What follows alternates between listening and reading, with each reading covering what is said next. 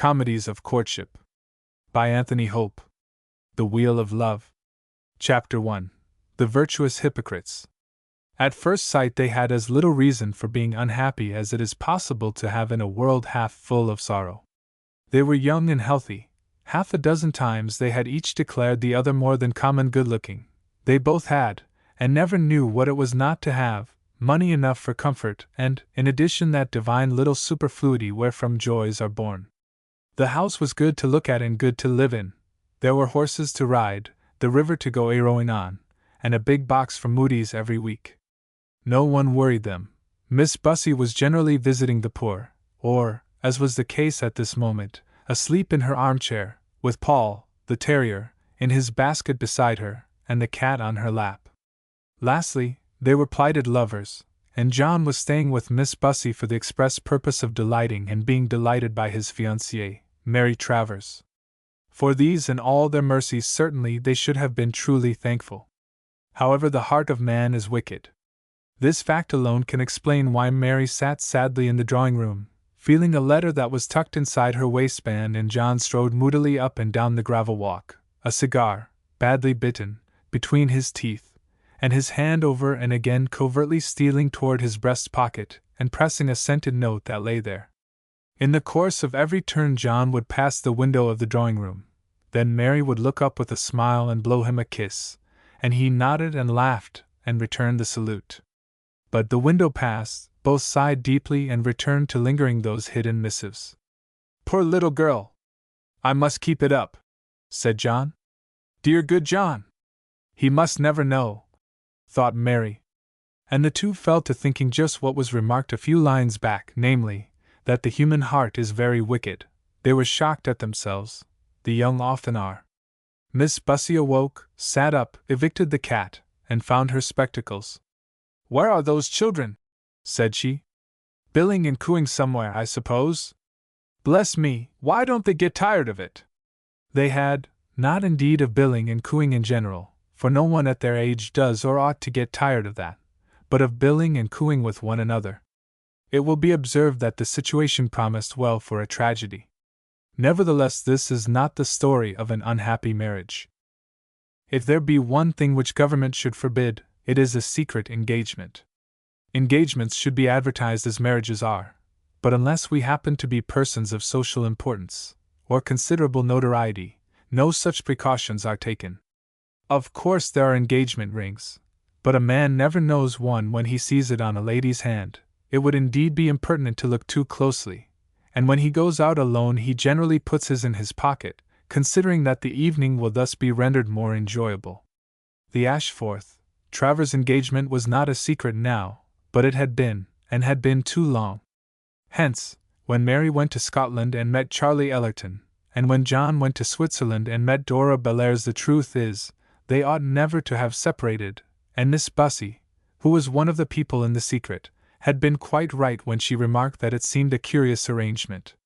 John and Mary had scoffed at the idea of a few weeks' absence having any effect on their feelings except, if indeed it were possible, that of intensifying them. "I really think I ought to go and find them," said Miss Bussy. "Come, Paul!" She took a parasol, for the April sun was bright, and went into the garden. When she came to the drawing-room window, John was away at the end of the walk. She looked at him. He was reading a letter. She looked in at the window. Mary was reading a letter. "Well," exclaimed Miss Bussy, "have they had a tiff?" And she slowly waddled, truth imposes this word, she was very stout, toward the unconscious John. He advanced toward her, still reading. Not only did he not see her, but he failed to notice that Paul had got under his feet. He fell over Paul, and as he stumbled the letter fluttered out of his hand. Paul seized it and began to toss it about in great glee. "Good doggie!" cried Miss Bussy. "Come then. Bring it to me, dear. Good Paul." John's face was distorted with agony. He darted toward Paul, fell on him, and gripped him closely. Paul yelped, and Miss Bussy observed, in an indignant tone, that John need not throttle the dog. John muttered something. "Is the letter so very precious?" asked his hostess ironically. "Precious!" cried John. "Yes, no, it's nothing at all. But he opened Paul's mouth and took out his treasure with wonderful care. "And why?" inquired Miss Bussy. "Are you not with Mary, young man? You're very neglectful." "Neglectful? Surely, Miss Bussy, you haven't noticed anything like neglect?" "Don't say." "Bless the boy. I was only joking. You're a model lover." "Thank you, thank you. I'll go to her at once." And he sped towards the window, opened it, and walked up to Mary. Miss Bussy followed him and arrived just in time to see the lovers locked in one another's arms, their faces expressing all appropriate rapture. "There's nothing much wrong," said Miss Bussy, wherein Miss Bussy herself was much wrong. "What a shame! I've left you alone for more than an hour," said John. "Have you been very unhappy?" And he added, "Darling." It sounded like an afterthought. "I have been rather unhappy," answered Mary, and her answer was true. As she said it, she tucked in a projecting edge of her letter. John had hurriedly slipped his, it was rather the worse for its mauling, into his trousers pocket. You didn't think me neglectful?" "Oh, no. I was thinking of you all the time. And I was thinking of you, dear. Are you very happy?" "Yes, John, aren't you?" "Of course I am." "Happy? I should think so." And he kissed her with unimpeachable fervor. When a conscientious person makes up his mind that he ought, for good reasons, to deceive somebody, there is no one like him for thorough-paced hypocrisy. When two conscientious people resolve to deceive one another on grounds of duty, the acme of duplicity is in a fair way to be reached. John Ashforth and Mary Travers illustrated this proposition. The former had been all his life a good son, and was now a trustworthy partner to his father, who justly relied no less on his character than on his brains. The latter, since her parents' early death had left her to her aunt's care, had been the comfort and prop of Miss Bussy's life. It is difficult to describe good people without making them seem dull, but luckily nature is defter than novelists, and it is quite possible to be good without being dull. Neither Mary nor John was dull. A trifle limited, perhaps, they were, a thought severe in their judgments of others as well as of themselves, a little exacting with their friends and more than a little with themselves. One description paints them both. Doubtless their harmony of mind had contributed more than Mary's sweet expression and finely cut features, or John's upstanding 6 feet, and honest, capable face, to produce that attachment between them which had, 6 months before this story begins, culminated in their engagement. Once arrived at, this ending seemed to have been inevitable.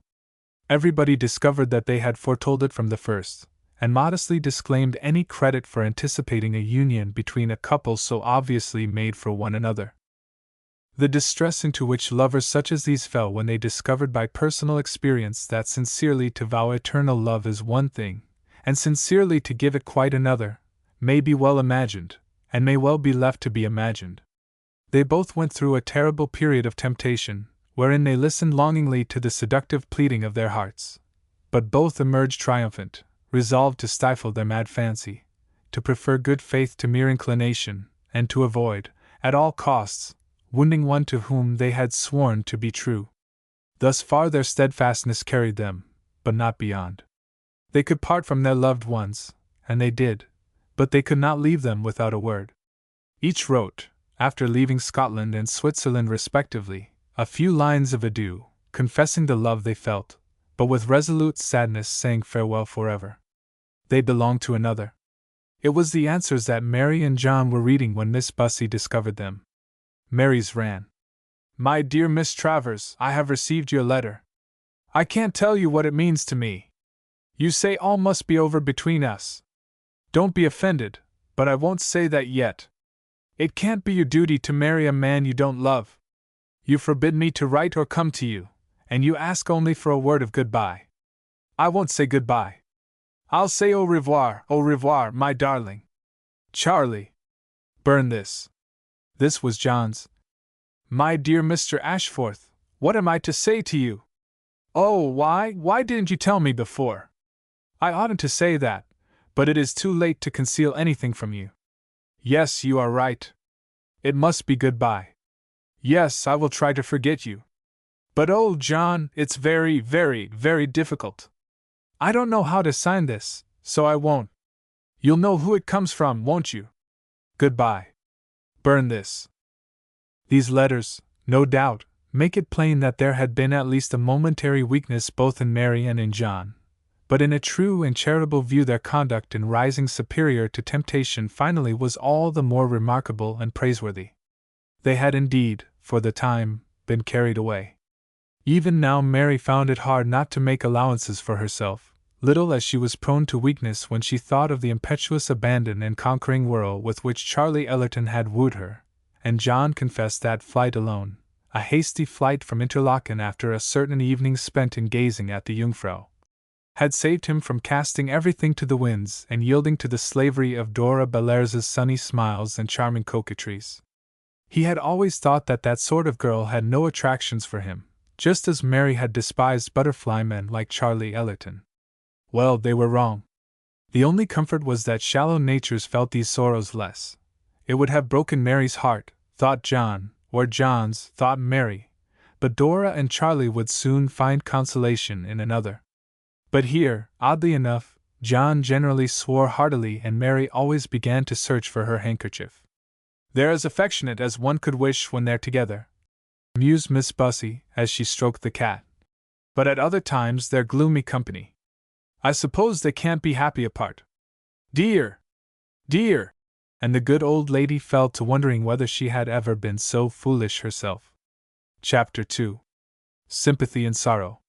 Give me, observed Sir Roger Dean, a fine day, a good set to look at, a beehive chair, a good cigar, a cocktail on one side and a nice girl on the other, and there I am. I don't want anything else. General Bellairs pulled his white mustache and examined Sir Roger's figure and surroundings with a smile. Then only Lady Dean is wanting to your complete happiness, said he. Maud is certainly a nice girl, but when she deserts me. Where is she? I don't know. I do, interposed the young man, who wore an eye-glass and was in charge of a large jug. She's gone to Monty. I might have known, said Sir Roger. Being missed here always means you've gone to Monty, like not being at church means you've gone to Brighton. Surely she doesn't play? Asked the general. Not she. She's going to put it in a book. She writes books, you know. She put me in the last, made me a dashed fool, too, by Jove.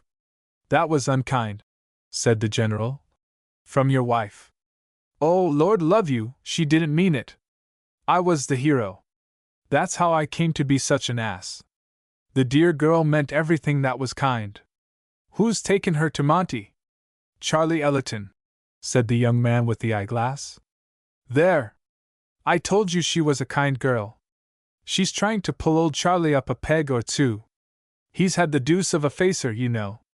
I thought he seemed less cheerful than usual. Oh, rather.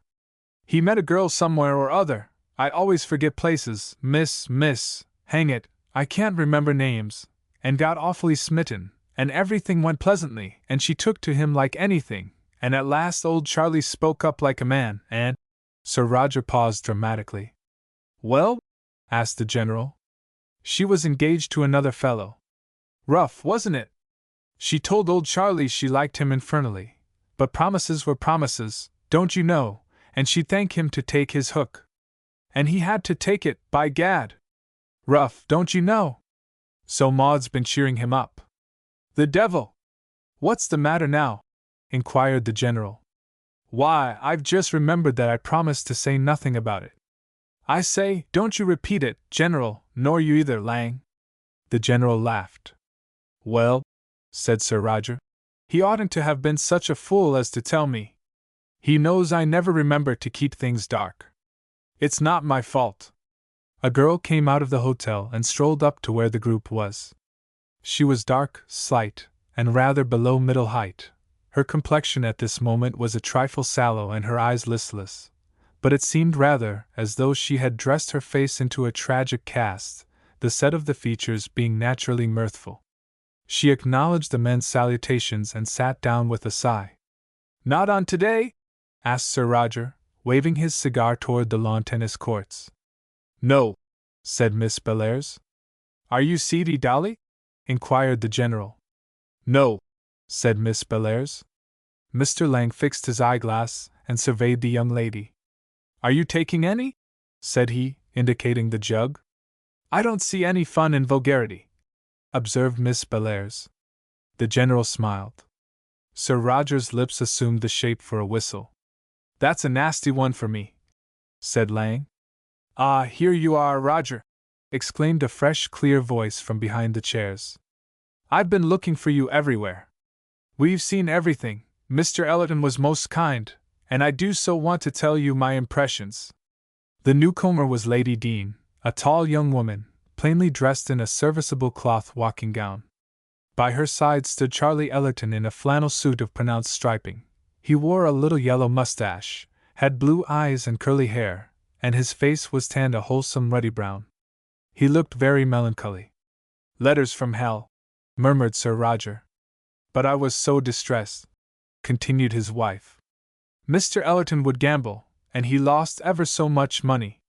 A fellow must amuse himself, remarked Charlie gloomily, and with apparent unconsciousness he took a glass from Lang and drained it. Gambling and drink, what does that mean? Asked Sir Roger. Shut up, Dean, said Charlie. Miss Bellairs rose suddenly and walked away. Her movement expressed impatience with her surroundings. After a moment Charlie Ellerton slowly sauntered after her. She sat down on a garden seat some way off. Charlie placed himself at the opposite end. A long pause ensued.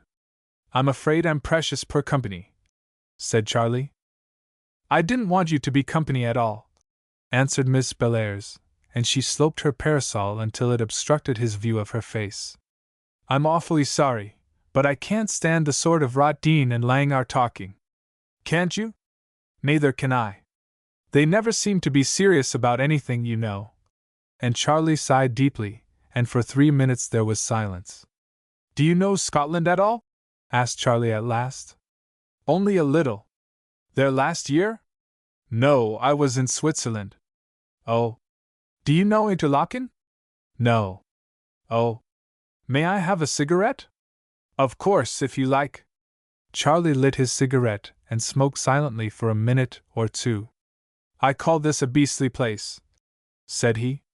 Yes, horrid, she answered, and the force of sympathy made her move the parasol and turn her face towards her companion.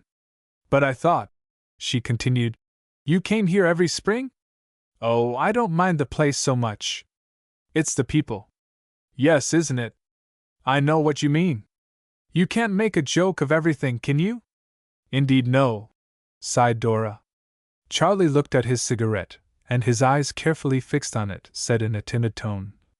What's the point, for instance, of talking as if love was all bosh? Dora's parasol swept down again swiftly, but Charlie was still looking at the cigarette, and he did not notice its descent, nor could he see that Miss Bellairs's cheek was no longer sallow. It's such cheap rot, he continued. And when a fellow's, I say, Miss Bellairs, I'm not boring you. The parasol wavered and finally moved. No, said Miss Bellairs. I don't know whether you, no, I mustn't say that, but I know what it is to be in love, Miss Bellairs, but what's the good of talking about it? Everybody laughs. Miss Bellairs put down her parasol. I shouldn't laugh, she said softly. It's horrid to laugh at people when they're in trouble. And her eyes were very sympathetic. You are kind. I don't mind talking about it to you. You know I'm not the sort of fellow who falls in love with every girl he meets, so of course it's worse when I do. Was it just lately? Murmured Dora. Last summer. Ah. And didn't she? Oh, I don't know. Yes, hang it, I believe she did. She was perfectly straight, Miss Bellairs. I don't say a word against her. I think she didn't know her own feelings until I spoke, you know, and then. Do go on if it doesn't. Why, then, the poor girl cried and said it couldn't be because she was engaged to another fellow, and she sent me away. Miss Bellairs was listening attentively. And, continued Charlie, she wrote and said it must be goodbye and you think she? She told me so, whispered Charlie. She said she couldn't part without telling me. Oh, I say, Miss Bellairs, isn't it all damnable? I beg your pardon. Dora was tracing little figures on the gravel with her parasol. Now what would you do? Cried Charlie. She loves me, I know she does, and she's going to marry this other fellow because she promised him first. I don't suppose she knew what love was then. Oh, I'm sure she didn't, exclaimed Dora earnestly. You can't blame her, you know. And it's absurd not to marry a fellow you don't care for when you care for another fellow, you know. Yes. Of course you can hardly imagine yourself in that position, but suppose a man liked you and was placed like that, you know, what should you feel you ought to do? Oh, I don't know, exclaimed Dora, clasping her hands. Oh, do tell me what you think. I'd give the world to know. Charlie's surprised glance warned her of her betrayal. You mustn't ask me, she exclaimed hastily. I won't ask a word. I'm awfully sorry, Miss Bellairs. Nobody knows, she murmured. Nobody shall through me. You're not very? I'm very ashamed. Why? And because of me. After what I've told you. Charlie rose suddenly. I'm not going to stand it, he announced. Dora looked up eagerly. What? You're going to? I'm going to have a shot at it. Am I to stand by and see her? I'm hanged if I do. Could that be right? I should like to know what one's duty is. This talk with you has made me quite clear. We've reasoned it out, you see. They're not to be married for 2 or 3 months. A lot can be done in that time. Ah, you're a man. I shall write first. If that doesn't do, I shall go to her. Dora shook her head mournfully. Now look here, Miss Bellairs, you don't mind me advising you? I ought not to have let you see, but as it is, you do as I do, you stick to it. Confound it, you know, when one's life's happiness is at stake. Oh, yes, yes. One mustn't be squeamish, must one? And Dora Bellairs, in a very low whisper, answered, No. I shall write tonight. Oh. Tonight? Yes. Now promise me you will too. It's harder for me than you. Not if he really. Oh, indeed, he really does, Mr. Ellerton. Then you'll write? Perhaps. No, promise. Well, it must be right. Yes, I will. I feel the better for our talk, Miss Bellairs, don't you? I do a little. We shall be friends now, you know. Even if I bring it off, I shan't be content unless you do too. Won't you give me your good wishes? Indeed I will. Shake hands on it. They shook hands and began to stroll back to the tennis courts. They look a little better, observed Sir Roger Dean, who had been listening to an eloquent description of the gaming tables. Dora and Charlie walked on towards the hotel. Hi! Shouted Sir Roger. Tea's coming out here. I've got a letter to write, said Charlie. Well, Miss Bellairs, you must come. Who's to pour it out? I must catch the post, Sir Roger, answered Dora. They went into the house together. In the hall they parted. You'll let me know what happens, Mr. Ellerton, won't you? I'm so interested. And you? Oh, well, perhaps. And the sallow of her cheeks had turned to a fine dusky red as she ran upstairs. Thus it happened that a second letter for John Ashforth and a second letter for Mary Travers left Cannes that night.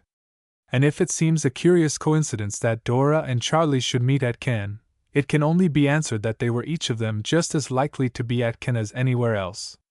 Besides, who knows that these things are all coincidence? Chapter 3. A Providential Disclosure. On Wednesday, the 11th of April, John Ashforth rose from his bed full of a great and momentous resolution. There is nothing very strange in that. Perhaps it is just the time of day when such things come to a man, and in ordinary cases, they are very prone to disappear with the relics of breakfast. But John was of sterner stuff. He had passed a restless night, tossed to and fro by very disturbing gusts of emotion, and he arose with the firm conviction that if he would escape shipwreck he must secure his bark by immovable anchors while he was, though not in honor, yet in law and fact, free. He could not trust himself.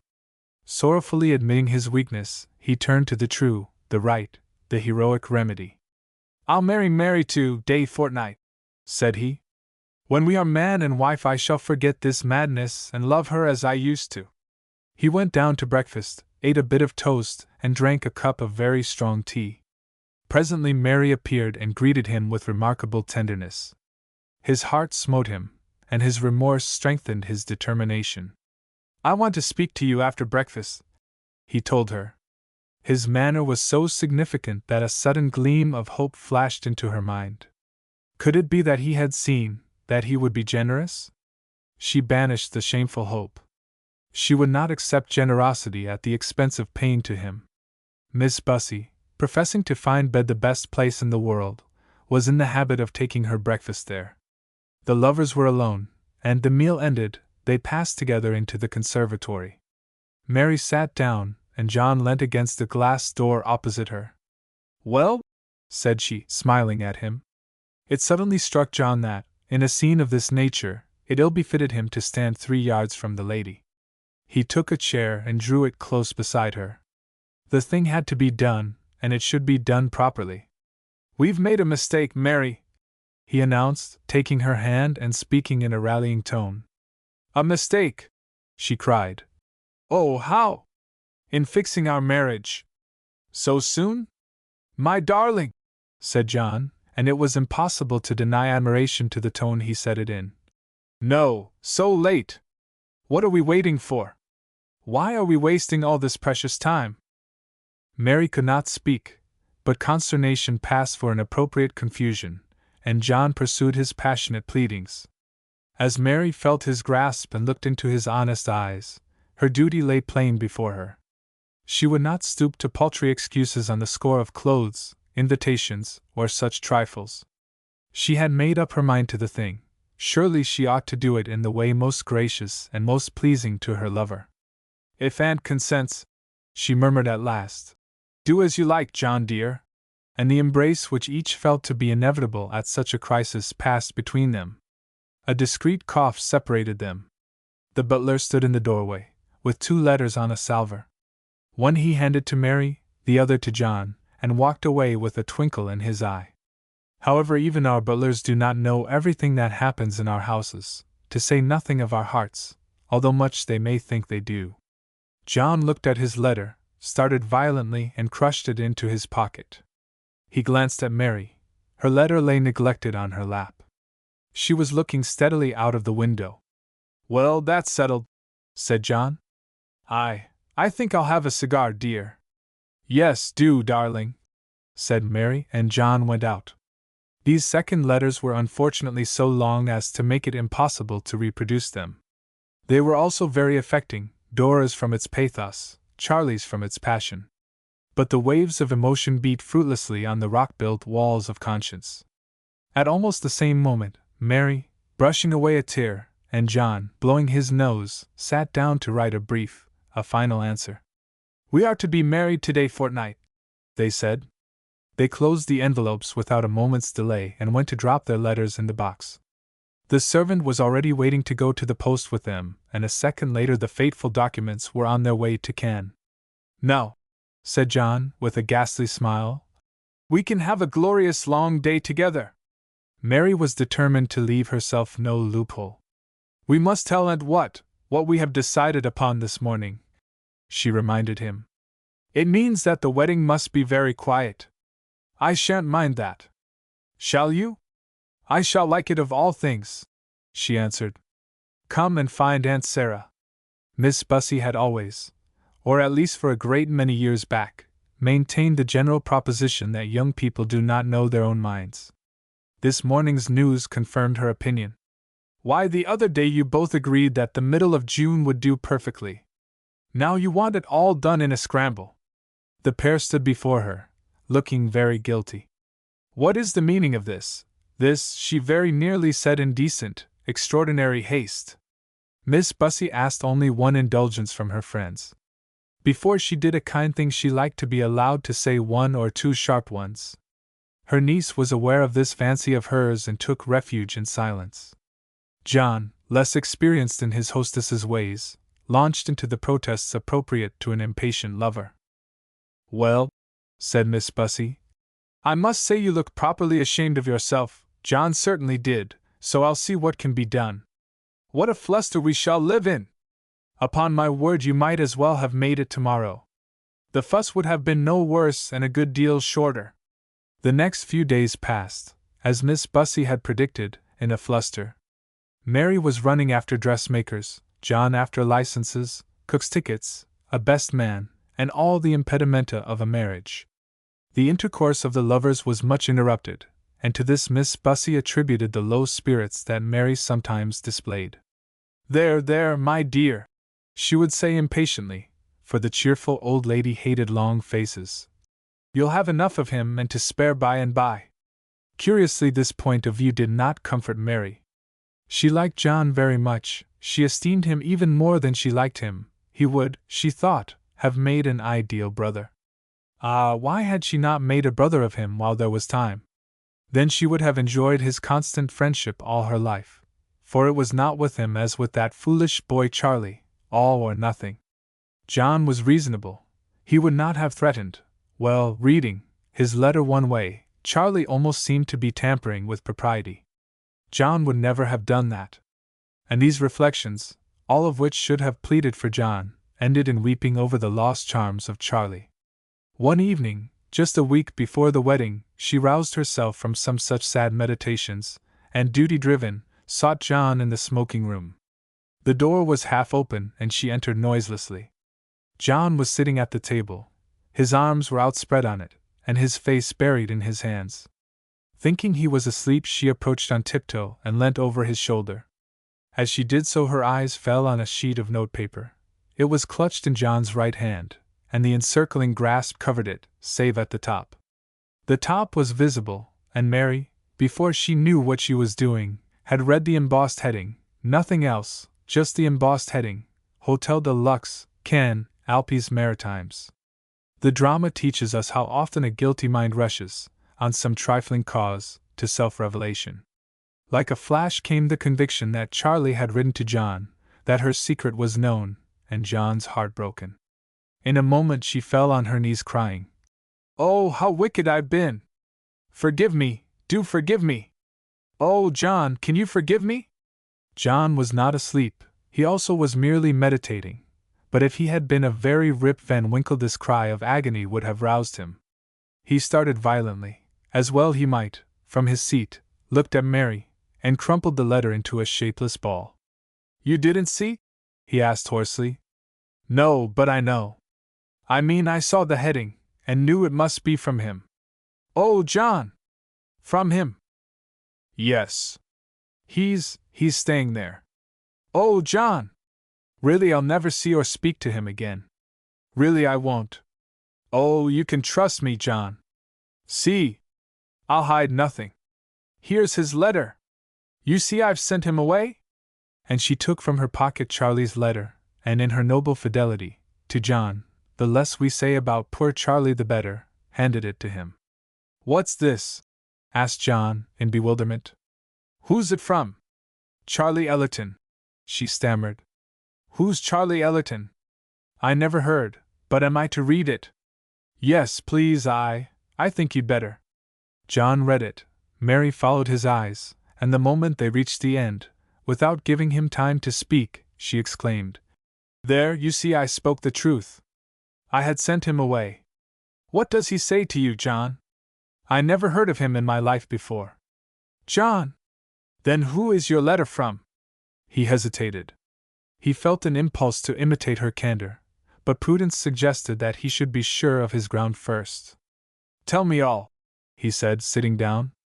"Who is this man, and what has he to do with you? Why don't you show me his letter? I don't know what he's said about me.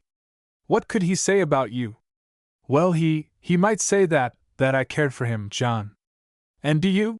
demanded John, and his voice was anxious. Duty demanded a falsehood. Mary did her very best to satisfy its imperious commands. It was no use. "Oh, John," she murmured, and then began to cry. For a moment wounded pride struggled with John's relief, but then a glorious vision of what this admission of Mary's might mean to him swept away his pique. "Read this," he said, giving her Dora Bellairs's letter, "and then we'll have an explanation." Half an hour later, Miss Bussy was roused from a pleasant snooze. John and Mary stood beside her, hand in hand. They were brother and sister now, that was an integral part of the arrangement, and so they stood hand in hand. Their faces were radiant. "We came to tell you, Auntie dear, that we have decided that we're not suited to one another," began Mary. "Not at all," said John decisively. Miss Bussy stared helplessly from one to the other. "It's all right, Miss Bussy," remarked John cheerfully. "We've had an explanation. We part by mutual consent. John," said Mary, "is to be just my brother and I his sister. Oh, and Auntie, I want to go with him to Cannes." This last suggestion, which naturally did not appear to any well-regulated mind to harmonize with what had gone before, restored voice to Miss Bussy. "What's the matter with you? Are you mad?" she demanded. John sat down beside her. His friends anticipated a distinguished parliamentary career for John. He could make anything sound reasonable. Miss Bussy was fascinated by his suave and fluent narrative of what had befallen Mary and himself. She could not but admire his just remarks on the providential disclosure of the true state of the case before it was too late, and sympathize with the picture of suffering nobly suppressed which grew under his skillful hand. She was inflamed when he ardently declared his purpose of seeking out Dora. She was touched when he kissed Mary's hand and declared that the world held no nobler woman. Before John's eloquence, even the stern facts of a public engagement, of invited guests, of dresses ordered and presents received, lost their force, and the romantic spirit, rekindled, held undivided sway in Miss Bussy's heart. "But," she said, "why does Mary talk of going to Cannes with you?" "Mr. Ellerton is at Cannes and," murmured Mary shyly. "But you can't travel with John." "Oh, but you must come too. It looks as if you were running after him." "I'll chance Charlie thinking that," cried Mary, clasping her hands in glee. Miss Bussy pretended to be reluctant to undertake the journey, but she was really quite ready to yield, and soon everything was settled on the new basis. "And now to write and tell people," said Miss Bussy. "That's the worst part of it." "Poor dear!" "We'll help," cried Mary. "But I must write to Cannes." "Wire!" cried John. "Of course, wire!" echoed Mary. "The first thing tomorrow. Before breakfast. Mary, I shall never forget." "No, John, it's you who—" And they went off in a torrent of mutual laudation. Miss Bussy shook her head. "If they think all that of one another, why don't they, Mary?" she said. Chapter 4. The Tale of a Postmark. "Yes," said Lady Dean. "We leave today week. Roger has to be back the first week in May, and I want to stop at one or two places en route. Let's see. Today's the 19th, no, the 20th. There's nothing to remind one of time here. That'll be the 27th. That's about my date. We might go together if you and Dean have no objection." "Oh, I should be delighted, General. And shall you stay at all in Paris?" "A few days, just to show Dolly the sights." "How charming! And you and I must have some expeditions together. Roger is so odd about not liking to take me." "We'll do the whole thing, Lady Dean," answered General Bellairs, heartily. "Notre Dame, the Versailles, the Invalides, Eiffel Tower." Lady Dean's broad white brow showed a little pucker. "That wasn't quite what I meant," said she. "Oh, but Roger could take Dora to those, couldn't he, while you and I made a point of seeing some of the real life of the people? Of studying them in their ordinary resorts, their places of recreation and amusement. Oh, the Francais, and the opera, and so on, of course." "No, no, no!" exclaimed Lady Dean, tapping her foot impatiently and fixing her gray eyes on the General's now puzzled face. "Not the same old treadmill in Paris as in London. Not that, General!" "What then, my dear lady?" asked he. "Your wish is law to me." And it was true that he had become very fond of his earnest young friend. "What do you want to see?" "The Chamber of Deputies?" Sir Roger's voice struck in. "I'm not a puritanical husband, Bellairs, but I must make a stand somewhere. Not the Chamber of Deputies." "Don't be silly, Roger dear," said Lady Dean, in her usual tone of dispassionate reproof.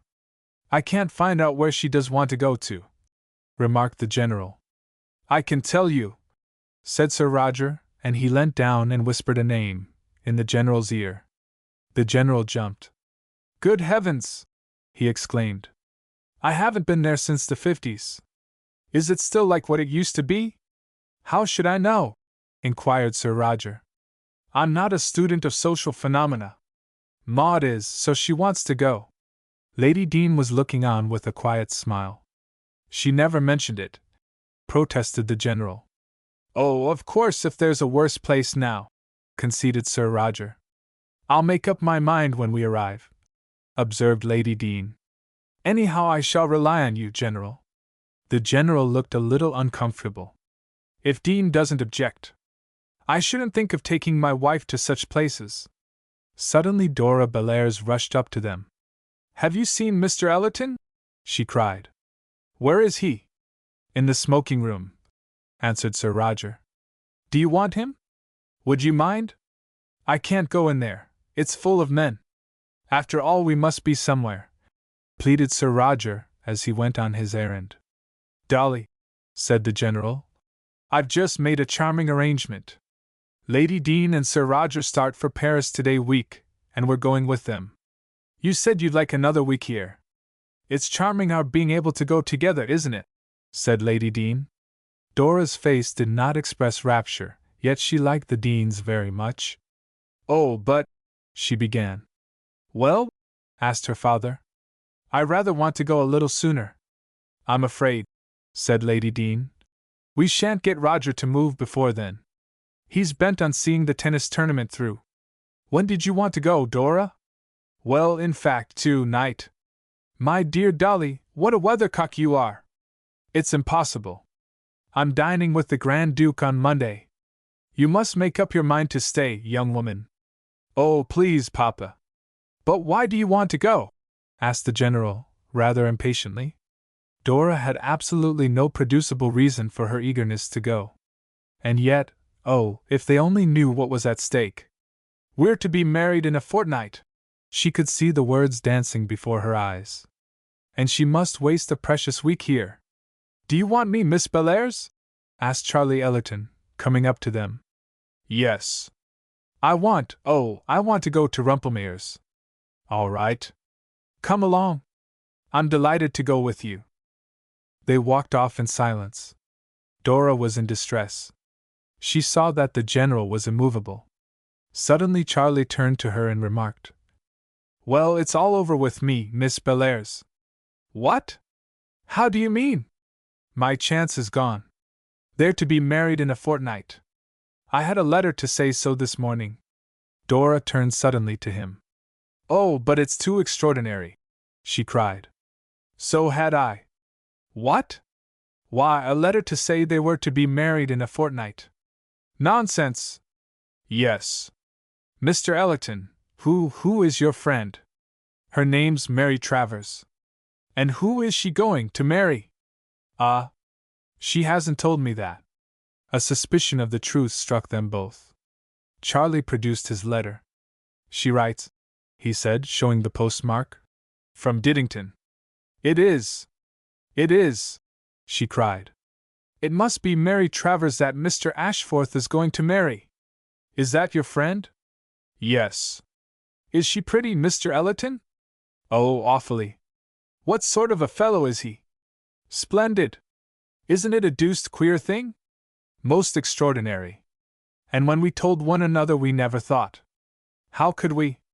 Well, no, we couldn't, of course. A pause followed. Then Charlie observed, I suppose there's nothing to be done. Nothing to be done, Mr. Ellerton. Why, if I were a man, I'd leave for England tonight. And why can't you? Papa won't. But you might. Yes, I suppose I might. It would look rather odd, wouldn't it? Why, you yourself suggested it. Yes, but the marriage was a long way off then. There's the more reason now for haste. Of course, that's true, but… Oh, if Papa would only take me! A sudden idea seemed to strike Charlie. He assumed an air of chivalrous sympathy. When shall you go? He asked. Not till today week, she said. We shan't get to England till 3 or 4 days before it. Dora knew nothing of the proposed stay in Paris. "Look here, Miss Bellairs," said Charlie. "We agreed to stand by one another. I shall wait and go when you do. But think. I've thought. You're risking everything. If she'll break it off 10 days before, she'll do the same 4 days before. If she really loves you, she will. Anyhow, we'll stand or fall together. Oh, I oughtn't to let you, but I can't refuse." "How kind you are!" "Then that's settled," said Charlie. "And we must try to console one another till then. The suspense is awful, isn't it?" "Of course. But we must appear cheerful. We mustn't betray ourselves." "Not for the world! I can never thank you enough. You'll come with us all the way?" "Yes. Thank you again." She gave him her hand, which he pressed gently. "Hello," said he. "We seem to have got up by the church somewhere. Where were we going to?" "Why, to Rumpelmayer's." "Oh, ah. Well, let's go back to the hotel." Wonderings on the extraordinary coincidence, with an occasional reference to the tender tie of a common sorrow which bound them together, beguiled the journey back, and when they reached the hotel Dora was quite calm. Charlie seemed distinctly cheerful, and when his companion left him he sat down by Dean and remarked in a careless way, just as if he either knew nor cared what the rest of them were going to do: "Well, I shall light out of here in a few days. I suppose you're staying some time longer?" "Off in a week," said Sir Roger. "Oh, by Jove, that's about my mark. Going back to England?" "Yes, I suppose so, ultimately. We shall stay a few days in Paris en route. The Bellairs go with us." "Oh, do they?" Sir Roger smiled gently. "Surprised?" he asked. Charlie ignored the question. "And you aren't going to hurry?" he inquired. "Why should we?" Charlie sat silent. It was tolerably plain that, unless the few days en route were very few indeed, John Ashforth and Mary Travers were in a fair way to be prosperously and peacefully married before Dora Bellairs set foot in England.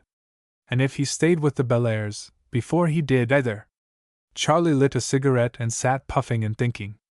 "Dashed nice girl, Dora Bellairs," observed Sir Roger. "Think so?"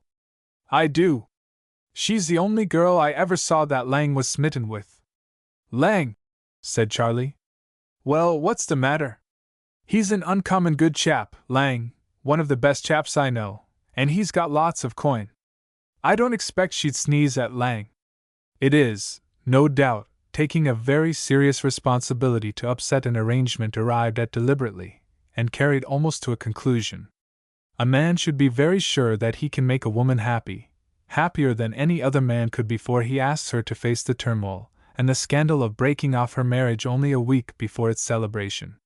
Sure as he may be of his own affection, he must be equally sure of hers, equally sure that their mutual love is deep and permanent.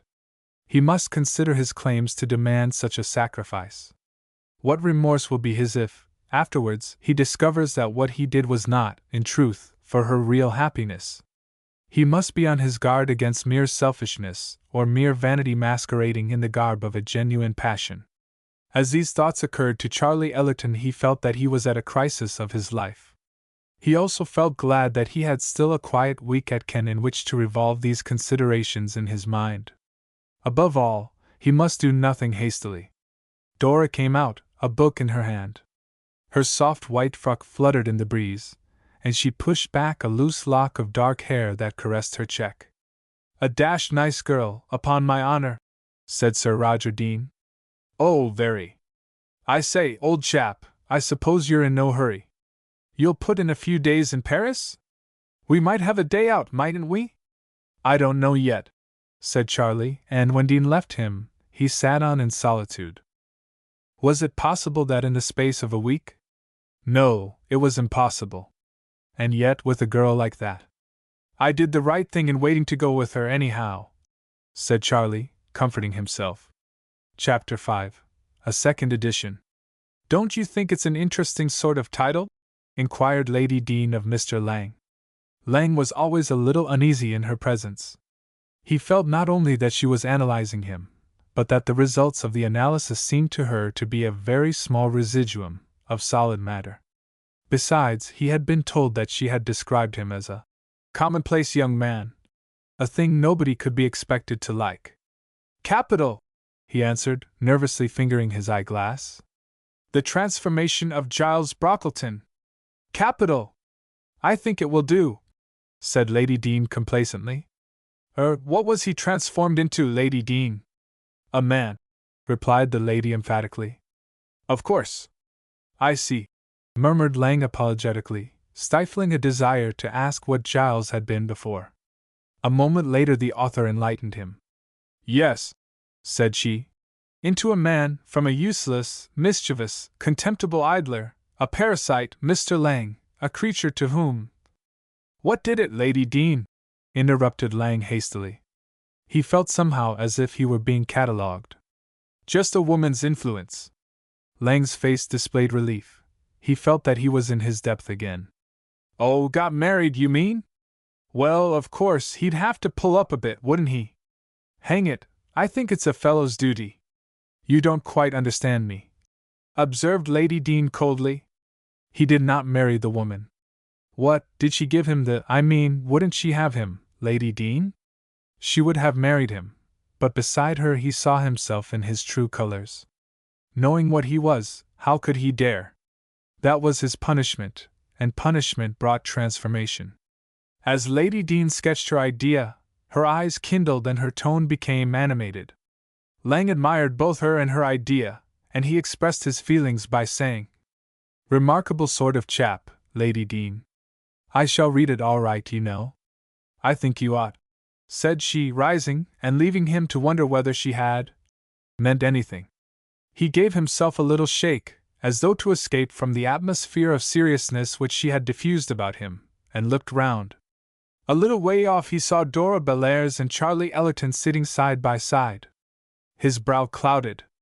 Before Charlie came it had been his privilege to be Miss Bellairs's cavalier, and although he never hoped, nor, to tell the truth, desired more than a temporary favor in her eyes, he did not quite like being ousted.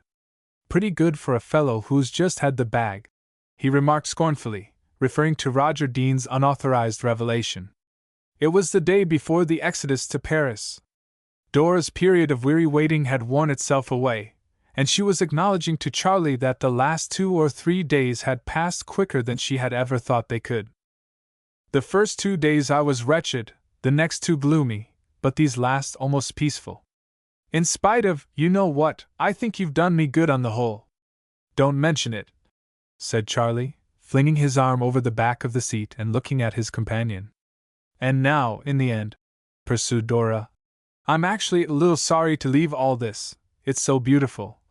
And she waved her parasol vaguely at the hills and the islands, while with the other hand she took off her hat and allowed the breeze to blow through her hair. It is jolly, isn't it? She asked. I should rather think it was, said Charlie. The jolliest I've ever seen. It was evident that he did not refer to the scenery. Oh, you promise you wouldn't, cried Dora reproachfully. Well, then, I'll promise again, he replied, smiling amiably.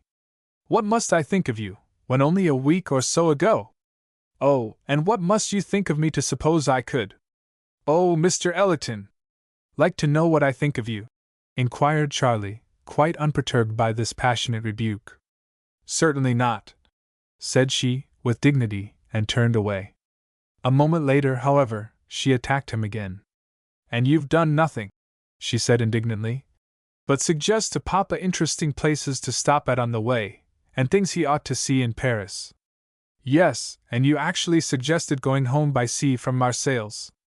And all the time you knew it was vital to me to get home as soon as possible. To me? Yes, and to you last week. Shall I tell you something, Mr. Ellerton? Please, said Charlie. Whisper it in my ear. And he offered his head in fitting proximity. I shouldn't mind who heard, she declared. I despise you, Mr. Ellerton. Charlie was roused to a protest. For downright unfairness, give me a girl, said he. Here have I taken the manly course. After a short period of weakness, I admit that, I have conquered my feelings. I have determined not to distress Miss Travers by intruding upon her. I have overcome the promptings of a cowardly despair, I have turned my back resolutely on a past devoid of hope. I am, after a sore struggle, myself again. And my reward, Miss Bellairs, is to be told that you despise me. Upon my honor, you'll be despising Simon Stylites next. And you wrote and told Miss Travers you were coming. All right. I shall write and tell her I'm not coming. I shall say, Miss Bellairs, that it seems to me to be an undignified thing to do what I'm going to do. Thank you, Mr. Ellerton. Oh, I forgot. The irony of it is that you persuaded me to do it yourself. I was a fool, but I didn't know you so well then. What's that got to do with it? Everything. You didn't know yourself, I'm afraid, she remarked.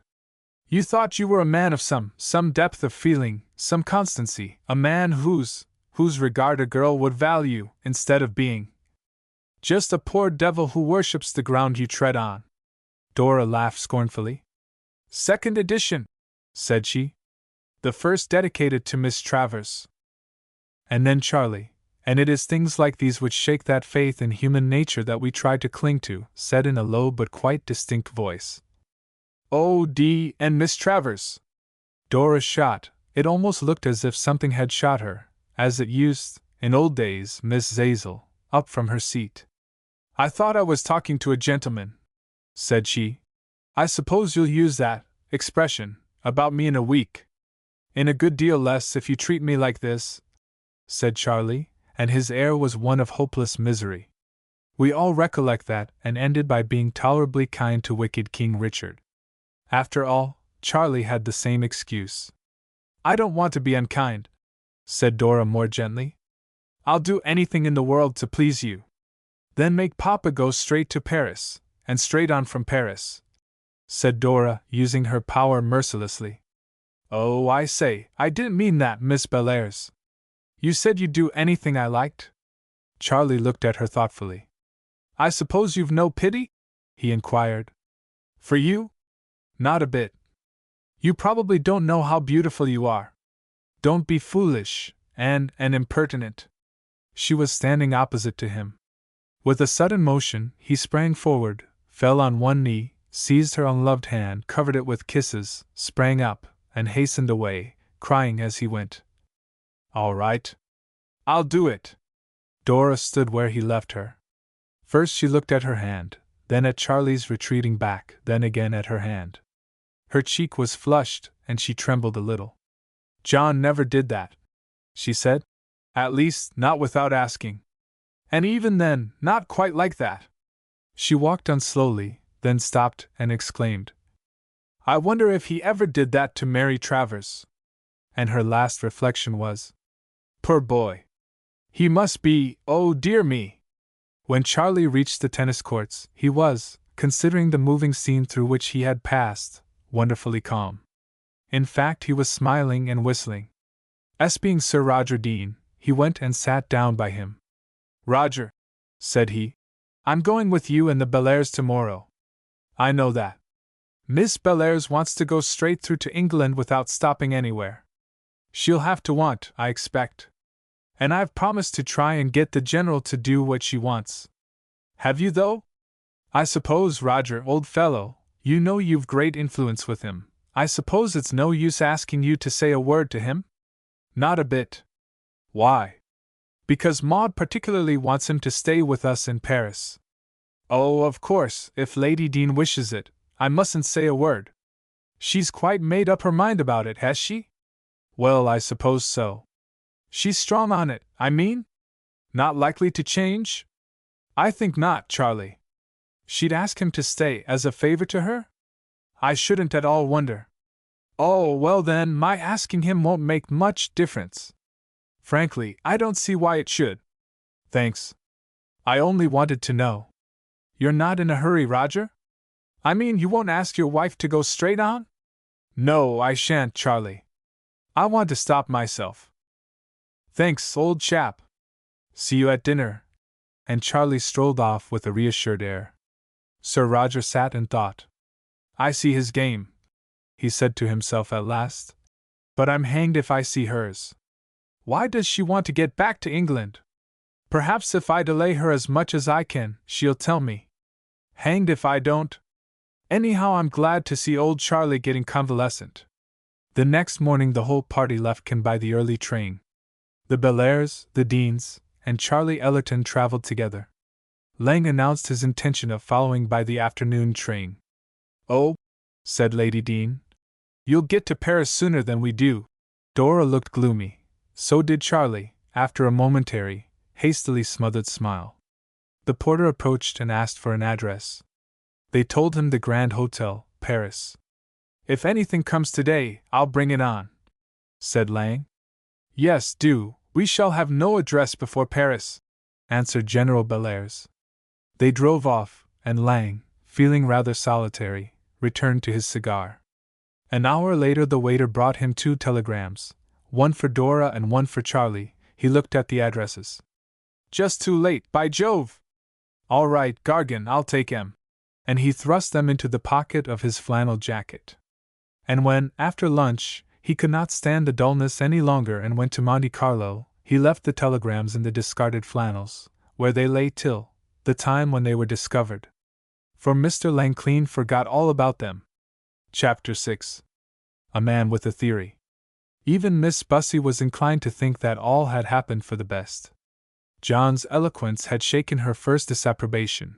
The visible happiness of the persons chiefly concerned pleaded yet more persuasively. What harm, after all, was done, except for a little trouble and a little gossip? To these Mary and John were utterly indifferent. At first they had been rather shy in referring, before one another, to their loves, but custom taught them to mention the names without confusion, and ere long they had exchanged confidences as to their future plans. John's arrangement was obviously the more prudent and becoming.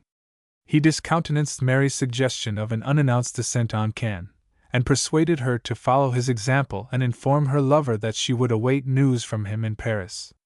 They were to put up at the European, and telegrams there from Cannes would rind them on, and after April 28th.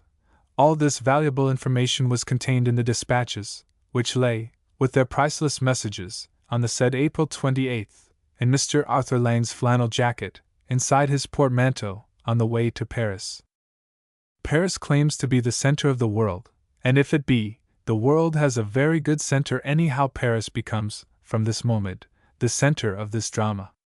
Not only was Arthur Lang being whirled there by the nice express, and Miss Bussy's party proceeding thither by the 11 o'clock train from Victoria.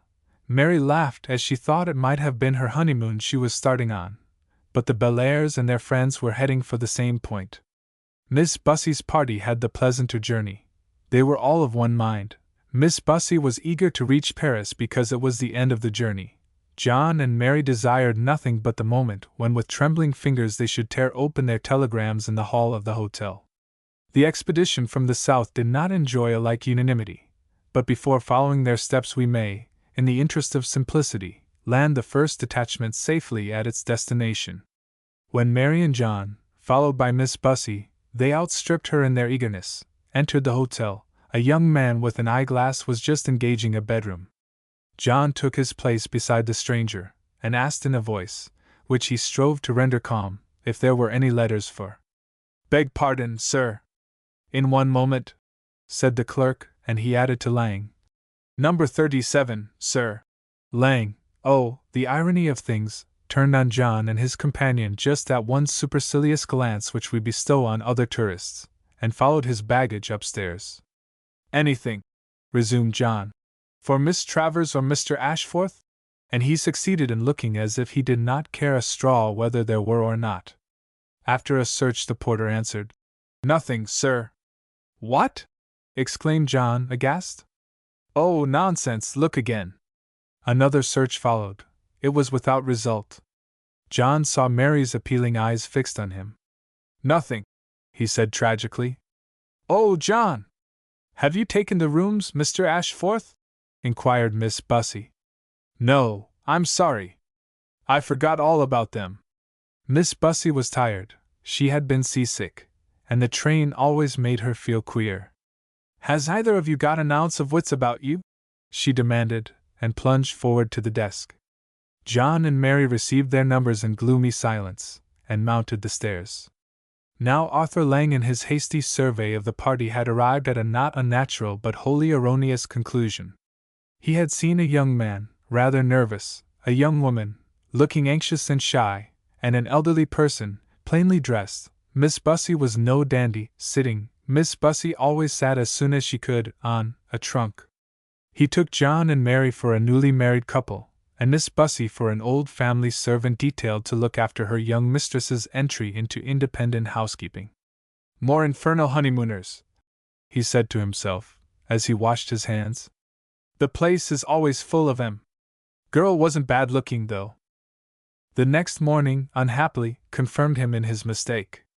For Miss Bussy, overcome by the various trials of the day before, kept her bed, and when Lang came down, the first sight which met his eyes was a breakfast table, whereat Mary and John sat tight. He eyed them with that mixture of scorn and envy which their supposed situation awakens in a bachelor's heart, and took a place from which he could survey them at leisure. There is a bright side to everything, and that of Lang's mistake was the pleasure he derived from his delusion. Sticking his glass firmly in his eye, he watched like a cat for those playful little endearments which his cynical mood, he was, like many of us, not at his best in the morning, led him to anticipate. He watched in vain. The young people were decorum itself. More than that, they showed signs of preoccupation. They spoke only occasionally, and then with a business-like brevity. Suddenly the waiter entered, with a hand fit of letters which he proceeded to distribute. Lang expected none, and kept his gaze on his honeymooners. To his surprise they showed animation enough now. Their eyes were first on the waiter's approaching form. The bridegroom even rose an inch or two from his seat. Both stretched out their hands. Alas, with a little bow, a smile, and a shrug, the waiter passed by, and the disappointed couple sank back, with looks of blank despair. Surely here was enough to set any open-minded man on the right track. Yes, but not enough to free one who was tied and bound to his own theory. She's dashed anxious to whore from home, mused Lang. Poor girl! It ain't over and above flattering to him, though. He finished his breakfast, and went out to smoke. Presently he saw his friends come out also. They went to the porter's desk and he heard one of them say, "Telegram." A sudden idea struck him. "I am an ass," said he. "Tell you what it is, they've wired for rooms somewhere, Monty, most likely, and can't start till they get an answer." He was so pleased with his explanation that his last doubt vanished, and he watched Mary and John start for a walk. The fraternal relations they had established would have allowed such a thing even in London, much more in Paris, with quite a benevolent smile. "Aunt Sarah is really quite poorly," remarked Mary as they crossed the road and entered the Tuileries Gardens. "She'll have to stay in all today and perhaps tomorrow. Isn't it hard upon her? Paris amuses her so much." John expressed his sympathy. "Now if it had been you or I," he ended, "we shouldn't have minded. Paris doesn't amuse us just now." "Oh, but John, we must be ready to start at any moment." "You can't start without Miss Bussy." "I think that in a wagonlet," began Mary. "But what's the good of talking?" cried John bitterly. "Why is there no news from her? He might have wired. John, is it possible our telegrams went astray? Well, we must wait a day or two, or, if you like, we can wire again." Mary hesitated. I can't do that, John. Suppose he'd received the first and. Yes, I see. I don't want to humiliate myself either. We'll wait a day anyhow. And now, John, let's think no more about them. Oh, well, that's nonsense. But let's enjoy ourselves as well as we can. They managed to enjoy themselves very well. The town was new to Mary, and John found a pleasure in showing it off to her. After a morning of sightseeing, they drove in the Bois, and ended the day at the theatre. Miss Bussy, unfortunately, was no better. She had sent for an English doctor, and he talked vaguely about 2 or 3 days in bed. Mary ventured to ask whether her aunt could travel. Oh, if absolutely necessary, perhaps, but much better not, was the answer. Well, it was not absolutely necessary yet, for no letter and no telegram arrived. This was the awful fact that greeted them when they came in from the theatre. We'll wire the first thing tomorrow, declared John, in a resolute tone. Write yours tonight, Mary, and I'll give them to the porter. Oh, not mine, please, cried Mary, in shrinking bashfulness. I can't let the porter see mine. Well, then, we'll take them out before breakfast tomorrow. To this Mary agreed, and they sat down and wrote their dispatches. While they were so engaged, Lang jumped out of a cab and entered the room. He seized an English paper, and flinging himself into a chair, began to study the sporting news. Presently he stole a glance at Mary. It so chanced that just at the same moment she was stealing a glance at him. Mary dropped her eyes with a blush. Lang withdrew behind his paper. Shy, of course. Anybody would be, he thought with a smile. Did you like the piece, Mary? Asked John. Oh, very much. I wish Aunt Sarah could have seen it. She missed so much fun. Well, she could hardly have come with us, could she? Remarked John. Oh, no, said Mary.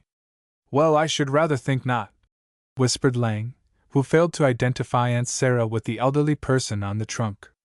I shouldn't have been happy if she had, said Mary. I simply wouldn't have let her, said John, in that authoritative tone which so well became him. No more would I in your place, old chap, murmured Mr. Lang. Mary rose. Thanks for all your kindness, John. Good night. I'm so glad you've had a pleasant day. Good night, Mary. So they parted, with a good night as calm, as decorous, as frankly fraternal as one could wish, or wish otherwise. Yet its very virtues undid it in the prematurely suspicious eyes of Arthur Lang. For no sooner was he left alone than he threw down his paper and began to chuckle. All for my benefit, that, eh? Good night, Mary. Good night, John, Lord. And he rose, lit a cigarette, and ordered a brandy and soda. And ever and again he smiled. He felt very acute indeed. So vain is it for either wisdom or simplicity, candor or diplomacy, nay, for facts themselves, to struggle against a man with a theory. Mr. Lang went to bed no more doubting that Mary and John were man and wife than he doubted that he had spotted the winner of the Derby. Certitude could no farther go. Chapter 7. The Sights of Avignon. It's a curious thing, observed Roger Dean, but this fellow Baedeker always travels the opposite way to what I do. When I'm coming back, he's always going out, and vice versa. It makes him precious difficult to understand, I can tell you, Miss Dora. However, I think I've got him now. Listen to this. Marseilles to Arles, amphitheatre starred, 1 day. Arles to Avignon, palace of the Pope starred, 2 days, slow going that, Avignon too. Do you want to squat in this wretched country, Sir Roger? Demanded Dora angrily. A faint smile played round Sir Roger's lips. You're the only one who's in a hurry, he remarked. No, I'm not. Mr. Ellerton is in just as much of a hurry. Then he bears disappointment better. What in the world did Papa and Lady Dean, you know, want to stop here for? You don't seem to understand how interesting Marseilles is. Let me read you a passage. Marseilles was a colony founded about 600 BC. What? Oh, all right. We'll skip a bit. In 1792 hordes of galley slaves were sent hence to Paris, where they committed frightful excesses. That's what Maud and your father are going to do. It was for them that Rouget, I say, what's the matter, Miss Dora? I don't know why you should enjoy teasing me, but you have nearly made me cry, so perhaps you'll be happy now. You tried to take me in. I pretended to be taken in. That's all. Well, it was very unkind of you. So, after all, it's not a matter of indifference to you at what rate we travel, as you said in the train today? Oh, I had to. I couldn't let Papa see. And why are you in a hurry? I can't tell you, but I must be in England in 4 days. You'll hardly get your father to give up a day at Avignon. Well, 1 day there, then we should just do it, if we only slept in Paris. Yes, but my wife. Oh, you can stay. Don't say anything about Paris yet. Help me to get there. I'll make Papa go on. Please do, Sir Roger. I shall be so awfully obliged to you, so will Mr. Ellerton. Charlie Ellerton? Not he. He's in no hurry. What do you mean? Didn't you hear him today urging Papa to travel straight through? Oh, yes, I heard that. Well? You were there then. What of that? He's not so pressing when you're away. I don't understand. Why should he pretend to be in a hurry when he isn't? I don't know. Don't you? Not in the least, Sir Roger. But never mind Mr. Ellerton. Will you help me? As far as Paris. You must look out for yourself there. These terms Dora accepted. Surely at Paris she would hear some news of or from John Ashforth. She thought he must have written one line in response to her last letter, and that his answer must have been so far delayed as to arrive at Cannes after her departure. It would be waiting for her at Paris and would tell her whether she was in time or whether there was no more use in hurrying. The dread that oppressed her was lest, arriving too late in Paris, she should find that she had missed happiness by reason of this wretched dawdling in southern France. Seeing her meditative, Dean slipped away to his cigar, and she sat in the hotel hall, musing. Dean's revelation of Charlie's treachery hardly surprised her. She meant to upbraid him severely, but she was conscious that, if little surprised, she was hardly more than a little angry. His conduct was indeed contemptible. It revealed an utter instability and fickleness of mind which made her gravely uneasy as to Mary Travers's chances of permanent happiness. Yes, scornful one might be, but who could be seriously angry with the poor boy? And perhaps, after all, she did him injustice. Some natures were more prone than others to sudden passions. It really did not follow that a feeling must be either shallow or short-lived because it was sudden. Whether it survived or passed away would depend chiefly on the person who excited it. It was clear that Mary Travers was incapable of maintaining a permanent hold over Charlie's affections, but another girl might have. If so, it would perhaps be a pity if Charlie and Mary Travers were to come together again. She doubted very much if they were suited to one another. She pictured Mary as a severe, rather stern young woman, and she hardly knew whether to laugh or groan at the thought of Charlie adapting himself to such a mate. Meanwhile her own position was certainly very difficult, and she acknowledged its thorniness with a little sigh. To begin with, the suspense was terrible. At times she would have been almost relieved to hear that John was married beyond recall. Then Charlie was a great and a growing difficulty. He had not actually repeated the passionate indiscretion, of which he had been guilty at Cannes, but more and more watchfulness and severity were needed to keep him within the bounds proper to their relative positions, and it was odious to be disagreeable to a fellow traveler, especially when he was such a good and devoted friend as Charlie. Sir Roger loyally carried out his bargain. Lady Dean was hurried on, leaving Marseilles, with its varied types of humanity and its profound social significance, practically unexplored. Aries and amphitheater, in spite of the beckoning star, were dropped out of the program, and the next day found the party at Avignon. And now they were once more for a moment in harmony. Dora could spare 24 hours. Lady Dean and the General were mollified by conscious unselfishness.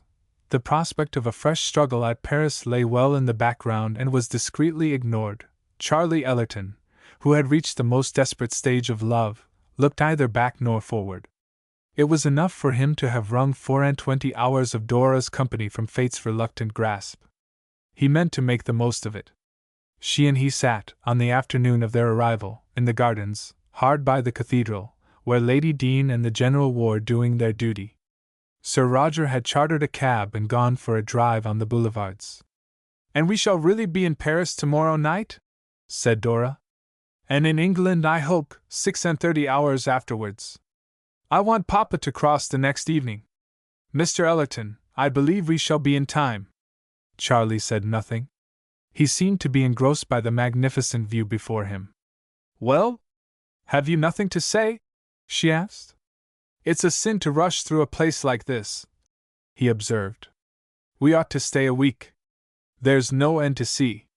It's an education." By way, probably, of making the most of his brief opportunity, he went on gazing, across the river which flowed below, now towards the heights of Mont Ventoux, now at the ramparts of Villeneuve. Dora, on the other hand, fixed pensive eyes on his curly hatless head, which leant forward as he rested his elbows on his knees. He had referred to the attractions of Avignon in tones of almost overpowering emotion. Presently he turned his head towards her with a quick jerk. "I don't want to be in time," he said, and with equal rapidity he returned to his survey of Villeneuve. Dora made no answer, unless a perplexed wrinkle on her brow might serve for one. A long silence followed. It was broken at last by Charlie. He left the landscape with a sigh of satisfaction, as though he could not reproach himself with having neglected it, and directed his gaze into his companion's eyes. Dora blushed and pulled the brim of her hat a little lower down over her brow. "What's more," said Charlie, in deliberate tones, and as if no pause had occurred between this remark and his last, "I don't believe you do." Dora started and straightened herself in her seat. It looked as if the rash remark were to be met with a burst of indignation, but a second later, she leant back again and smiled scornfully. "How can you be so silly, Mr. Ellerton?" she asked. "We both of us," pursued Charlie, "see now that we made up our minds to be very foolish. We both of us mistook our real feelings. We're beginning, at least I began some time ago, and you're beginning now, to understand the true state of affairs. Oh, I know what you mean, and I ought to be very angry, I suppose, but it's too absurd." "Not in the least. The absurd thing is your fancying that you care about this fellow Ashforth. No, you must really stop, you must indeed. I don't. I know the sort of fellow he is, a dull, dry chap, who makes love as if he was dancing a minuet. You're quite wrong. And kisses you as if it was part of the church service." This last description, applied to John Ashforth's manner of wooing, had enough of aptness to stir Dora into genuine resentment. A girl doesn't like a man less because he respects her, nor more because he ridicules better men than himself. Don't be angry. I'm only saying what's true. Why should I want to run him down? I suppose because... Well? You're a little bit, but I don't think I ought to talk about it. Jealous, you were going to say. Was I? And that shows you know what I mean. Well, by now I suppose I do. I can't help your doing it or I would. Charlie moved closer, and leaning forward till his face was only a yard from hers, while his hand, sliding along the back of the seat, almost touched her, said in a low voice, "Are you sure you would?" Dora's answer was a laugh with a hint of nervousness in it. Perhaps she knew what was in it, for she looked away towards the river. "Dolly," he whispered, "shall I go back to Cannes? Shall I?" Perhaps the audacity of this persaltum advance from the distance of Miss Bellairs to the ineffable assumption involved in Dolly made the subject of it dumb. "I will if you asked me," he said as she was silent for a space. Then with profile towards him and eyes away, she murmured, "What would Miss Travers say if you turned back now?" The mention of Mary did not on this occasion evoke any unseemly words. On the contrary, Charlie smiled. He glanced at his companion. He glanced behind him and round him. Then, drilling his deep design into the semblance of an uncontrollable impulse, he seized Dora's hand in his and, before she could stir, kissed her cheek. She leapt to her feet. "How dare you?" she cried. "How could I help it? I'll never speak to you again. No gentleman would have. Oh, I do hope you're ashamed of yourself." Her words evidently struck home. With an air of contrition he sank on the seat. "I'm a beast," he said ruefully.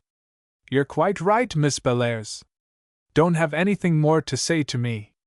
I wish I had some self-control, and self-respect, you know. If I were a fellow like Ashforth now, I should never have done that. Of course you can't forgive me." And in his extremity of remorse, he buried his face in his hands. Dora stood beside him. She made one step as if to leave him, a glance at him brought her back, and she looked down at him for a minute. Presently a troubled, doubtful little smile appeared on her face. When she realized it was there, she promptly banished it. Alas! It was too late. The rascal had been peeping through his fingers, and with a ringing laugh, he sprang to his feet, caught both her hands, and cried, "Shocking, wasn't it? Awful? Let me go, Mr. Ellerton." "Must I?" "Yes, yes." "Why? Why, when you... Sir Roger's coming." Look behind you. Oh, the deuce! An instant later they were sitting demurely at opposite ends of the seat, inspecting Villeneuve with interest. In another moment Dean stood before them, puffing a cigarette, and wearing an expression of amiability tempered by boredom. Wonderful old place, isn't it, Dean? Asked Charlie. Such a view, Sir Roger! Cried Dora, in almost breathless enthusiasm. You certainly, assented Dean, do see some wonderful sights on this promenade. I'm glad I came up. The air's given you quite a color, Miss Dora. It's tea time, declared Dora suddenly. Take me down with you, Sir Roger. Mr. Ellerton, go and tell the others we're going home to tea. Charlie started off, and Sir Roger strolled along by Miss Bellairs' side. Presently he said, Still anxious to get to Paris? Why shouldn't I be? She asked quickly. I thought perhaps the charms of Avignon would have decided you to linger. Haven't you been tempted? Dora glanced at him, but his face betrayed no secondary meaning. Tempted? Oh, perhaps, she answered, with the same nervous little laugh. But not quite led astray. I'm going on. Chapter 8. Mr. and Mrs. Ashforth 1. All that evening Miss Bellairs was not observed, and Dean watched her very closely, to address a word to Charlie Ellerton. Even good night was avoided by a premature disappearance and unexpected failure to return. Perhaps it was part of the same policy of seclusion which made her persuade Lady Dean to travel to Paris with her in one compartment, and relegate the men to another, a proposal which the banished accepted by an enthusiastic majority of 2-1. The General foresaw an infinity of quiet naps and Dean uninterrupted smoking. Charlie alone chafed against the necessary interruption of his bold campaign, but, in face of Dora's calm coldness of aspect, he did not dare to lift up his voice.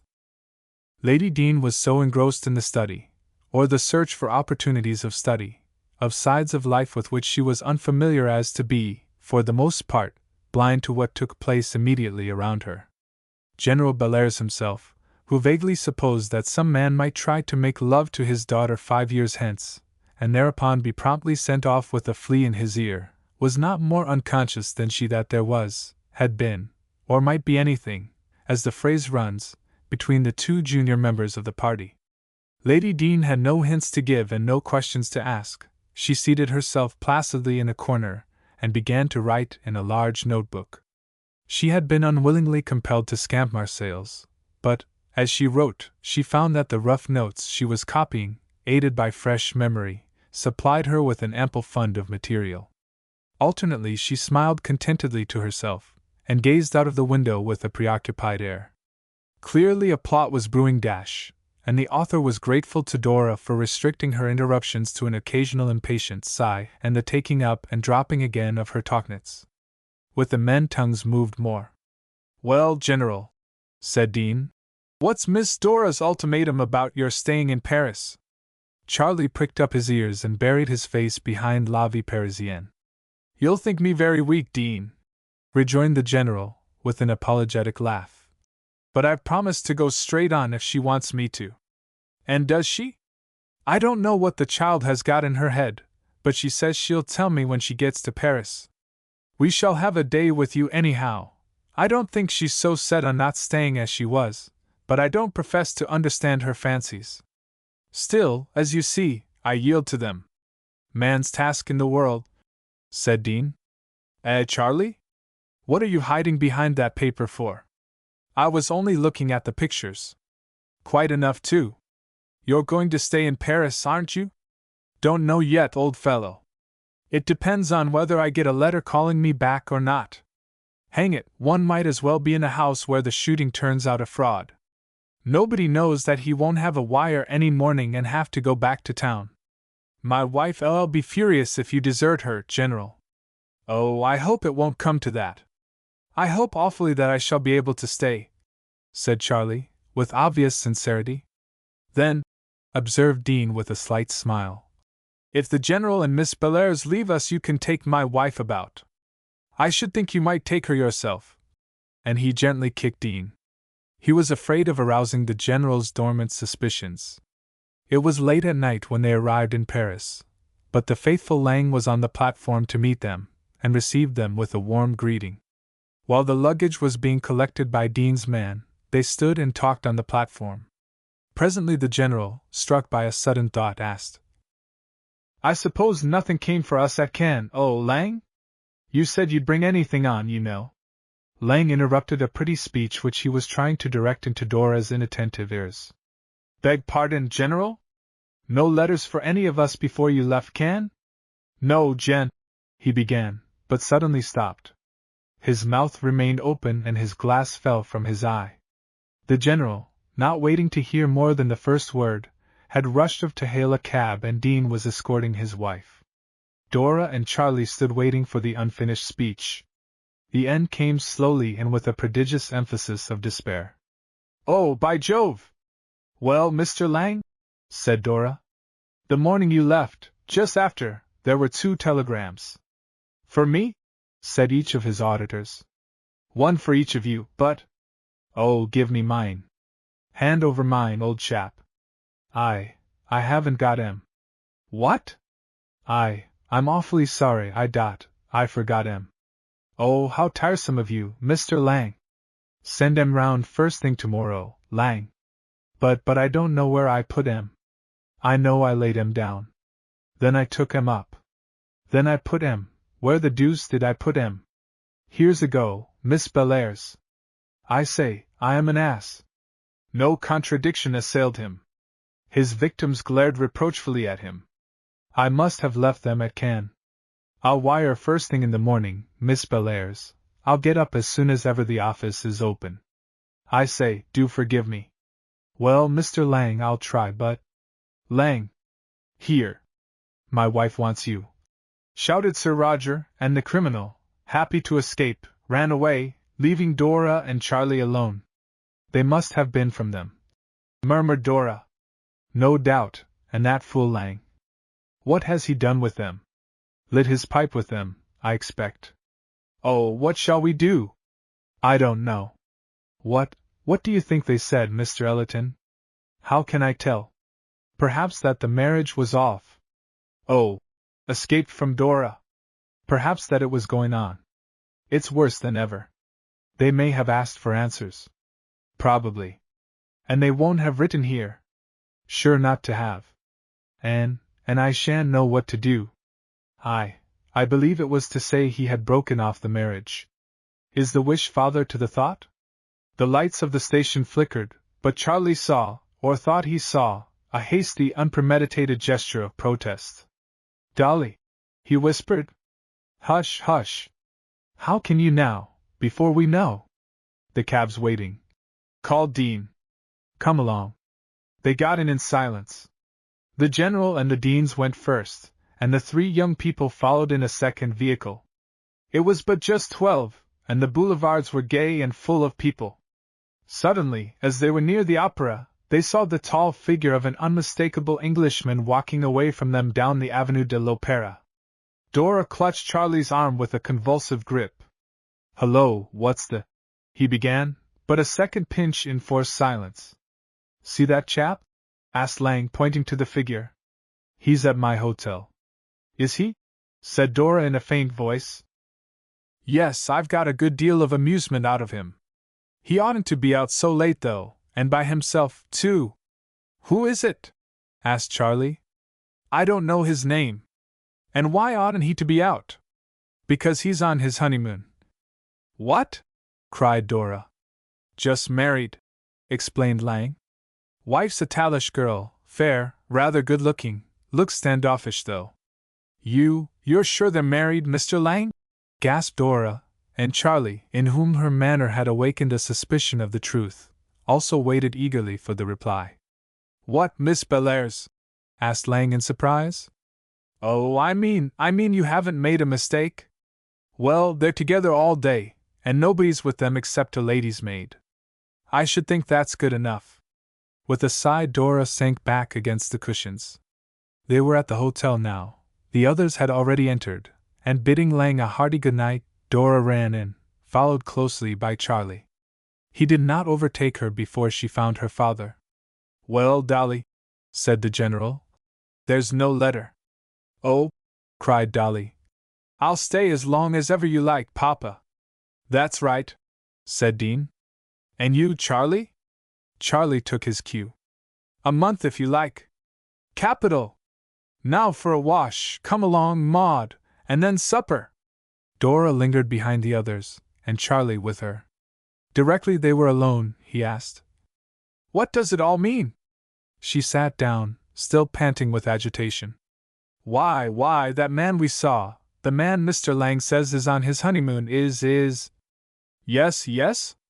Mr. Ashforth. Dolly! And his wife! By Jove! It's an exact description of Mary Travers. The telegrams were to say the marriage was to be at once.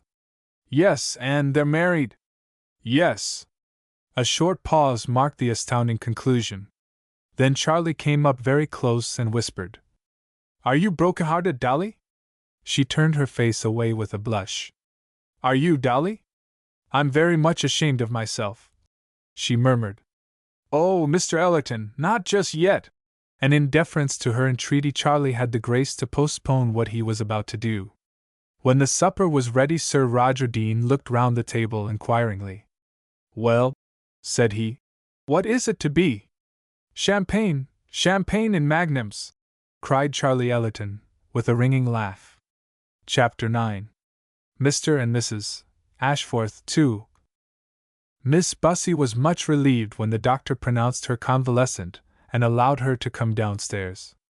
To fall ill on an outing is always exasperating, but beyond that she felt that her enforced seclusion was particularly unfortunate at the moment. Here were two young people, not engaged nor going to be engaged to one another, and for 3 days or more circumstances had abandoned them to an inevitable and unchaperoned tight. Mary made light of it, she relied on the fraternal relationship, but that was, after all, a fiction, quite incapable, in Miss Bussy's opinion, of supporting the strain to which it had been subjected. Besides, Mary's sincerity appeared doubtful. The kind girl, anxious to spare her aunt worry, made light of the difficulties of her position, but Miss Bussy detected a restlessness in her manner which clearly betrayed uneasiness. Here, of course, Miss Bussy was wrong. Neither Mary nor John were the least self-conscious. They felt no embarrassment, but, poor creatures, wore out their spirits in a useless vigil over the letter rack.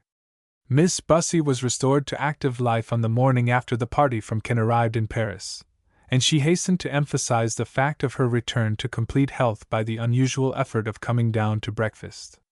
She was in high feather, and her cheery conversation lifted, to some extent, the gloom which had settled on her young friends. While exhorting to patience, she was full of hope, and dismissed as chimerical all the darker explanations which the disconsolate lovers invented to account for the silence their communications had met with. Under her influence the breakfast table became positively cheerful, and at last all the three burst into a hearty laugh at one of the old lady's little jokes. At this moment Arthur Lang entered the room. His brow was clouded.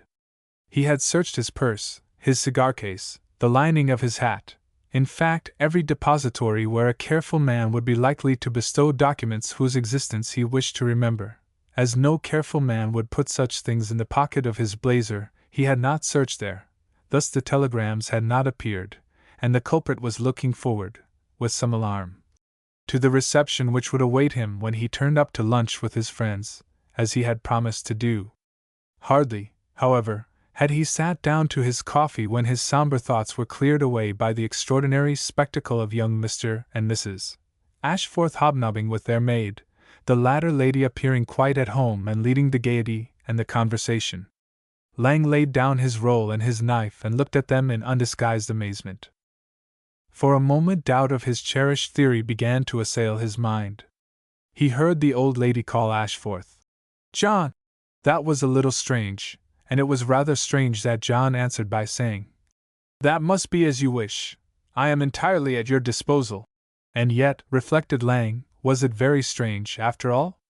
In his own family they had an old retainer who called all the children, whatever their age, by their Christian names, and was admitted to a degree of intimacy hardly distinguishable from that accorded to a relative. Lang, weighing the evidence pro and contra, decided that there was an overwhelming balance in favor of his old view, and dismissed the matter with the comment that, If it ever befell him to go on a wedding tour, he would ask his wife to take a maid with rather less claims on her kindness and his toleration. That same morning the second pair of telegrams, forwarded by post from Cannes, duly arrived. Dora and Charlie, reading them in the light of their recent happy information, found them most kind and comforting, although in reality they, apart from their missing forerunners, told the recipients nothing at all. John's ran. Am in Paris at European. Please write. Anxious to hear. Everything decided for the best. John. Mary's to Charlie was even briefer. It said, Am here at European. Why no answer to last? It's really very kind of Mr. Ashforth, said Dora to Charlie, as they strolled in the garden of the Tuileries, to make such a point of what I think. I expect the wire that stupid Mr. Lang lost was just to tell me the date of the marriage. Not a doubt of it. Mrs. Ashforth's wire to me makes that clear. They want to hear that we're not desperately unhappy. Well, we aren't, are we, Dolly? Well, perhaps not. Isn't it extraordinary how we mistook our feelings? Of course, though, it's natural in you. You had never been through anything of the sort before. How could you tell whether it was the real thing or not? Dora shot a glance out of the corner of her eye at her lover, but did not disclaim the innocence he imputed to her. She knew men liked to think that, and why shouldn't they, poor things? She seized on his implied admission and carried the war into his country. But you who are so experienced, how did you come to make such a mistake? Charlie was not at a loss. It wasn't a mistake then, he said. I was quite right then. Mary Travers was about the nicest girl I had ever seen. I thought her as charming as a girl could be. Oh, you did? Then why? My eyes have been opened since then. What did that?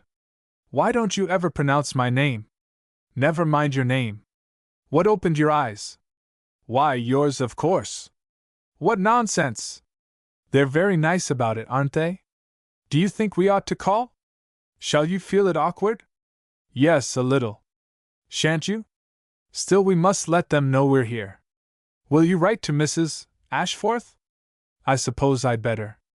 After lunch I'll do, won't it? Oh, yes. And I'll write a note to him. I expect they won't be staying here long. I hope not. Hello, it's 12:15. We must be getting back. Lang's coming to lunch. Where are the Deans? Lady Dean's gone to Belleville with your father to see Slums, and Roger's playing tennis with Lang. He said we weren't to wait lunch. Are you hungry, Dolly? Not very. It seems only an hour since breakfast. How charming of you! We've been walking here since 10 o'clock. Mr. Ellerton, will you be serious for a minute? I want to say something important. When we meet the Ashforths there mustn't be a word said about, you know. Why not? Oh, I couldn't. So soon. Surely you see that. Why, it would be hardly civil to them, would it, apart from anything else? Well, it might look rather casual. And I positively couldn't face John Ashforth. You promise, don't you? It's a nuisance, because, you see, Dolly. You're not to get into the habit of saying Dolly. At least not yet. Presently? If you're good. Now promise. All right. We're not engaged. All right. Nor thinking of it. Rather not. That's very nice of you, and when the Ashforths are gone, I shall be duly rewarded? Oh, we'll see. Do come along. Papa hates being kept waiting for his meals, and they must have finished their Slums long ago. They found Lady Dean and the General waiting for them, and the latter proposed an adjournment to a famous restaurant near the opera. Thither they repaired, and ordered their lunch. Dean and Lang will find out where we've gone and follow, said the General. We won't wait. And he resumed his conversation with Lady Dean on the events of the morning. A moment later the absentees came in, Sir Roger in his usual leisurely fashion, Lang, hurriedly. The latter held in his hand 2 telegrams, or the crumpled dibris thereof. He rushed up to the table and panted out. Found M in the pocket of my blazer. Must have put M there. Stupid ass. Never thought of it. Put it on for tennis. Awfully sorry. Wasting no time in reproaches, Dora and Charlie grasped their recovered property. "Excuse me," they cried simultaneously, and opened the envelopes. A moment later both leant back in their chairs, the pictures of helpless bewilderment. Dora had read, "Marriage broken off. Coming to you 28th. Right directions, European, Paris." Charlie had read, "Engagement at end. Aunt and I coming to Paris, European, on 28th. Can you meet?" Lady Dean was writing in her notebook. The General, Sir Roger, and Lang were busy with the waiter, the menu, and the wine list. Quick as thought the lovers exchanged telegrams. They read, and looked at one another. "What does it mean?" whispered Dora. "You never saw anything like the lives those ragpickers lead, Dora," observed Lady Dean, looking up from her task. "I was talking to one this morning and he said, 'Maitre d'hotel for me,'" broke in Sir Roger. "I haven't a notion," murmured Charlie. "Look here, what's your liquor, Lang?" "Anything, with this thirst on me. There are ample materials for a revolution more astonishing and sanguinary." "Nonsense, General, Jan must have something to drink." "Can they have changed their minds again, Dolly?" "They must have, if Mr. Lang is dry." "I should think I was." "So would you be, if you'd been playing tennis." Lang cut across the currents of conversation. "Hope no harm done Miss Bellairs about that wire?" I don't think so." "Or yours, Charlie?" Charlie took a hopeful view. "Upon my honor, Lang, I'm glad you hit it." "Oh, I see," cried Lang. "Tip for the wrong un, and too late to put it on now." "You're not far off," answered Charlie Ellerton. "Roger, is it tonight that the General is going to take me to the—" "Hush! Not before Miss Bellairs, my dear! Consider her filial feelings. You and the General must make a quiet bolt of it. We're only going to the Palais Royal." The arrival of fish brought a momentary pause, but the first mouthful was hardly swallowed when Arthur Lang started, hunted hastily for his eyeglass, and stuck it in his eye. "Yes, it is them," said he. "See, Charlie, that table over there. They've got their backs to us, but lean see 'em in the mirror." "See vous?" asked Charlie in an irritable tone. "Why, those honeymooners. I say, Lady Dean, it's a queer thing to have a lady's maid to break. Why, by Jove, she's with them now. Look!" His excited interest aroused the attention of the whole party, and they looked across the long room. "Ashforth's their name," concluded Lang. "I heard the Abigail call him Ashforth, and the lady is—" He was interrupted by the clatter of a knife and fork falling on a plate. He turned in the direction whence the sound came. Dora Bellairs leant back in her chair, her hands in her lap. Charlie Ellerton had hidden himself behind the wine list. Lady Dean, her husband, and the General gazed inquiringly at Dora. At the same instant there came a shrill little cry from the other end of the room. The mirror had served Mary Travers as well as it had Lang. For a moment she spoke hastily to her companion, then she and John rose, and with radiant smiles on their faces, advanced toward their friends. The long-expected meeting had come, at last. Dora sat still, in consternation. Charlie, peeping out from behind his menu, saw the approach. "Now, in heaven's name," he groaned, "are they married or aren't they?" And having said this he awaited the worst. Chapter 10. Mr. and not Mrs. Ashforth. Some queek, to the man belongeth courage in great things, but in affairs of small moment woman is preeminent. Charlie Ellerton was speechless. Dora Bellairs, by a supreme effort, rose on shaking legs and advanced with outstretched hands to meet John Ashforth. "Mr. Ashforth, I declare! Who would have thought of meeting you here?" she exclaimed, and she added in an almost imperceptible, mysterious whisper, "Hush!" John at once understood that he was to make no reference to the communications which had resulted in this happy meeting. He expressed a friendly gratification in appropriate words. Dora began to breathe again. Everything was passing off well. Suddenly she glanced from John to Mary. Mary stood alone, about 3 yards from the table, gazing at Charlie. Charlie sat as though paralyzed. He would ruin everything. "Mr. Ellerton," she called sharply. Charlie started up, but before he could reach Dora's side, the latter had turned to Mary and was holding out a friendly hand. Mary responded with alacrity. Miss Bellairs, isn't it? We ought to know one another. I'm so glad to meet you. Charlie was by them now. And how do you do, Mr. Ellerton? Went on Mary, rivaling Dora in composure. And she also added a barely visible and quite inaudible hush! Who are they? Asked Dean in a low voice. Their name's Ashforth, answered Lang. God bless my soul! Exclaimed the General. I remember him now. We made his acquaintance at Interlaken, but his name had slipped from my memory. And that's his wife? Fine girl, too. I must speak to him. And full of kindly intent he bustled off and shook John warmly by the hand.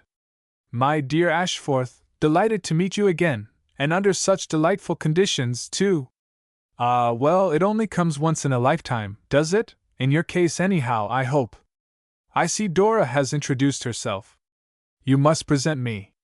When was it? Portions of this address puzzled John considerably, but he thought it best to do as he was told. Mary, he said, let me introduce General Bellairs, Miss Bellairs's father, to you. General Bell. The General interrupted him by addressing Mary with much effusion. Delighted to meet you. You know our young friend Ellerton? Everybody does, it seems to me. Come, you must join us. Waiter, 2 more places. Lady Dean, let me introduce Mr. Ashforth. They're on there. He paused. An inarticulate sound had proceeded from Mary's lips. Beg pardon? Said the General. A pin might have been heard to drop, while Mary, recovering herself, said coldly, I think there's some mistake. I'm not Mrs. Ashforth. Gad, it's the old un, burst in a stage whisper from Arthur Lang, who seemed determined that John Ashforth should have a wife. The General looked to his daughter for an explanation. Dora dared not show the emotion pictured on her face, and her back was towards the party. Charlie Ellerton was staring with a vacant look at the lady who was not Mrs. Ashforth. The worst had happened. John came to the rescue. With an awkward laugh he said, Oh, you attribute too much happiness to me. This is Miss Travers. Aye, her aunt, Miss Bussy, and she have kindly allowed me to join their traveling party. Miss Bussy is at that table. And he pointed to the old un. Perhaps it was as well that at this moment the pent-up feelings which the situation, and above all the remorseful horror with which Lang was regarding his fictitious lady's maid, overcame Roger Dean. He burst into a laugh. After a moment the General followed heartily. Lang was the next, bettering his examples in his poignant mirth. Sir Roger sprang up. Come, Miss Travers, he said. Sit down. Here's the fellow who gave you your new name. Blame him. And he indicated Lang, then he cried, General, we must have Miss Bussy too. The combined party, however, was not, when fully constituted by the addition of Miss Bussy, a success. 2 of its members ate nothing and alternated between gloomy silence and forced gaiety. Who these were may well be guessed. Mary and John found it difficult to surmount their embarrassment at the contretemps which had attended the introduction, or their perplexity over the cause of it. Lang was on thorns lest his distributions of parts and stations in life should be disclosed. The only bright feature was the congenial feeling which appeared at once to unite Miss Bussy and Sir Roger Dean. They sat together, and aided by the General's geniality and Lady Dean's supramundane calm, carried the meal to a conclusion without an actual breakdown, ending up with a friendly wrangle over the responsibility for the bill. Finally it was on Sir Roger's proposal that they all agreed to meet at 5 o'clock and take coffee, or what they would, together at a coffee by the water in the Bois de Boulogne. With this understanding the party broke up. Dora and Charlie, lagging behind, found themselves alone. They hardly dared to look at one another, lest their composure should fail. They're not married, said Charlie. No. They've broken it off. Yes. Because of us. Yes. While we. Yes. Well, in all my life I never. Oh, do be quiet. What an infernal ass that fellow Lang. Do you think they saw anything? No, I half wish they had. Oh, Mr. Ellerton, what shall we do? They're still in love with us. Rather. They've been waiting for us. Dora entered the hotel gates and sank into a chair in the courtyard. Well? She asked helplessly, but Charlie had no suggestion to offer. How could they? She broke out indignantly. How could they break off their marriage at the last moment like that? They were as good as married. It's really hardly. People should know their own minds. She caught sight of a rueful smile on Charlie's face. Oh, I know, but it's different, she added impatiently. One expects it of you, but I didn't expect it of John Ashforth. And of yourself? He asked softly. It's all your fault, you wicked boy, she answered. Charlie sighed heavily. We must break it to them, said he. Mary will understand. She has such delicacy of feeling that. You're always praising that girl. I believe you're in love with her still. Well, you as good as told me I wasn't fit to black Ashforth's boots.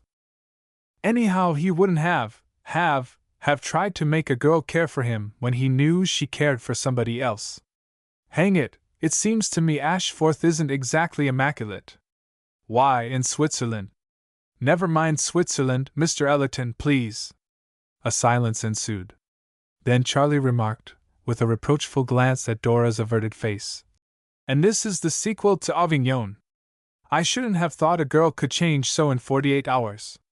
Dora said nothing. She held her head very high in the air and looked straight in front of her. When you gave me that kiss, resumed Charlie. Now this form of expression was undoubtedly ambiguous. To give a kiss may mean, 1. What it literally says, to bestow a kiss. 2. To offer oneself to be kissed. 3. To accept willingly a proffered kiss, and without much straining of words. 4. Merely to refrain from angry expostulation and a rupture of acquaintance when one is kissed, this last partaking rather of the nature of the ratification of an unauthorized act, and being, in fact, the measure of Dora's criminality. But the other shades of meaning caught her attention.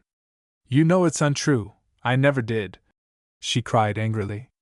I told you at the time that no gentleman would have done it. Oh, you mean Ashforth, I suppose? It's always Ashforth. Well, he wouldn't. And some girls I know wouldn't forgive a man on Monday and round on him on Wednesday. Oh, you needn't trouble to mention names. I know the paragon you're thinking of. They were now at the hotel. Going in? Asked Charlie. Yes. I suppose we shall go to the Bois together? I shall ask Papa or Sir Roger to take me. Then I'll go with Lady Dean. I don't mind who you go with, Mr. Ellerton. I'll take care that you're annoyed as little as possible by my presence. It doesn't annoy me. Doesn't it, Dee? I don't notice it one way or the other. Oh. Goodbye for the present, Mr. Ellerton. Goodbye, Miss Bellairs, but I ought to thank you. What for? For making it easy to me to do what's right. And Charlie turned on his heel and made rapidly for the nearest coffee, where he ordered an absinthe. Dora went wearily up to her bedroom, and sitting down, reviewed the recent conversation. She could not make out how, or why, or where they had begun to quarrel.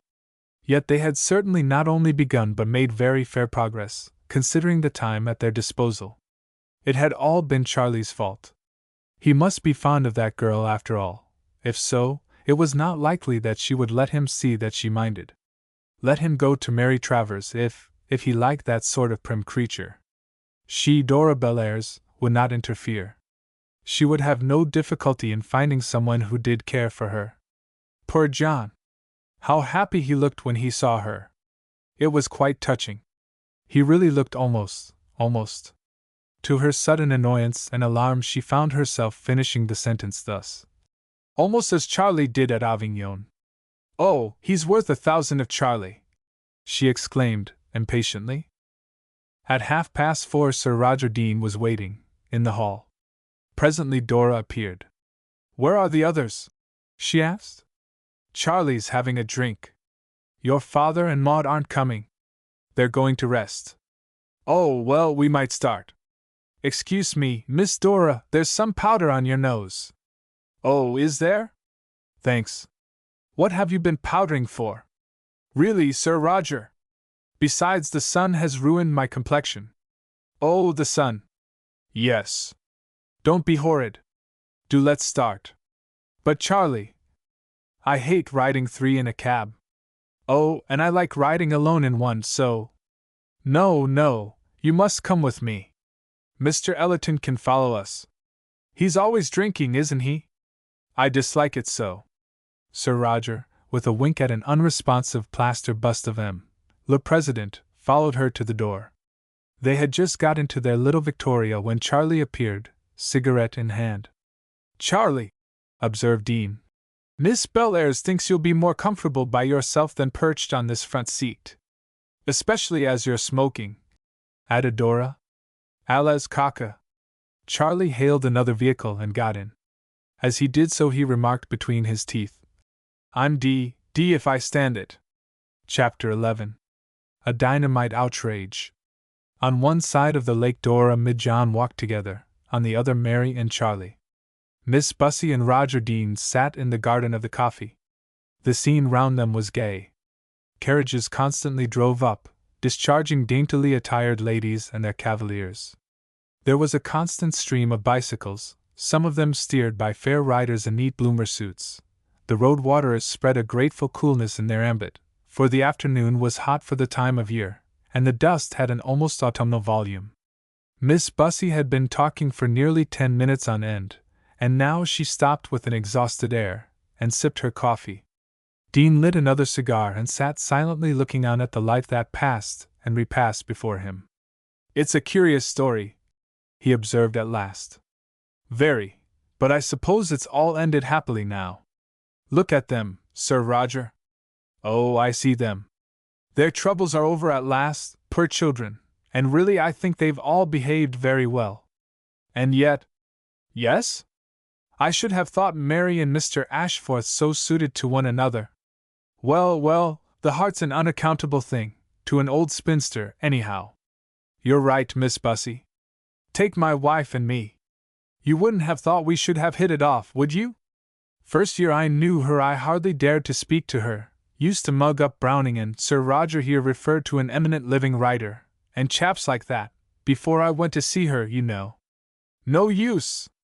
I bored her to death. At last I chucked it up. Well? And I went one day and talked about the Grand National for half an hour by the clock. Well, she asked me to come again next day, and I went, and told her all about the last burlesque and so on, you know. And then I asked her to marry me. And she said yes? Not directly. She said there was an impassable gulf between us, an utter want of sympathy in our tastes, and an irreconcilable difference of intellectual outlook. Dear me! Didn't that discourage you?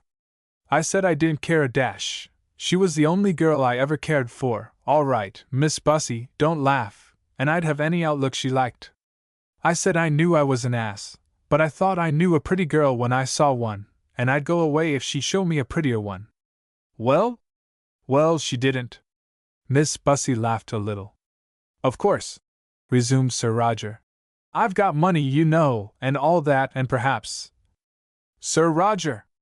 What a thing to say of your wife! Well, with another girl, but hang it, I don't believe Maud would. Still, you see, it's so dashed queer that sometimes… I'm sure she's very fond of you, said Miss Bussy, rather surprised at the nature of the confidence which she was receiving. I expect it's all right, resumed Dean more cheerfully. And that brings us back to where we started, doesn't it? And we started in bewilderment. You're puzzled that Dora, Bellairs, and Ashforth should pair off together, and… Well, the other combination would seem more natural, wouldn't it? Doesn't it surprise you a little? I'm never surprised at anything till I know it's true, said Sir Roger. What, you? They were interrupted by the return of their friends, and a move was made. 3 vehicles were necessary to take them back, for the twos could, obviously, either be separated from one another nor united with anybody else, and in procession, Miss Bussy and Dean leading, they filed along the avenues back to the Arc de Triomphe. They had hardly passed the open place when their progress was suddenly arrested. A crowd spread almost across the broad road, and Sergeant de Ville imperiously commanded a halt. There was a babble of tongues, great excitement, and 1,000 eager fingers pointing at a house. The doorway was in ruins, and workmen were busy shoring it up with beams. In the middle of the crowd there was an open circle, surrounded by gendarmes, and kept clear of people. In the middle of it lay a thing like a rather tall, slim watering pot, minus the handle.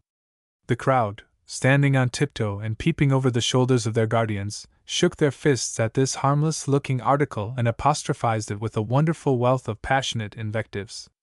"What in the world's the matter?" cried Miss Bussy, who was nervous in a crowd. "Revolution, I suppose," responded Dean calmly. Mid-turning to his nearest neighbor, he continued in the first French that came to him. "Un autre révolution, n'est-ce pas, monsieur?" The man stared, but a woman near him burst into a voluble explanation, from the folds of which unlearned English ears disentangled, at the third reiteration, the ominous word, "dynamite," and she pointed to the watering pot. "Oh, it'll go off!" shrieked Miss Bussy. "It's gone off," said Sir Roger. "We're too late." And there was a touch of disappointment in his voice, as he turned and shouted to the others, "Keep your seats! It's all over. Only an explosion." "Only!" shuddered Miss Bussy. "It's a mercy we weren't killed." It appeared that this mercy had not stopped at Miss Bussy and her friends. Nobody had been killed, not even the magistrate on the third floor for whose discipline and reformation the occurrence had been arranged, and presently the carriages were allowed to proceed. Lady Dean's grief at having missed so interesting an occasion was very poignant. "No, Roger," said she, "it is not a mere craving for horrors, or a morbid love of excitement. I wish I had been there to observe the crowd, because it's just at such moments that people reveal their true selves. The veil is lifted, the veil of hypocrisy and convention, and you see the naked soul." "You could hear it too, Maud," observed Sir Roger. "Fine chance of improving your French vocabulary. Still, I dare say you're right." "I'm sure I am." Dean looked at his wife meditatively. "You think," he asked, "that being in danger might make people reveal their inmost natures and feelings?" "I'm sure of it." "Gad! Then we might try." "What do you mean, Roger?" "Nothing. You're going out with the General tonight? Very well, I shall take a turn on my own hook." As he strolled toward the smoking room, he met Charlie Ellerton. "Well, old fellow, had a pleasant afternoon?" "Glorious!" answered Charlie in a husky voice. "Are we to congratulate you?" "Aye, well, it's not absolutely settled yet, Dean, but soon, I hope." "That's right. Miss Bussy told me the whole story, and I think you're precious lucky to get such a girl." "Yes, aren't I? You don't look over and above radiant. Do you want me to go grinning about the hotel like an infernal hyena? I think a chastened joy would be appropriate." "Don't be an ass, Dean. I suppose you think you're funny." Sir Roger passed on, with a smile on his lips. As he passed the reading room, Dora Bellairs came out. "Well, Miss Dora, enjoyed your afternoon?" "Oh, awfully, except that dreadful explosion. You must excuse a friend, you know." "I'm awfully glad it's all come right in the end." You're very kind, Sir Roger." There's nothing quite settled yet." "Oh, of course not, but still." "Well, I heard all about it, and I think he's worthy of you. I can't say more. He seems a capital fellow." "Yes, isn't he?" Yes? Oh, I'm very, very, very happy." And after making this declaration in a shaky voice, she fairly ran away down the passage. Dean watched her as she went. "Maud's right," said he. "She always is. There's nothing for it but dynamite. I wonder where it's to be got."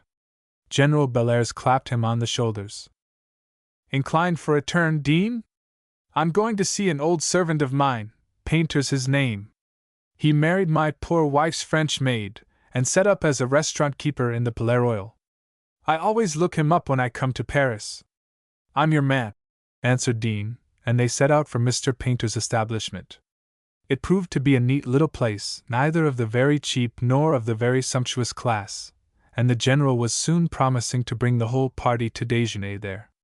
Painter was profuse in thanks and called Madame to thank the General. The general at once entered into conversation with the trim little woman. "Nice place yours, painter," observed Dean. "Pleased to hear you say so, Sir Roger." "Very nice." Heard of the explosion?" "Yes, Sir Roger."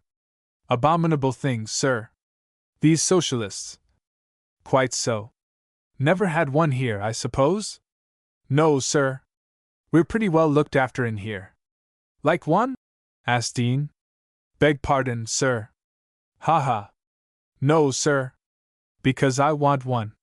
"You beg pardon, sir?" "Look here, painter. I'll drop in here after dinner for some coffee. I want to talk to you. See? Not a word to the general. Glad to see you, Sir Roger, but.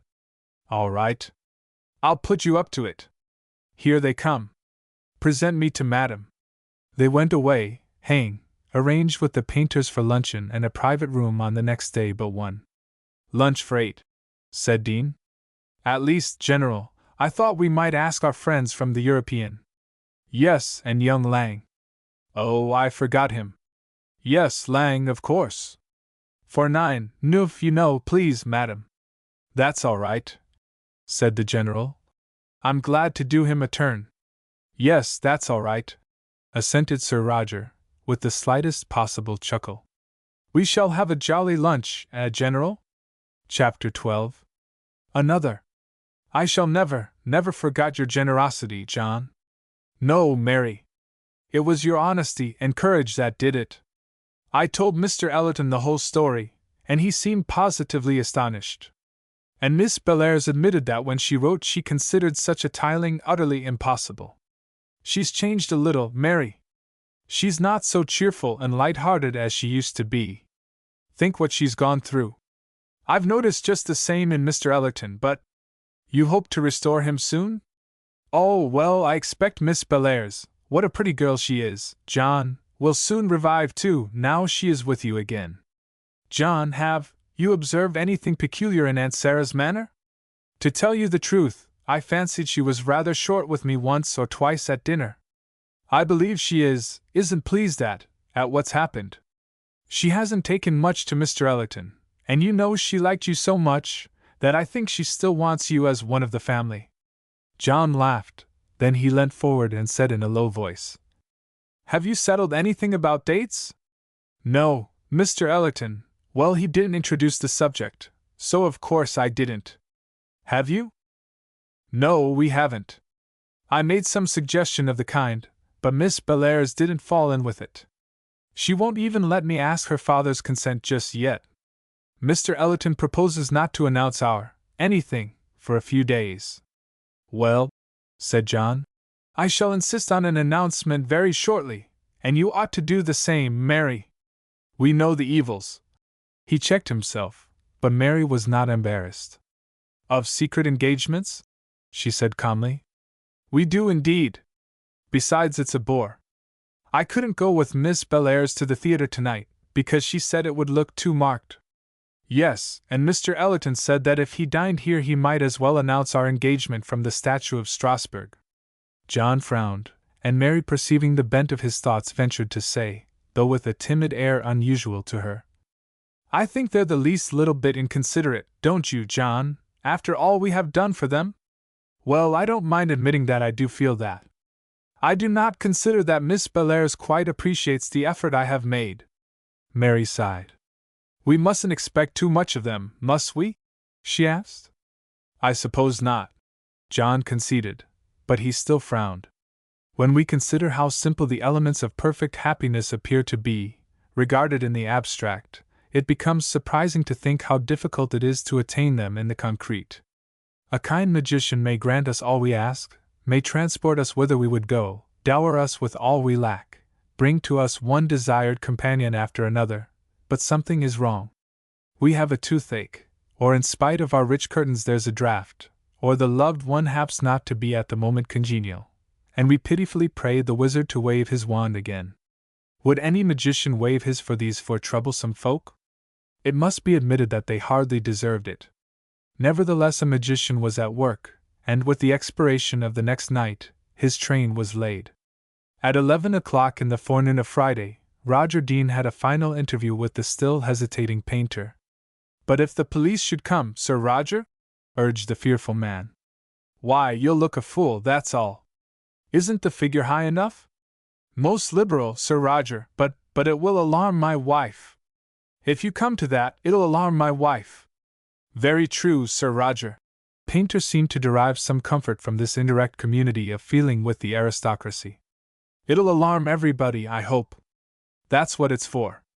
Now mind, 2.30 sharp, and when the coffee's been in 10 minutes. Not before! I must have time for coffee." "Very good, Sir Roger." "Is the ladder ready?" "Yes, Sir Roger." "And the what's its name?" "Quite ready, Sir Roger." "Let's see it."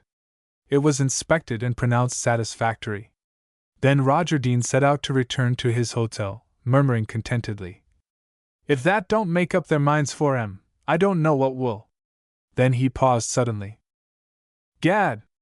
Will the women have hysterics?" he asked, but in a moment he added, reassuring himself, "Maud never has, and hang it, we must chance the rest."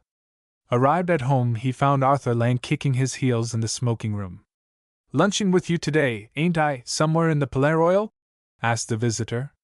"Yes, some place the general's found out." "Look here, Lang, are you a nervous man?" "Nervous? What do you take me for? Lose your head in moments of excitement?" "I never have em." "Oh, well, hang you! I say, Lang, you're not a fool.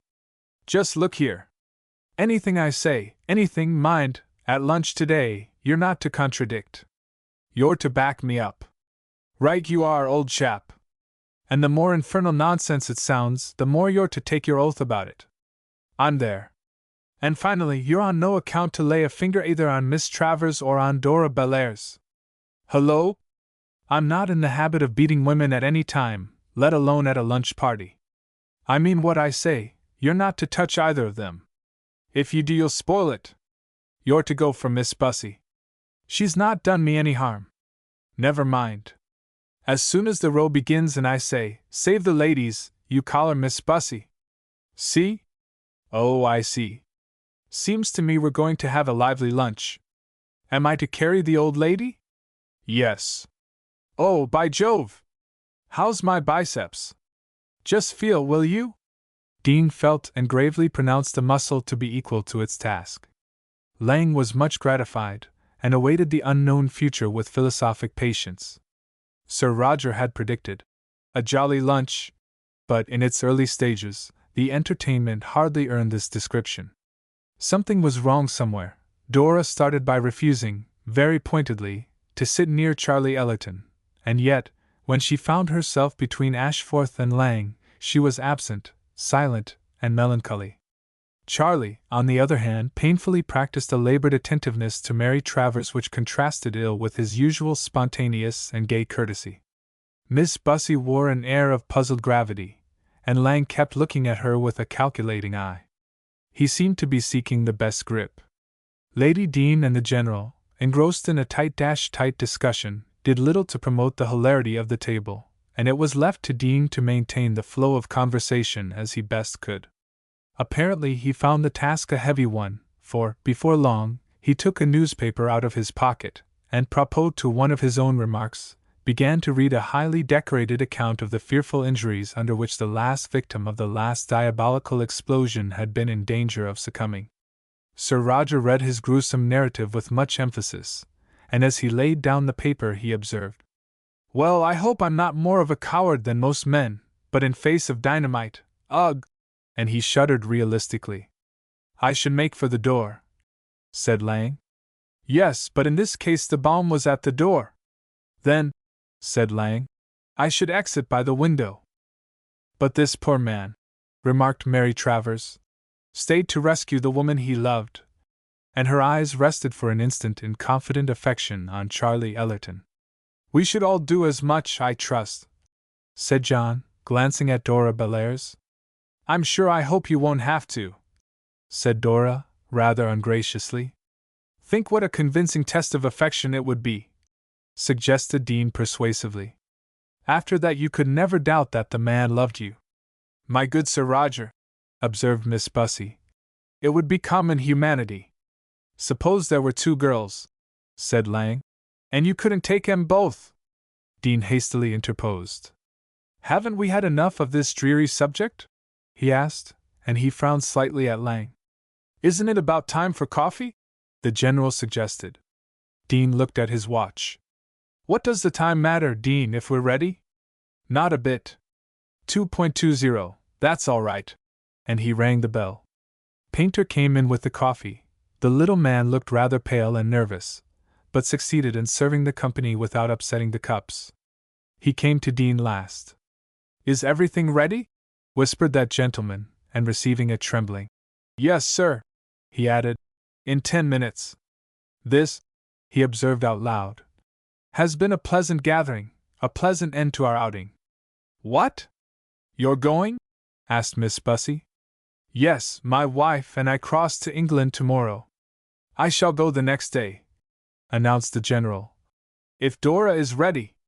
John threw a glance toward Dora, but she was busy drinking her coffee. Well, said Dean, I hope we may soon meet again, under equally delightful circumstances, in London. At any rate, he added with a laugh, there we shall be safe from. Crash! A loud noise came from the door, as if of some metallic substance thrown against the panels. Hello? Said Lang. Oh, somebody tumbled downstairs, said Dean reassuringly. Don't move, Miss Bussy. Oh, but Sir Roger, what is it? What do you think? It didn't sound at all like what you say. The general laughed. Come, Miss Bussy, I don't suppose it's. As he spoke, the form of Painter appeared at the open window. He was breathless, and shrieked hastily. Dynamite! Dynamite! Save yourselves! It'll be off in a minute. Then I shall be off in half a minute, said Lang. There was a rush to the door, and Lang, remembering his instructions, joined hastily in it. No, no, the bomb's there, cried Painter excitedly. They stood still in horror for 10 seconds. To the window, for your lives! Save the ladies! Cried Sir Roger Dean. Chapter 13. Faithful to Death. The ladies looked at one another. Even in that awful moment, the becoming, the seemly, the dignified had its claims. The window was narrow, the ladder, Mary Travers had gone to look at it, was steep, a little curious, excited crowd was gathering below. Dean saw their hesitation. He rushed to the door and cautiously opened it. The thing was there. Across the very entrance, that villainous oblong case. And from below came a shriek. It was Madame's voice, and a cry of, Quick! Quick! This, said the general firmly, he had been through the mutiny, is not a time for punctilio. Excuse me. And he lifted Lady Dean in his stalwart arms and bore her toward the window. With a distant reminiscence of the ballroom, Arthur Lang approached Miss Bussy, murmuring, May I have the... and with a mighty effort swung the good lady from the ground. She clutched his cravat wildly, crying, Save me! Mary Travers was calmness itself. With quiet mien and unfaltering voice, she laid her hand on Charlie's arm and murmured, I am ready, Charlie. At the same moment John Ashforth, the light of heroism in his eye, whispered to Dora, You must trust yourself implicitly to me. Quick, quick! Cried Dean. Or it's all up with you. Quick, Ashforth! Quick, Charlie, quick, man! There was one more pause. Mary's hand pressed a little harder. John's arm was advancing towards Dora's waist. Sir Roger looked on with apparent impatience. Are you never going? He called. Must I? Suddenly a loud cry rang out. It came from Miss Bellairs. Oh, Charlie, save me, she cried, and then and there flung herself into his arms. My darling! He whispered loudly, and catching her up made for the window. As they disappeared through it, Dean softly and swiftly opened the door and disappeared in his turn. Mary and John were left alone. Then Mary's composure gave way. Sinking into a chair, she cried, And I am left! Nobody cares for me. What shall I do?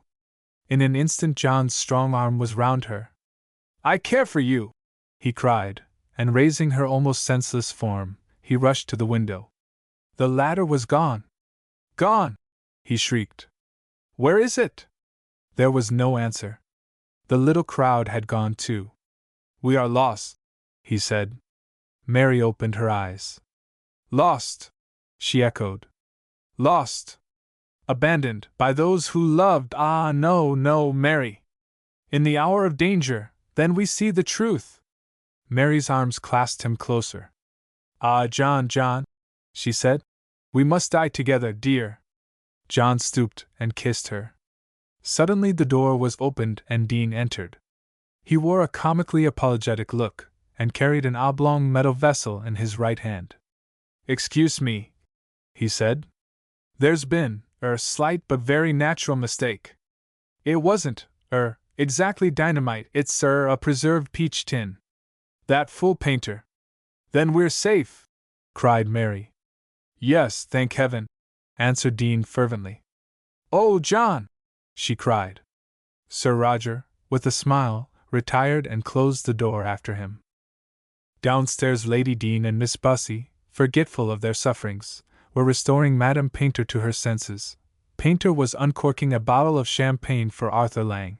Sir Roger Dean was talking in a low voice and persuasive tones to an imposing representative of the police. What passed between them is unknown, possibly only words, possibly something else. At any rate, after a time, Dean smiled, the great man smiled responsively, saluted, and disappeared, murmuring something about Anglais, milords, and dreidels. The precise purport of his reflections could not be distinctly understood by those in the house, for civility made him inarticulate. But when he was safely outside, he looked at a piece of crisp paper in his hand, then, with his thumb pointing over his shoulder, he gave an immense shrug, and exclaimed, Mais voile un faux! And to this day he considers Roger Dean the very type of a maniac. Mary and John descended. As soon as they appeared, Dora jumped up from her seat and ran towards John, crying, Oh, Mr. Ashforth! While Charlie, advancing more timidly to Mary, murmured, Forgive me, but… Mary with a slight bow, John with a lift of his hat, both without a halt or a word, passed through the room, arm in arm, and vanished from Mr. Painter's establishment. Sir Roger had seized on Lang's champagne and was pouring it out. He stopped now, and looked at Dora. A sudden gleam of intelligence glanced from her eyes. Rushing up to him, she whispered, You did it all? It was all a hoax? He nodded. And why? Asked Charlie Ellerton. He answered, Oh, but Mr. Ashforth and Mary Travers are so angry. With one another? No, with us. Sir Roger looked her mercilessly full in the face, regardless of her blushes. That, he observed with emphasis, is exactly what you wanted, Miss Bellairs. Then he turned to the company, holding a full glass in his hand. Ladies and gentlemen, said he, some of us have had a narrow escape. Whether we shall be glad of it or sorry hereafter, I don't know, do you, Charlie? But here's a health to. But Dora, glancing apprehensively at the general, whispered, Not yet. To dynamite, said Sir Roger Dean. Postscript.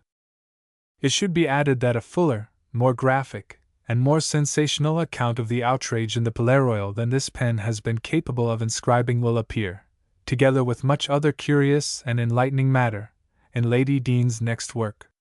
The author also takes occasion in that work, and there is little doubt that the subject was suggested by the experiences of some of her friends, to discuss the nature, quality, and duration of the passion of love.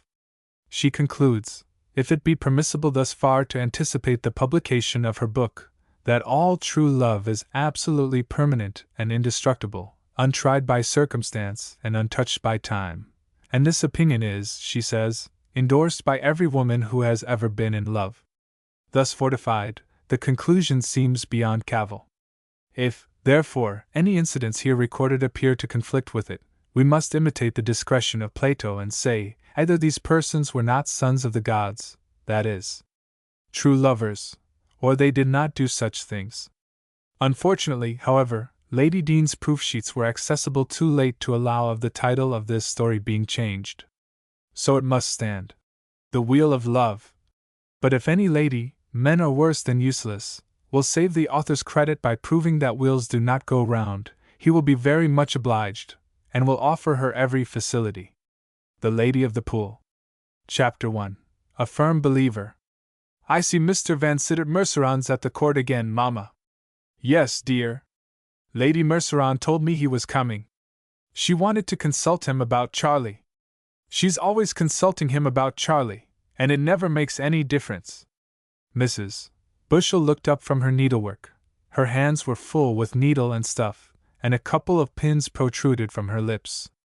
She glanced at her daughter, who stood by the window in the bright blaze of a brilliant sunset, listlessly hitting the blind cord and its tassel to and fro. The poor boy's very young still, mumbled Mrs. Bushel through her pins. He's 25 last month, returned Millicent. I know, because there's exactly 3 years between him and me. The sinking rays defined Miss Bushel's form with wonderful clearness. She was very tall, and the severe well-cut cloth gown she wore set off the stately lines of her figure. She had a great quantity of fair hair and a handsome face, spoiled somewhat by a slightly excessive breadth across the cheeks. As her height demanded or excused, her hands and feet were not small, though well-shaped. Would time have arrested his march forever, there would have been small fault to find with nature's gifts to Miss Bushel. But, as her mother said, Milly was just what she had been at 21, and Mrs. Bushel was now extremely stout. Milly escaped the inference by discrediting her mother's recollection. The young lady wore her hat, and presently she turned away from the window, remarking, I think I shall go for a stroll. I've had no exercise today. Either inclination, or perhaps that threatening possibility from which she strove to avert her eyes, made Milly a devotee of active pursuits. She hunted, she rode, she played lawn tennis, and when at the seaside, golf. When all failed, she walked resolutely 4 or 5 miles on the high road, swinging along at a healthy pace, and never pausing save to counsel an old woman or rebuke a truant urchin. On such occasions her manner, for we may not suppose that her physique aided the impression, suggested the benevolent yet stern policeman, and the vicar acknowledged in her an invaluable assistant. By a strange coincidence she seemed to suit the house she lived in, one of those large white square dwellings, devoid of ornament, yet possessing every substantial merit, and attaining, by virtue of their dimensions and simplicity, an effect of handsomeness denied to many more tricked-out buildings. The house satisfied, so did Milly, unless the judge were very critical. I shall just walk round by the pool and back, she added as she opened the door. My dear, it's 4 miles. Well, it's only a little after 6, and we don't dine till 8.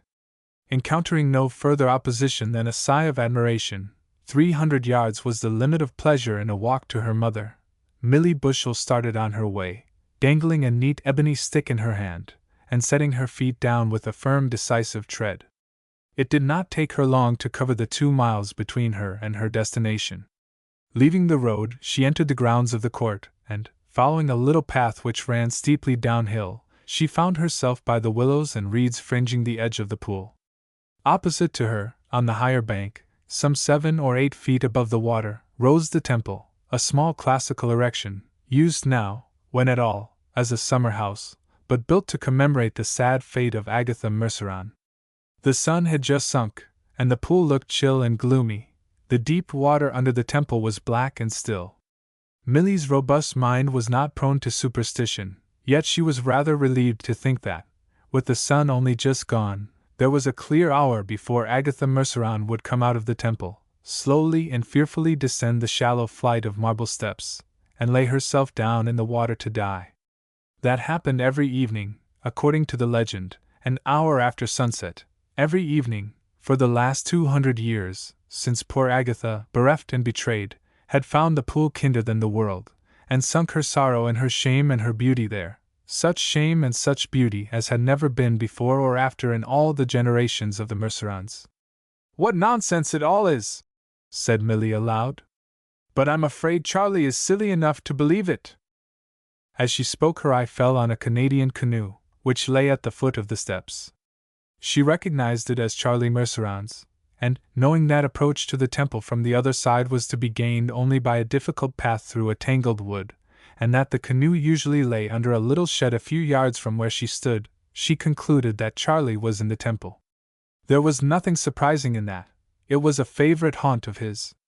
She raised her voice and called to him.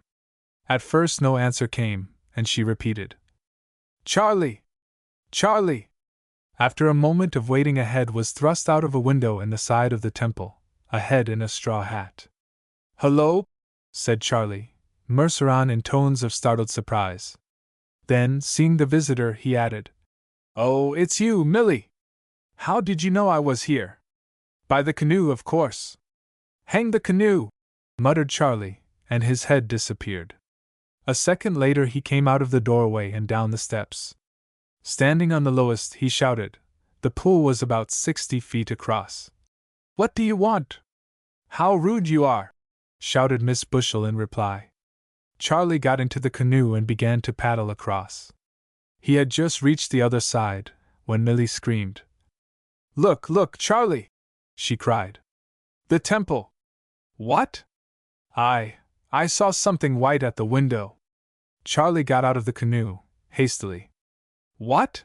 he asked again, walking up to Miss Bushel. "I declare I saw something white at the window." "Oh, Charlie!" "But it's all bosh?" "Of course it is. There's nothing in the temple." "Well, I wonder you like to be there." "Why shouldn't I?" The mysterious appearance not being repeated, Millie's courage returned.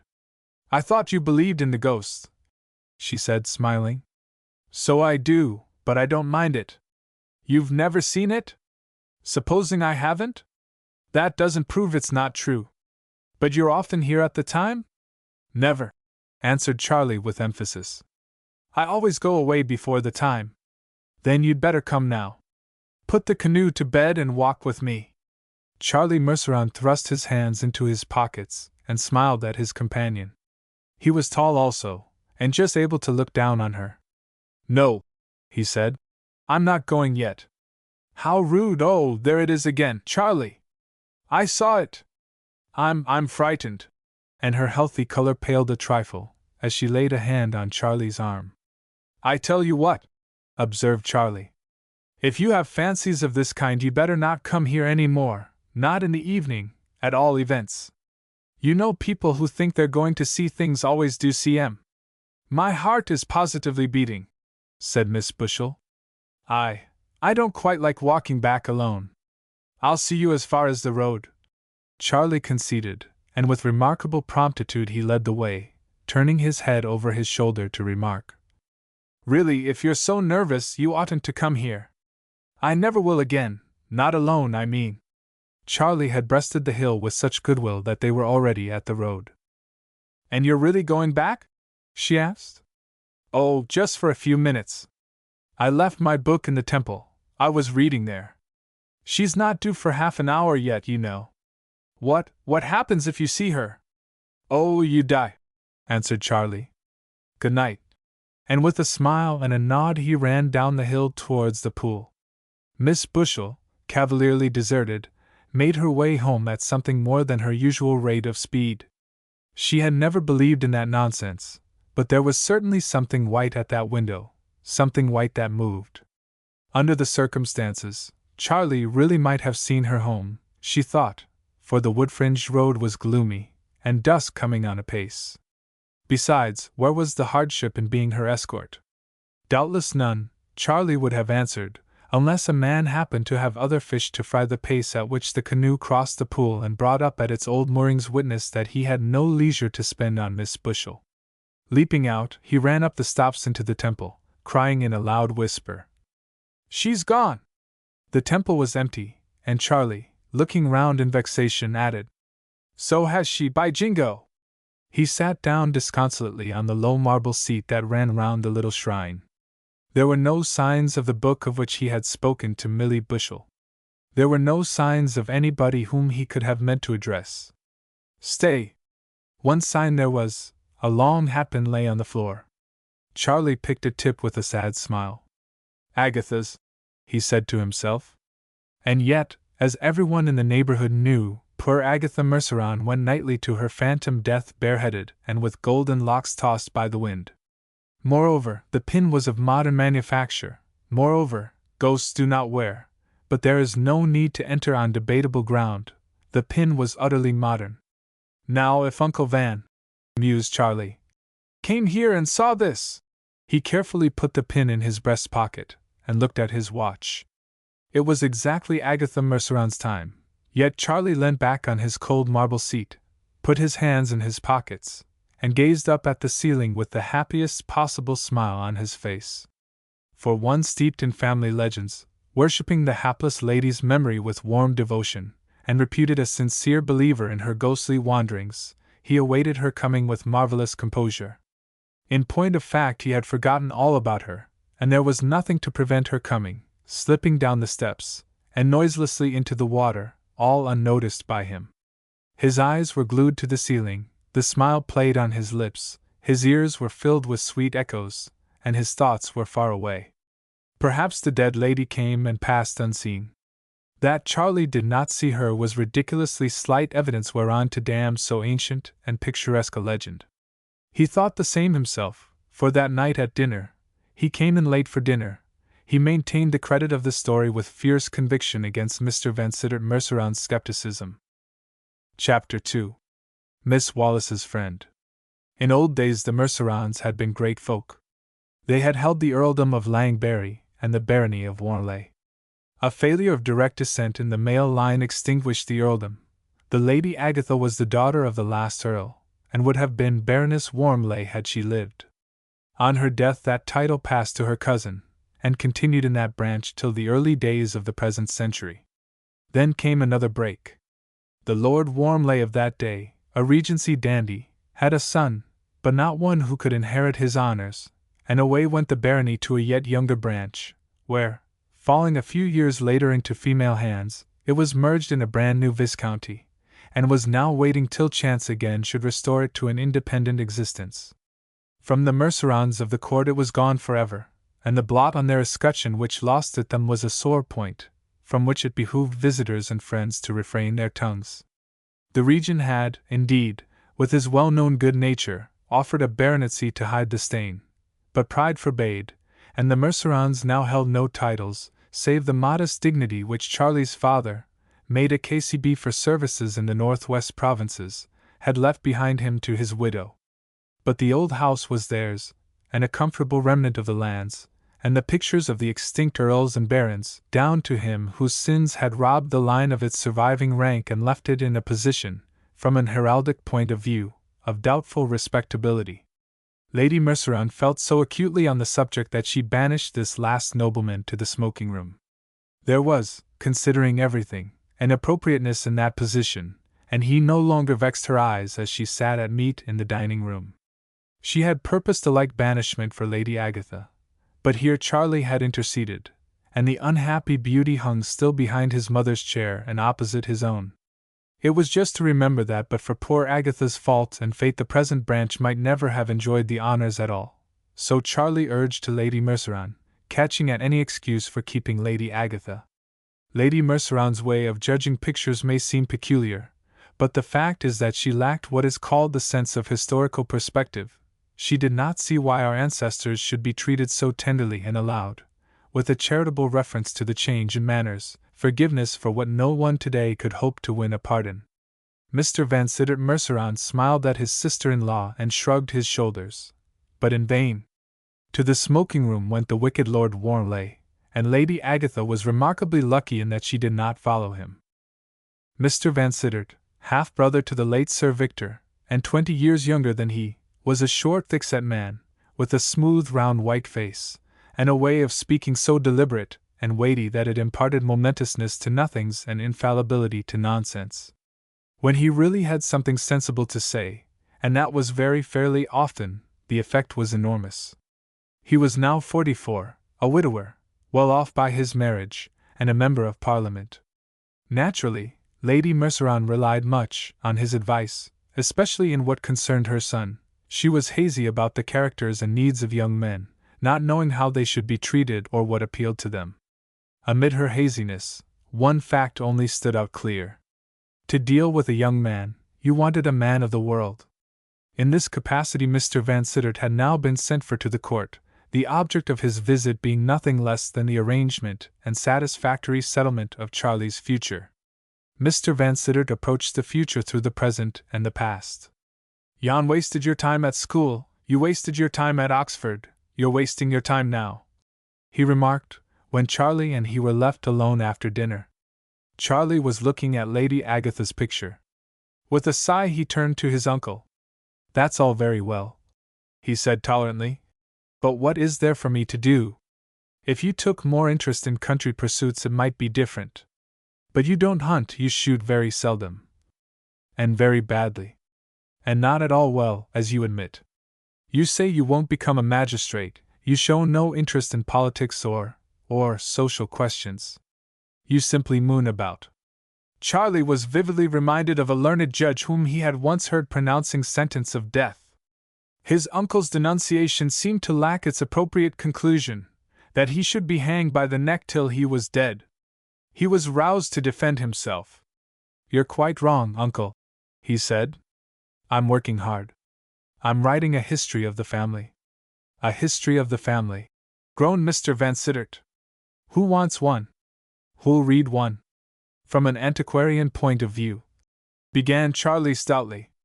"Of all ways of wasting time, antiquarianism is perhaps the most futile." And Mr. Vansittart wiped his mouth with an air of finality. "Now the Agatha Merceron story," continued Charlie, "is in itself, Perhaps we'd better finish our talk tomorrow. The ladies will expect us in the garden." "All right," said Charlie, with much content. He enjoyed himself more in the garden, for, while Lady Merceron and her brother-in-law took counsel, he strolled through the moonlit shrubberies with Mrs. Marland, and Mrs. Marland was very sympathetically interested in him and his pursuits. She was a little eager woman, the very antithesis in body and mind to Millie Bushell. She had plenty of brains but very little sense, a good deal of charm but no beauty, and without any counterbalancing defect at all, a hearty liking for handsome young men. She had also a husband in the city. "Ghost hunting again tonight, Mr. Merceron?" she asked, glancing up at Charlie, who was puffing happily at a cigar. "Yes," he answered. "I'm very regular." "And did you see anyone?" "I saw Millie Bushell." "Miss Bushell's hardly ghost-like, is she?" "Well," said Charlie meditatively, "I suppose if one was fat oneself one's ghost would be fat, wouldn't it?"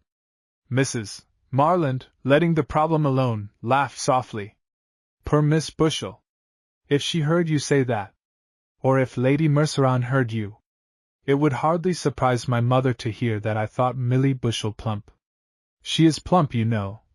And Charlie's eyes expressed a candid homage to truth.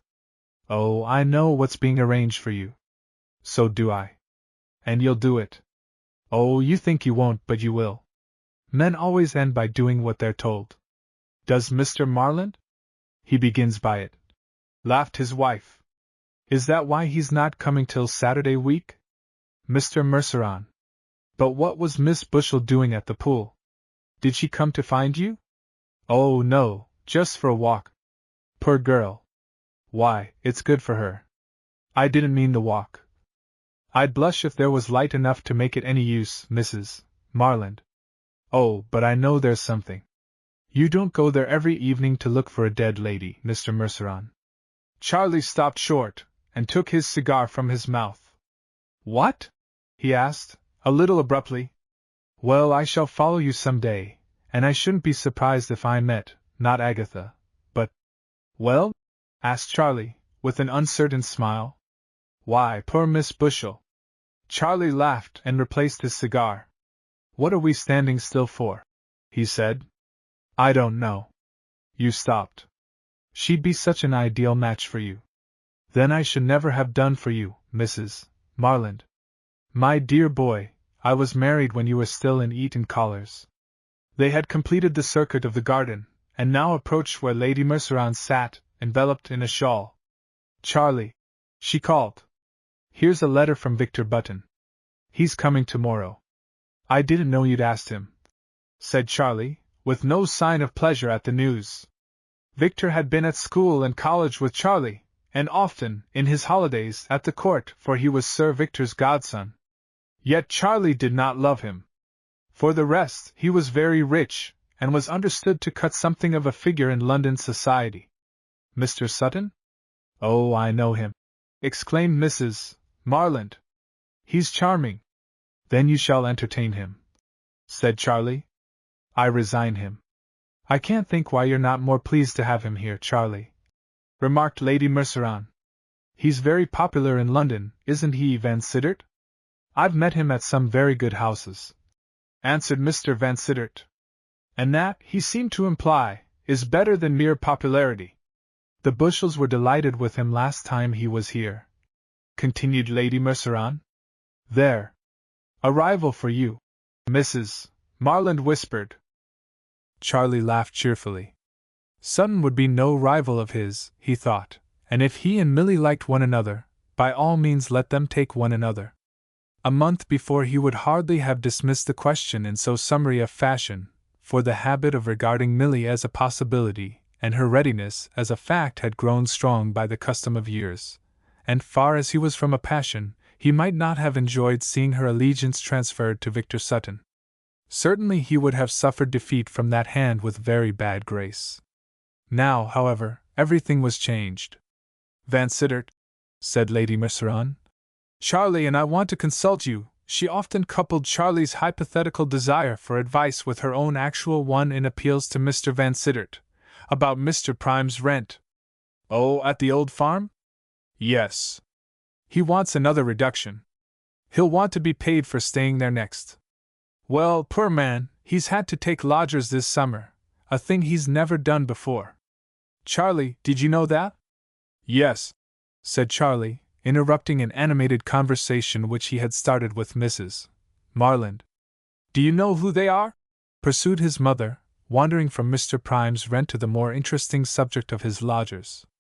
Ladies from London, answered Charlie. Rather vague, commented Mr. VanSittart. Young ladies or old ladies, Charlie? Why does he want to know? Asked Mrs. Marland, but chaff had about as much effect on Mr. VanSittart as it would have on an ironclad. He seemed not to hear, and awaited an answer with a bland smile. In truth, he thought Mrs. Marland a silly woman.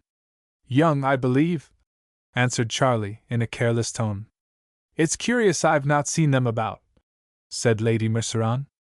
I pass the farm almost every day. Who are they, Charlie? One's a Miss Wallace. She's engaged to Willie Prime. To Willie? Fancy. I think, remarked Mr. VanSittart, that, from the point of view of a reduction of rent, these lodgers are a delusion. Of course she stays with Prime if she's going to many his son. Fancy Willie, reiterated Lady Merceron. Surely he can't afford to marry? He's in a bank, you know, VanSittart, and he only gets £120 a year. One blessing of the country is that everybody knows his neighbor's income, observed Mr. VanSittart. Perhaps the lady has money, suggested Mrs. Marland. But, Mr. Merceron, who's the other lady? A friend of Miss Wallace's, I believe. I don't know her name. Oh, they're merely friends of Prime's? Mr. VanSittart concluded. If that's all he bases his claim for a reduction on, hang it! He might as well have it, interrupted Charlie. He talks to me about it for half an hour every time we meet. But, my dear Charlie, you have more time than money to waste, at least, so it seems. His uncle's sarcasm never affected Charlie's temper. I'll turn him on to you, uncle, he replied, and you can see how you like it. I'll go and call on him tomorrow. You'd better come too, Charlie. And then you can see the ladies from London, added Mrs. Marland. Perhaps the one who isn't young Mr. Prime's will be interesting. Or, said Charlie, as mostly happens in this woeful world, the one who is. I think the less we see of that sort of person at all, the better, observed Lady Merceron, with gentle decision. They can hardly be quite what we're accustomed to. That sort of person. Charlie went to bed with the phrase ringing in his horror-struck ears. If to be the most beautiful, the most charming, and the most refined, the daintiest, the wittiest and prettiest, the kindest and the sweetest, the merriest and most provoking creature in the whole world. If to be all this were yet not to weigh against being that sort of person, if it were not, indeed, to outweigh, banish, and obliterate everything else, why, the world was not fit to live in, and he no true Merceron. For the Merceron men had always pleased themselves. Chapter 3. All nonsense. On the evening of the next day, while the sun was still on the pool, and its waters, forgetful of darker moods and bygone tragedies, smiled under the tickling of darting golden gleams, a girl sat on the broad lowest step of the temple. She had rolled the sleeves of her white gown above her elbow, up well nigh to her shoulder, and the afternoon being sultry, from time to time dipped her arms in the water and, taking them out again, amused herself by watching the bright drops race down to her rosy fingertips. The sport was good, apparently, for she laughed and flung back her head so that the stray locks of hair might not spoil her sight of it. On either side of this lowest step there was a margin of smooth level grass, and being unable as she sat to bathe both arms at once, presently she moved on to the grass and lay down, sinking her elbows in the pond and leaning her face over the edge of it. The posture had another advantage she had not thought of, and she laughed again when she saw her own eyes twinkling at her from the depths. As she lay there a longing came upon her. "If I could be sure he wouldn't come I'd dip my feet," she murmured. As, however, he had come every evening for a fortnight past, the fancy was not to be indulged, and she consoled herself by a deeper dive yet of her arms and by drooping her head till her nose and the extreme fringe of her eyelashes were wetted, and the stray locks floated on either side. Presently, as she still looked, she saw another shadow on the water, and exchanged with her image a confidential glance. "You again?" she asked. The other shadow nodded. "Why didn't you come in the canoe?" "Because people see it." It struck her that her attitude was unconventional, and by a lithe, complicated movement, whereof Charlie noticed only the elegance and not the details, she swept round and, sitting, looked up at him. "I know who she was," she observed. "She very nearly knew who you were. You oughtn't to have come to the window. She thought I was the ghost. You shouldn't reckon on people being foolish." "Shouldn't I? Yet I reckon on your coming, or there'd have been some more of me in the water. I wish I were an irregular man," said Charlie. She was slowly turning down her sleeves, and ignoring his remark, said, with a question in her tones, "Nettie Wallace says that Willie Prime says that everybody says that you're going to marry that girl. I believe it's quite true." "Oh," and she looked across the pool. "True that everybody says so," added Charlie. "Why do you turn down your sleeves? How funny I must have looked, sprawling on the bank like that," she remarked. "Awful," said Charlie, sitting down. She looked at him with uneasiness in her eye.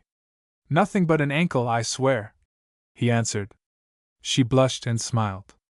"I think you should whistle, or something, as you come." "Not I," said Charlie, with decision. Suddenly she turned to him with a serious face, or one that tried to be serious. "Why do you come?" she asked. "Why do I eat?" he returned. "And yet you were angry the first time. Nobody likes to be caught ranting out poetry, especially his own. I believe you were frightened, you thought I was Agatha. The poetry was about her, wasn't it?" "It's not at all a bad poem," observed Charlie. "You remember I liked it so much that I clapped my hands. And I jumped." The girl laughed. "Ah, well," she said, "it's time to go home." "Oh dear, no," said Charlie. "But I've promised to be early, because Willie Prime's coming, and I'm to be introduced to him." "Willie Prime can wait. He's got Miss Wallace to comfort him, and I've got nobody to comfort me." "Oh, yes. Miss Bushel. You know her name?" "Yes, and yours, your surname, I mean, you told me the other." "That's more than you've done for me. I told you my name was Agatha." "Ah, but that was a joke. I'd been talking about Agatha Merceron." "Very well. I'm sorry it doesn't satisfy you. If you won't believe me. But your surname?" "Oh, mine? Why, mine's Brown." "Brown?" re-echoed Charlie, with a tinge of disappointment in his tone. "Don't you like it?" asked Miss Agatha Brown with a smile. "Oh, it will do for the present," laughed Charlie. Well, I don't mean to keep it all my life. I've spent today, Mr. Merceron, in spying out your house. Nettie Wallace and I ventured quite near. It's very pretty.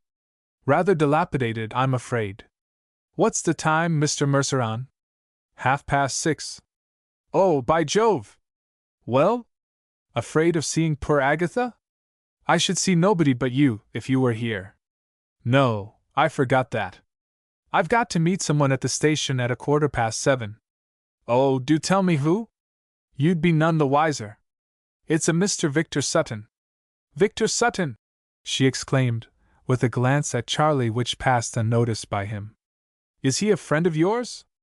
I suppose so. Of my family's, anyhow. Goodbye. I'm going, she announced. You'll be here tomorrow? Yes. For the last time. She dropped this astounding thunderbolt on Charlie's head as though it had been the most ordinary remark in the world. The last time? Oh, Miss Dash. No, somehow he could not lay his tongue to that. Miss Brown. I can't spend all my life in Langmarsh, said she. Agatha. He burst out. No, no, this is not the last time. Shan't we keep that? She asked, with a provokingly light-hearted smile. You promise to be here tomorrow? Oh, yes. I shall have something to say to you then, Charlie announced with a significant air. Oh, you never lack conversation. You'll be here at 5? Precisely, she answered with mock gravity. And now I'm gone. Charlie took off his straw hat, stretched out his right hand, and took hers. For a moment she drew back, but he looked very handsome and gallant as he bowed his head down to her hand, and she checked the movement. Oh, well, she murmured. She was protesting against any importance being attached to the incident. Charlie, having paid his homage, walked, or rather ran, swiftly away. To begin with, he had none too much time if he was to meet Victor Sutton. Secondly, he was full of a big resolve, and that generally makes a man walk fast. The lady pursued a more leisurely progress. Swinging her hat in her hand, she made her way through the tangled wood back to the high road, and turned towards Mr. Prime's farm. She went slowly along, thinking perhaps of the attractive young fellow she had left behind her, wondering perhaps why she had promised to meet him again. She did not know why, for there was sure to happen at that last meeting the one thing which she did not, she supposed, wish to happen. However, a promise is a promise. She heard the sound of wheels behind her, and turning, found the farmer's spring cart hard on her heels. The farmer was driving, and by his side sat a nice-looking girl dressed in the extreme of fashion. On the back seat was a young man in a very light suit, with a fine check pattern, and a new pair of brown leather shoes. The cart pulled up. We can make room for ye, miss, said old Mr. Prime. Nettie Wallace jumped tip and stood with her foot on the step. Willie Prime jumped down and effected her transfer to the back seat. Agatha climbed up beside the farmer and stretched her hand back to greet Willie. Willie took it rather timidly. He did not quite savvy, as he expressed it to himself. His fiancée's friend was very simply attired, infinitely more simply than Nettie herself. Nettie had told him that her friend was off and on, a vague and rather obscure qualification of the statement, in the same line as herself, namely, court and high-class dressmaking. Yet there was a difference between Nettie and her friend. Anybody else arrived by the train? Asked Agatha. A visitor for the court. A good-looking gentleman, wasn't he, Willie? Nettie was an elegant creature, and, but for the gentleman and that slight but ineradicable twang that clings like Nessus sure to the Cockney, all effort and all education notwithstanding, it will even last 3 generations, and is audible, perhaps, now and then in the House of Lords. Her speech was correct and even dainty in its prim nicety. Ah, said Agatha. His name's Sutton, said Willie. Mr. Charles, young Mr. Merceron, told me so when he was talking to me on the platform. You know young Mr. Merceron? Asked Agatha. Why, they was boys together, interrupted the old farmer, who made little of the refinements of speech. In his youth no one, from the lord to the laborer, spoke grammar in the country. Used to larn to swim together in the pool, didn't you, Willie? I must have a dip there tomorrow, cried Willie, and Agatha wondered what time he would choose. And I'll take you there, Nettie. Ever been yet? No, they say it's haunted, don't they, Willie? That's nonsense, said Willie. London makes a man skeptical. The old farmer shook his head and grunted doubtfully. His mother had seen poor Agatha Merceron.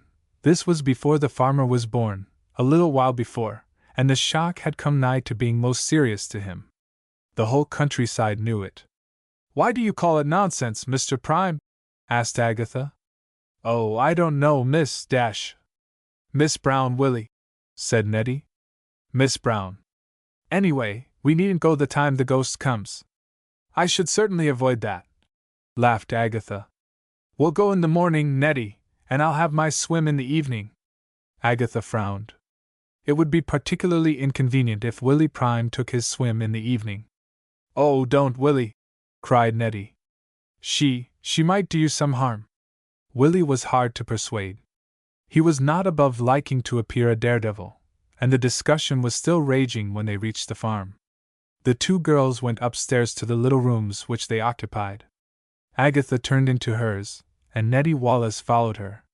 Your Willie is very nice, said Agatha, sitting on her bed. Nettie smiled with pleasure. And now that you've other company, I shall go. You're going, miss? Not miss. Nettie laughed. I forget sometimes, she said. Well, you must remember just over tomorrow. I shall go next day. I must meet my grandfather in London. Nettie offered no opposition. On the contrary, she appeared rather relieved. Nettie, did you like Mr. Sutton's looks? Asked Agatha after a pause. He's too black and blue for my taste, answered Nettie. Willie Prime was red and yellow. Blue? Oh, you mean his cheeks? Yes. But he's a handsome gentleman all the same, and you should have seen his luggage. Such a dressing bag, costs £50, I dare say. Oh dear me, said Agatha. Yes, Nettie, I shall go the day after tomorrow. Mr. Merceron asked to be introduced to me, said Nettie proudly. And he asked where you were. He said he'd seen you at the window. Did he? Said Agatha negligently, and Nettie, finding the conversation flag, retired to her own room. Agatha sat a moment longer on the bed. What a very deceitful young man, she exclaimed at last. I must be a very strict secret indeed. Well, I suppose I should be. Chapter 4. A catastrophe at the pool. Mr. Vansittart Merceron was not quite sure that Victor Sutton had any business to call him Merceron. He was nearly 20 years older than Victor, and a man of considerable position, nor was he, as some middle-aged men are, flattered by the implication of contemporaneousness carried by the mode of address.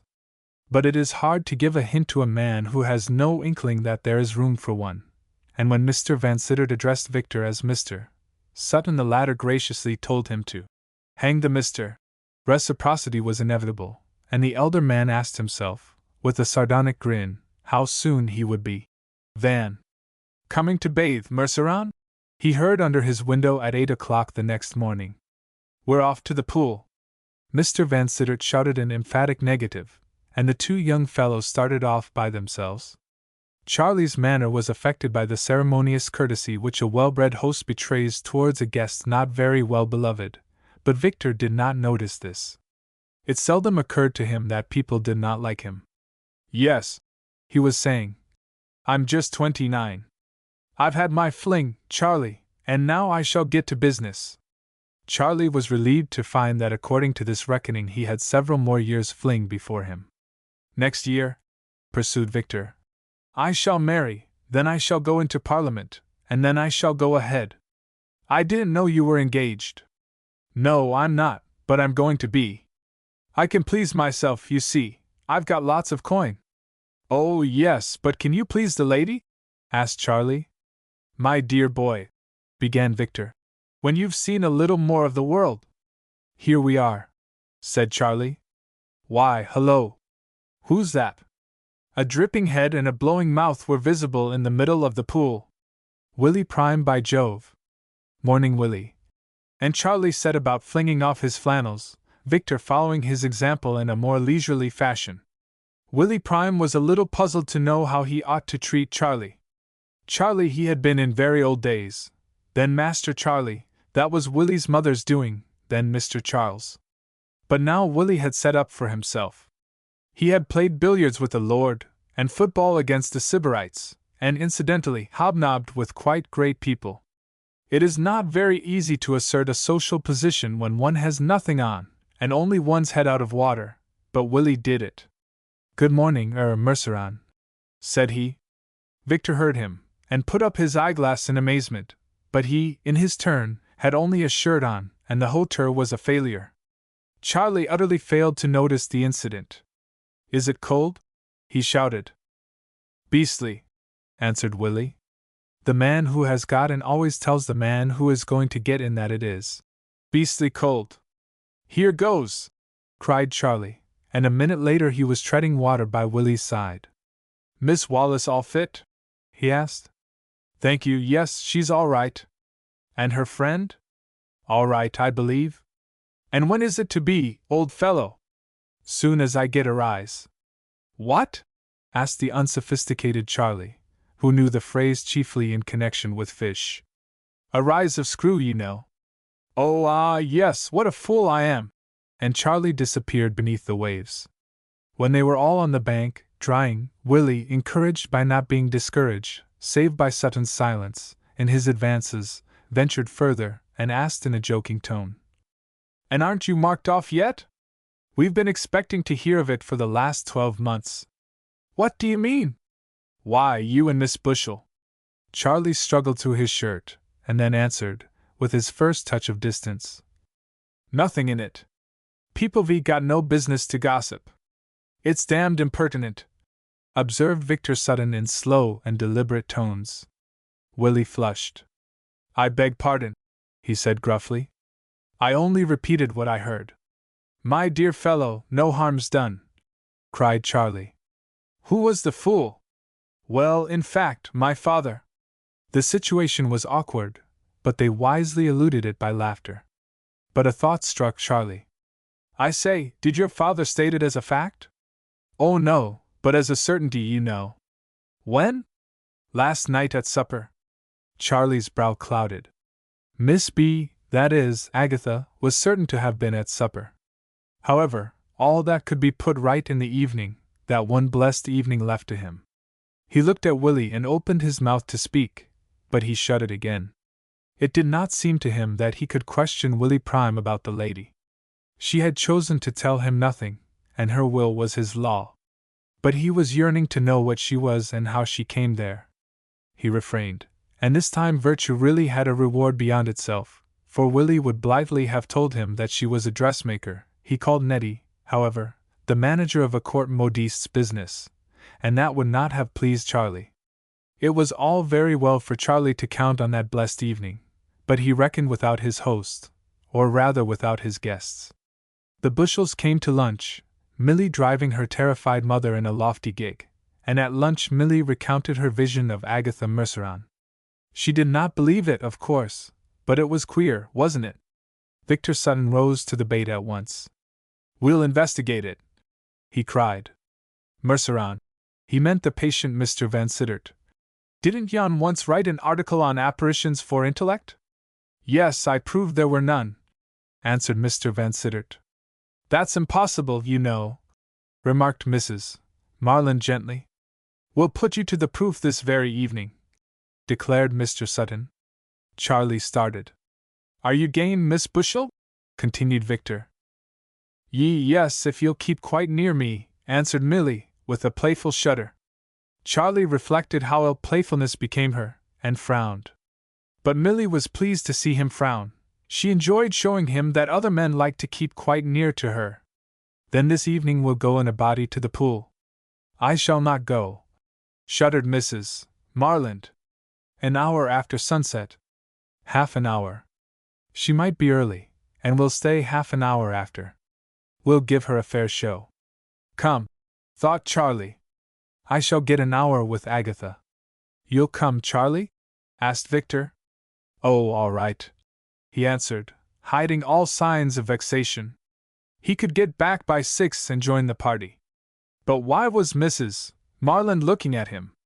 The first step, however, towards getting back is to get there, and Charlie found this none so easy. After lunch came lawn tennis, and he was impressed. Mr. Vansittart played a middle-aged game, and Victor had found little leisure for this modest sport among his more ambitious amusements. Charlie had to balance Millie Bushel, and he spent a very hot and wearying afternoon. They would go on. Victor declared it was good for him. Uncle Van delighted in a hard game. It appeared to be a very hard game to him from the number of strokes he missed, and Millie grew in vigor, ubiquity, and it must be added, intensity of color as the hours wore away. It was close on 5 before Charlie, with a groan, could throw down his racket. "Poor boy," said Mrs. Marland. "Charlie, dear," called Lady Merceron, who had been talking comfortably to Mrs. Bushel in the shade, "come and hand the tea. I'm sure you must all want some. Millie, my dear, how hot you look." "She never will take any care of her complexion," complained Mrs. Bushel. "Take care of your stomach, your health, and your complexion will take care of itself," observed Mr. Vansittart. "Charlie! Where is the boy?" called Lady Merceron again. The boy was gone. He was flying as fast as his legs would take him to the pool. Where was that cherished interview now? He could hope only for a few wretched minutes, hardly enough to say good-bye once, before he must hustle, yes, positively hustle, Agatha out of sight. He had heard that abominable Sutton remark that they might as well start directly after tea. He was breathless when he burst through the willows. But there he came to a sudden, a dead stop, and then drew back into shelter again. There on the bank, scarcely a dozen feet from it, sat 2 people, a young man with his arm round a young woman's waist. Willie Prime and Nettie Wallace. "By all that's damnable, as Sir Peter says." Charlie said something quite as forcible. He felt for his watch, but he had left it with his waistcoat on the lawn. What was the time? Was it going quickly or slowly? Could he afford to wait, or must he run round to the road and intercept Agatha? 5 minutes passed in vacillation. "I'll go and stop her," he said, and began a cautious retreat. As he moved, he heard Willie's voice. "Well, my dear, let's be off," said Willie. Nettie rose with a sigh of content, adjusted her hat coquettishly, and smoothed her skirts. "I'm ready, Willie. It's been beautiful, hasn't it?" They came towards Charlie. Evidently they intended to regain the road by the same path as he had chosen. Indeed, from that side of the pool there was no choice, unless one clambered round by the muddy bank. "We must make haste," said Willie. "Father'll want his tea." If they made haste they would be close on his heels. Charlie shrank back behind a willow and let them go by, then, quick as thought, rushed to his canoe and paddled across. Up the steps and into the temple he rushed. She wasn't there. Fate is too hard for the best of us sometimes. Charlie sat down and, stretching out his legs, stared gloomily at his toes. Thus he must have sat nearly 10 minutes, when a head was put round the Corinthian pilaster of the doorway. "Poor boy! Am I very late?" Charlie leapt up and forward, breathlessly blurting out joy tempered by uneasiness. Agatha gathered the difficulty of the position. "Well," said she, smiling, "I must disappear, and you must go back to your friends." "No," said Charlie. "I must talk to you. But they may come any moment." "I don't care." "Oh, but I do." "Charlie, what's the matter?" "Oh, didn't I ever call you Charlie before?" "Well, Charlie, if you love me, yes, I know, you'll not let these people see me." "All right. Come along. I'll take you to the road and come back." "Hello? What's that?" "It's them!" exclaimed the lady. It was. The pair dived back into the temple. On the opposite bank stood Millie Bushel, Mr. Vansittart, and Victor Sutton. "Hello there, Charlie, you thief!" cried Victor. "Bring that canoe over here. Miss Bushel wants to get to the temple." "Hush! Don't move!" whispered Agatha. "But they know I'm here. They see that confounded canoe." "Charlie! Charlie!" was shouted across in 3 voices. "What the devil?" muttered Charlie. They mustn't see me, urged Agatha. Victor Sutton's voice rose clear and distinct. I'll unearth him, he cried. I know the way round. You wait here with Miss Bushel Merceron. Oh, he's coming round. I must chance it, said Charlie, and he came out of hiding. A cry greeted him.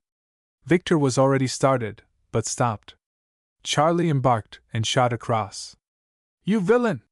You gave us the slip, cried Uncle Van. Miss Bushel began quietly to embark. Uncle Van followed her example. Oh, Mr. Merceron, you'll sink us, cried Milly. Charlie sat glum and silent. The situation beat him completely. Uncle Van drew back. Milly seized the paddle and propelled the canoe out from the bank. You come round with me, Merceron, called Sutton, and the two men turned to the path. No, added Victor. Look here, we can climb round here. And he pointed to the bank. There was a little narrow muddy track, but it was enough. The canoe was halfway across. The two men, Victor leading at a good pace, were halfway round. Charlie glanced at the window of the temple and caught a fleeting glance of a despairing face. If you love me, they mustn't see me.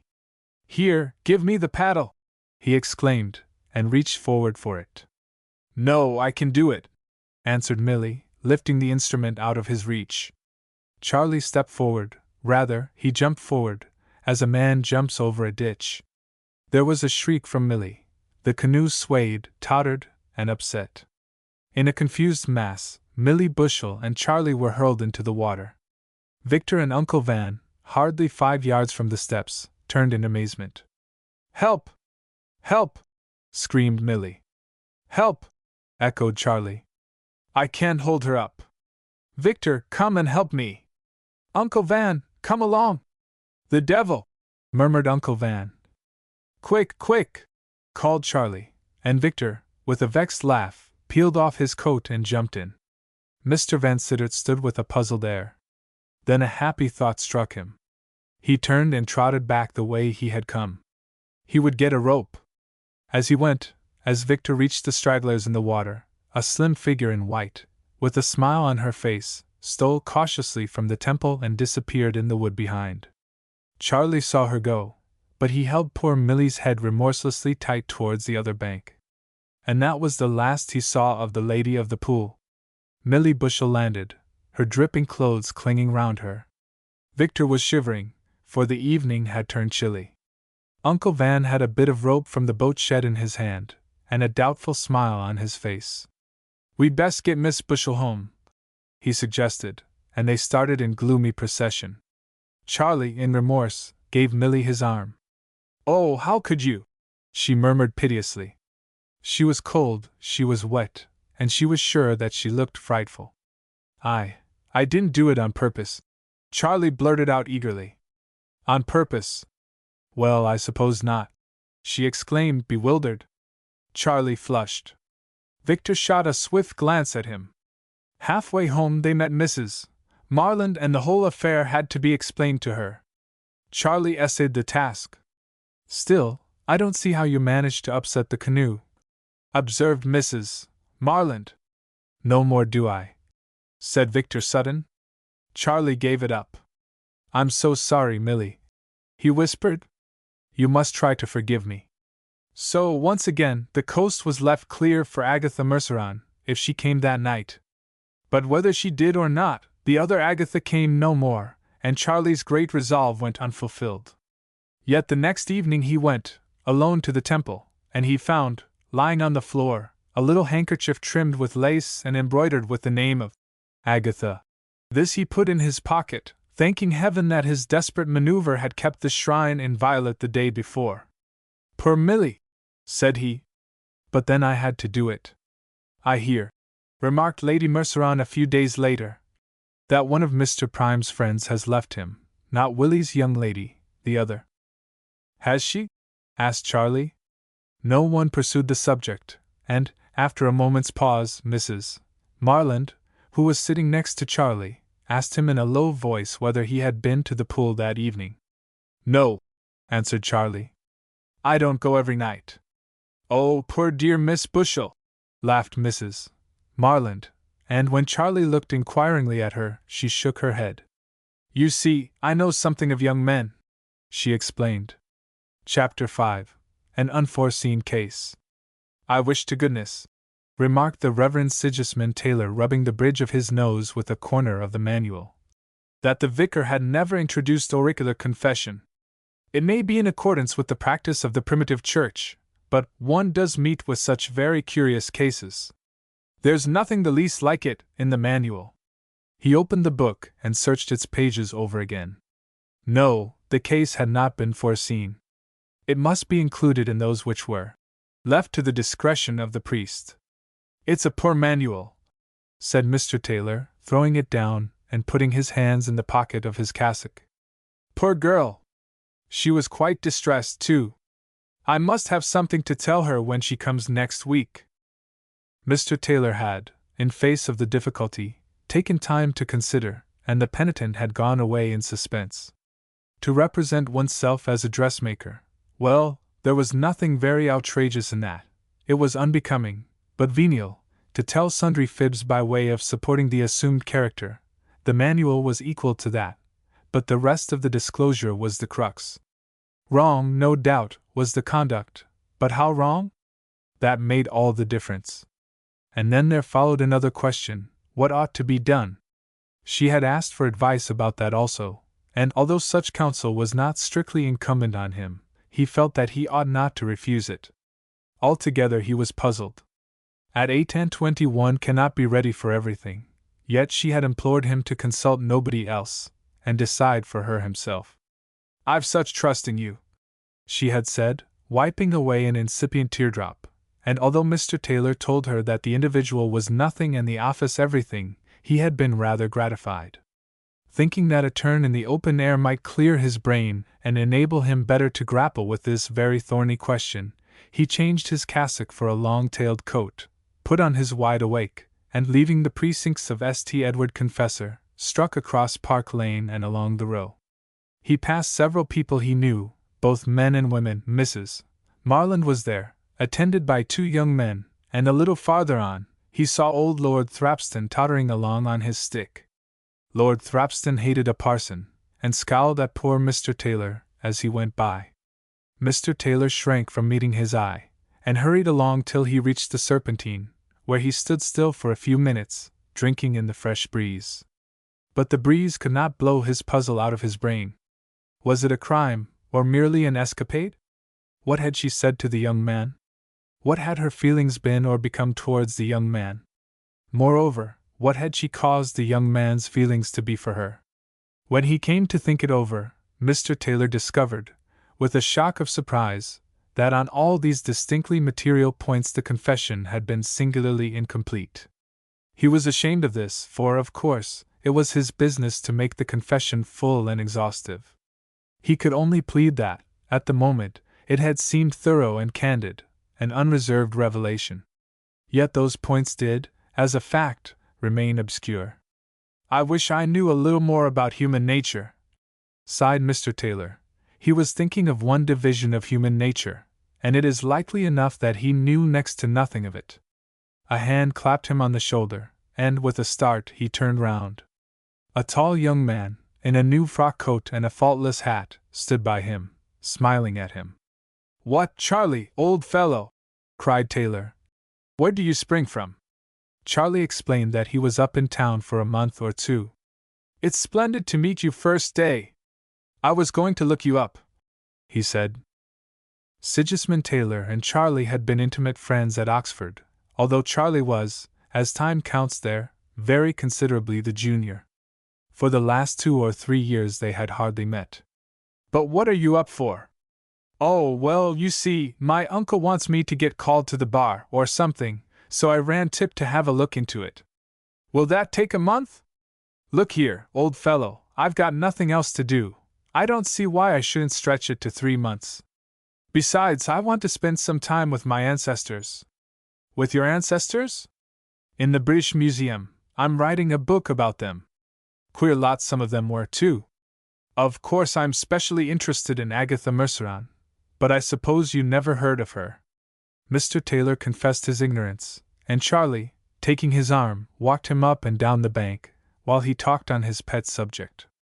Agatha Merceron was always interesting, and just now anything about the pool was interesting, for there was one reason for his visit to London which he had not disclosed. Nettie Wallace had, when he met her one day, incautiously dropped a word which seemed to imply that the other Agatha was often in London. Nettie tried to recall her words, but the mischief was done, and Charlie became more than ever convinced that he would grow rusty if he stayed always at Langbury Court. In fact, he could suffer it no longer, and to town he went. For a long while Sigismund Taylor listened with no more than average interest to Charlie's story, but it chanced that one word caught his notice. "She comes out of the Temple," said Charlie in the voice of hushed reverence with which he was wont to talk of the unhappy lady. "Out of where?" asked Mr. Taylor. "The Temple." "Oh, I forgot, the Temple is—" and Charlie gave a description which need not be repeated. Temple. Temple. Where had he heard of a temple lately? Mr. Taylor cudgelled his brains. Why, yes, she had spoken of a temple. She said they met in a temple? It was a strange coincidence. The word had struck him at the time. But then everybody knows that, at a certain period, it was common enough to put up these little classical erections as a memorial or merely as an ornament to pleasure grounds. It must be a mere coincidence. But Mr. Taylor stopped short. "What's up?" asked Charlie, who had finished his narrative, and was now studying the faces of the ladies who rode past. "Nothing," answered Mr. Taylor.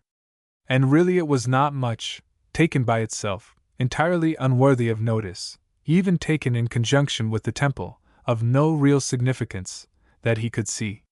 Still, it was a whimsical thing that, as had just struck him, Charlie's spectre should be named Agatha.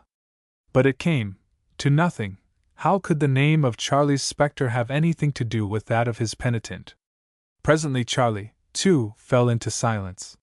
He beat his stick moodily against his leg and looked glum and absent. "Ah, well," he said at last. "Poor Agatha was hardly used, she paid part of the debt we owe woman." Mr. Taylor raised his brows and smiled at this gloomily misogynistic sentiment. He had the perception to grasp in a moment what it indicated.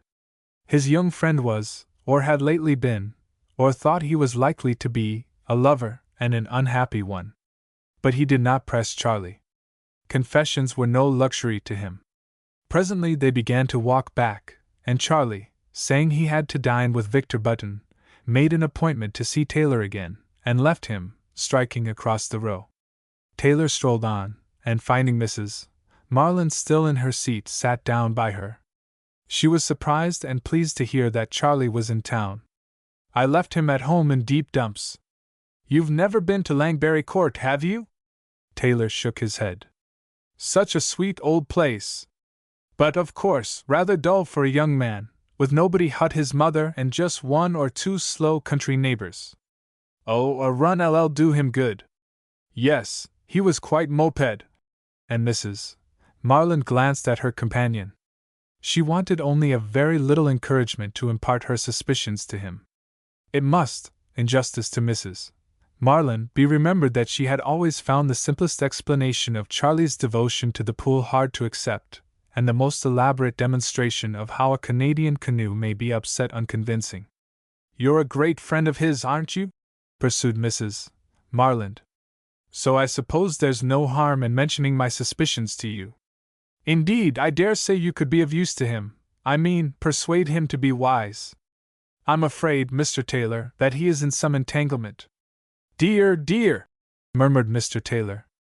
"Oh, I've no positive proof, but I fear so, and a very undesirable entanglement, too, with someone quite beneath him. Yes, I think I had better tell you about it." Mr. Taylor sat silent, and, save for a start or two, motionless while his companion detailed her circumstantial evidence. Whether it was enough to prove Mrs.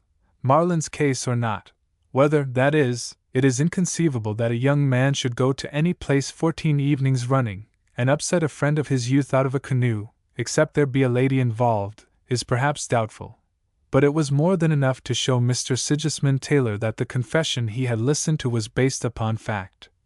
and that Charlie Merceron was the other party to those stolen interviews, into whose exact degree of heinousness he was now inquiring. This knowledge caused Mr. Taylor to feel that he was in an awkward position. "Now," asked Mrs. Marland, "candidly, Mr. Taylor, can you suppose anything else than that our friend Charlie was carrying on a very pronounced flirtation with this dressmaker?" "Dressmaker?" "Her friend was, and I believe she was too. Something of the kind, anyhow." You never saw the other person?" "No, she kept out of the way." "That looks bad, doesn't it?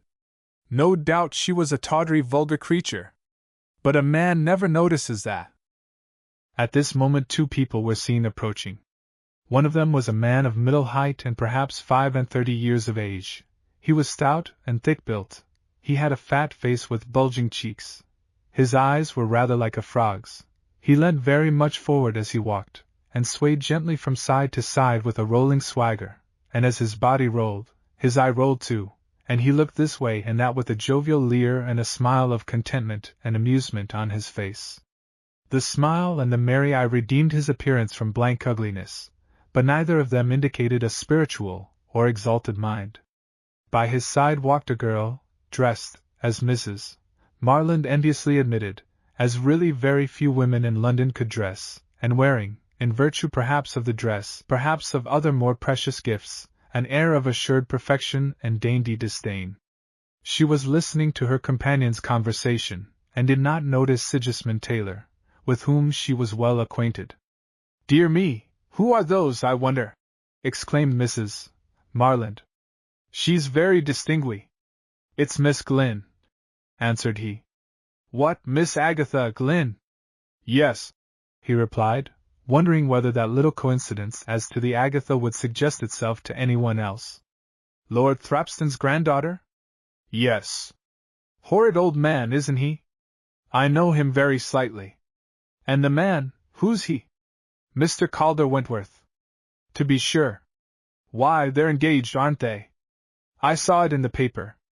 "I'm sure I don't know," said Mr. Taylor, in a voice more troubled than the matter seemed to require. "I saw it in the paper too. He's no beauty at any rate, but he's a great match, I suppose?" "Oh, perhaps it isn't true." "You speak as if you wished it wasn't." "I've heard about Mr. Wentworth from Victor Sutton, you know who I mean?" And Mrs. Marland proceeded to give some particulars of Calder Wentworth's career. Meanwhile that gentleman himself was telling Agatha Glynn a very humorous story. Agatha did not laugh. Suddenly she interrupted him. "Why don't you ask me more about it?" "I thought you'd tell me if you wanted me to know," he answered. "You are the most insufferable man. Don't you care in the least what I do or where I go?" "Got perfect confidence in you," said Calder politely. "I don't deserve it." "Oh, I dare say not, but it's so much more comfortable for me. I disappeared, simply disappeared, for a fortnight, and you've never asked where I went, or what I did, or anything." "Haven't I? Where did you go?" "I can't tell you." "There, you see. What the dickens was the good of my asking? If you knew what I did, I suppose you'd never speak to me again." "All right. Keep it dark then, please. For one tiling I met. No, I won't. I never asked you to, you know." They walked on a little way in silence. "Met young Sutton at lunch," observed Calder.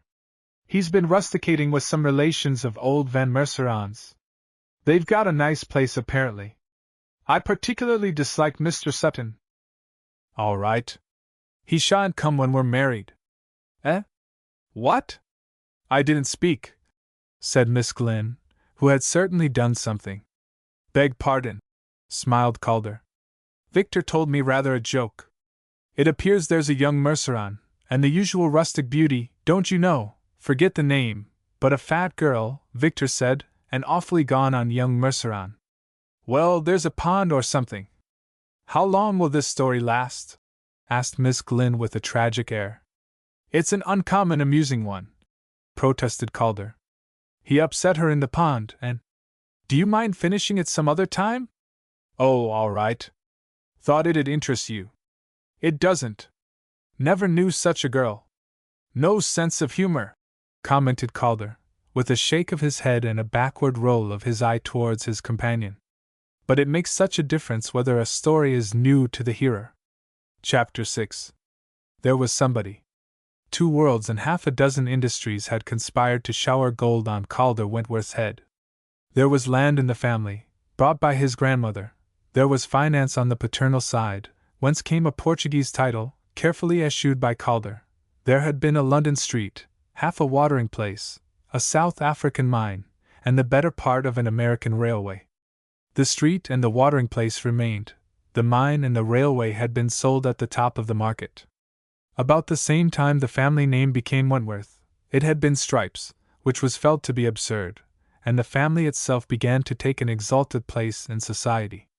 The rise was the easier because, when old Mr. Stripes Wentworth died, young Mr. Calder S.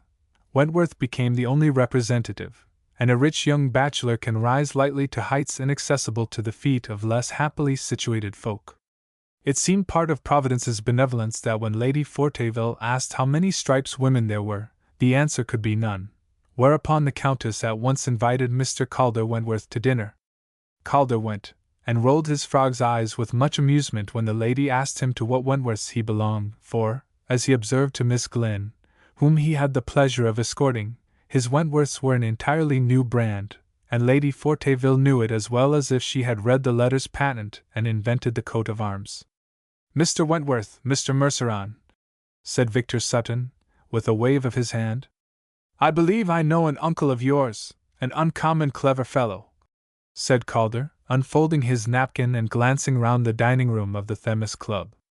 Oh, Uncle Van? Yes, we consider him our leading article? Quite so. I've heard a bit about you too, something about a canoe, eh? Charlie looked somewhat disturbed. Oughtn't Sutton to have told me? Well, it's too late now because I've told half a dozen fellows. But there's nothing to tell.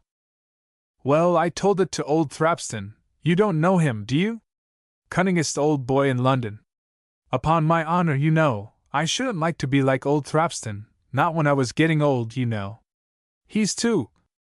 Well, what did he say? Asked Victor. He said what you never had the sense to see, my boy, but I expect Mr. Merceron won't be obliged to me for repeating it.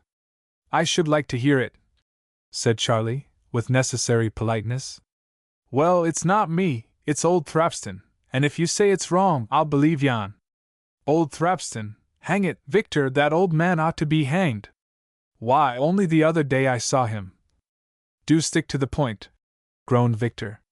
All right.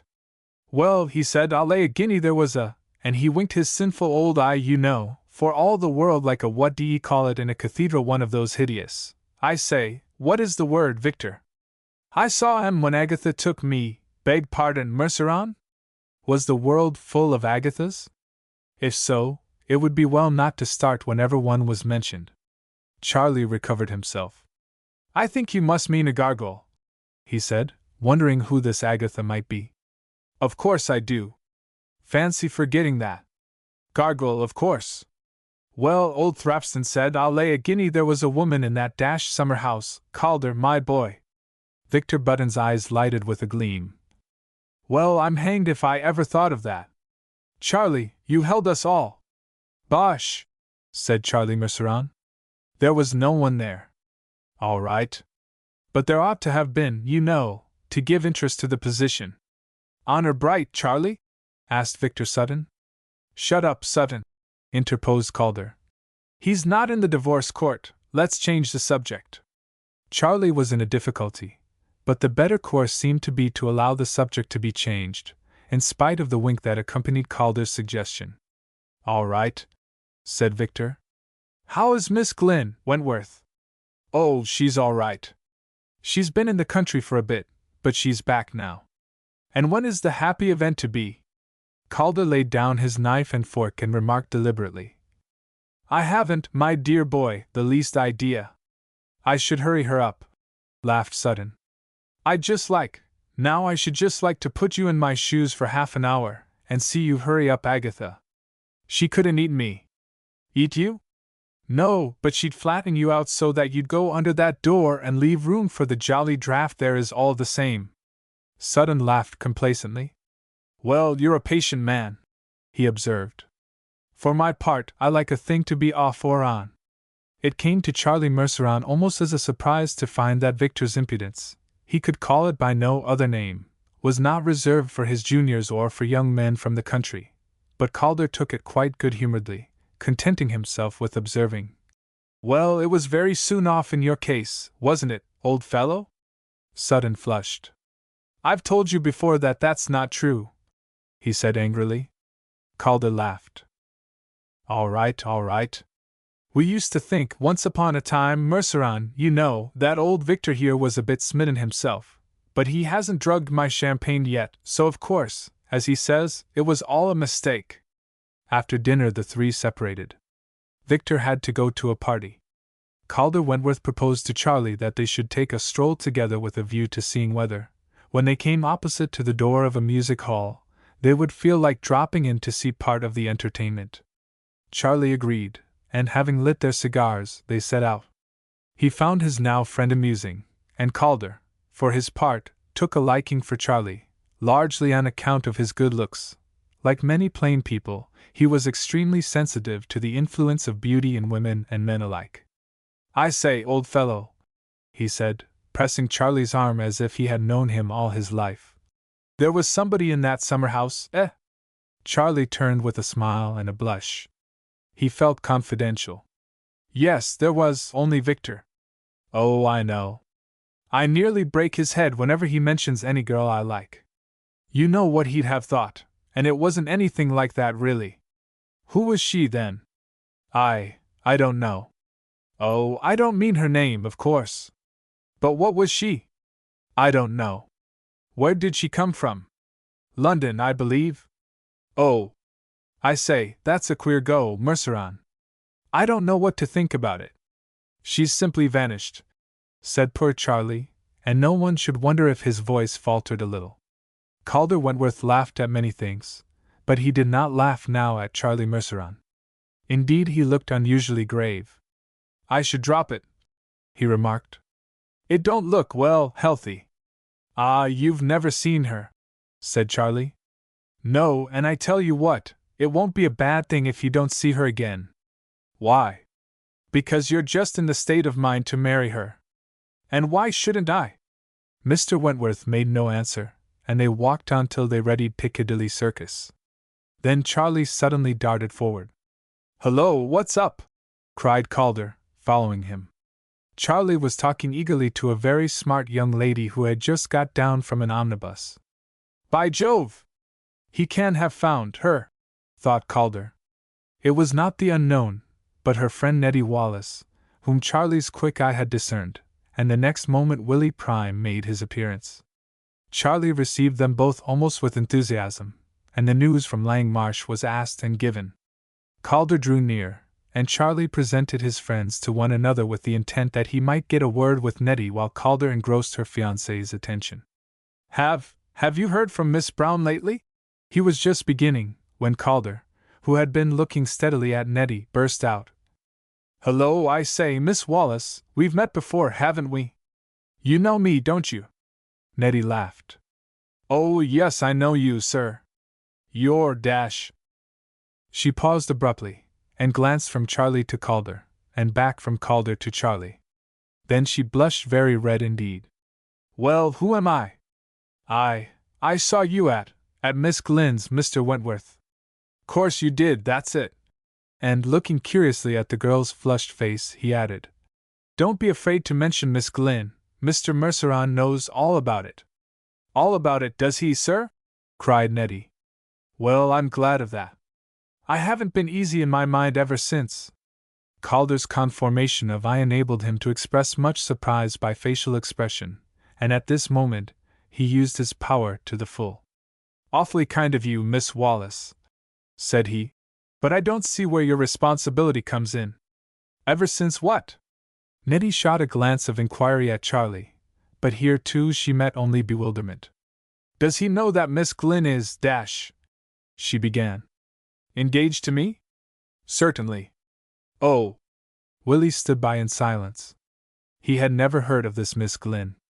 Charlie, puzzled as he was too intent on Miss Brown to spend much time wondering why Miss Glyn's affairs should have been a trouble to Nettie. "You'll let me know if you hear about her, won't you?" he asked in a low voice. Nettie gave up the hope of understanding. She shook her head. "I'll ask her if I see her, whether she wishes it," she whispered back, and with a hasty good night she seized Willie's arm and hurried him off. Charlie was left alone with Calder. "What the deuce did she mean?" asked Calder. "I don't know," answered Charlie. "Where did you meet her?" "Oh, down at home.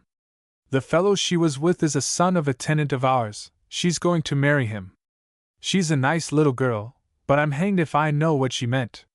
And, as the one was thinking exclusively of Agatha Glyn, and the other spared a thought for no one but Agatha Brown, they did not arrive at an explanation. One result, however, that chance encounter had. The next morning Miss Agatha Glyn received a letter in the following terms. "Madam, I hope you will excuse me intruding, but I think you would wish to know that Mr. Charles Merceron is in London, and that I met him this evening with Mr. Wentworth. As you informed me that you had passed Mr. Merceron on the road 2 or 3 times during your visit to Langmarsh, I think you may wish to be informed of the above. I may add that Mr. Merceron is aware that you are engaged to Mr. Wentworth, but I could not make out how far he was aware of what happened at Langmarsh. I think he does not know it. Of course you will know whether Mr. Wentworth is aware of your visit there. I should be much obliged if you would be so kind as to tell me what to say if I meet the gentleman again. Mr. Merceron is very pressing in asking me for news of you. I am to be married in a fortnight from the present date, and I am, madam, yours respectfully, Nettie Wallace." "In London, and with Calder!" exclaimed Agatha Glyn. "Oh dear! Oh dear! Oh dear! What is to be done? I wish I'd never gone near the wretched place." Then she took up the letter and reread it. "He and I mustn't meet, that's all," she said. Then she slowly tore the letter into very small pieces and put them in the waste paper basket. "Calder has no idea where I was," she said, and she sat down by the window and looked out over the park for nearly 10 minutes. "Ah, well! I should like to see him just once again. Dear old Poole," said she. Then she suddenly began to laugh, an action only to be excused in one in her position, and burdened with her sins, by the fact of her having at the moment a peculiarly vivid vision of Millie Bushell going head first out of a canoe. Chapter 7. The Inevitable Meeting. The first Viscount Thrapston had been an eminent public character, and the second a respectable private person. The third had been neither. And yet there was some good in the third. He had loved his only son with a fondness rare to find, and for 10 whole years, while the young man was between 17 and 27, the old lord lived, for his sake, a life open to no reproach. Then the son died, leaving a lately married wife and a baby girl, and Lord Thrapston, deprived at once of hope and of restraint, returned to his old courses, till age came upon him and drove him from practice into reminiscence. Mrs. Glyn had outlived her husband 15 years and then followed him, fairly snubbed to death, some said, by her formidable father-in-law. The daughter was of sterner stuff, and early discovered for herself that nothing worse than a scowl or a snarl was to be feared.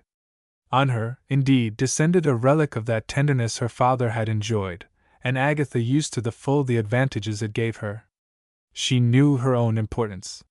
It is not every girl who will be a peeress in her own right, and she amused her grandfather by calmly informing him that it was not on the whole a subject for regret that she had not been a boy.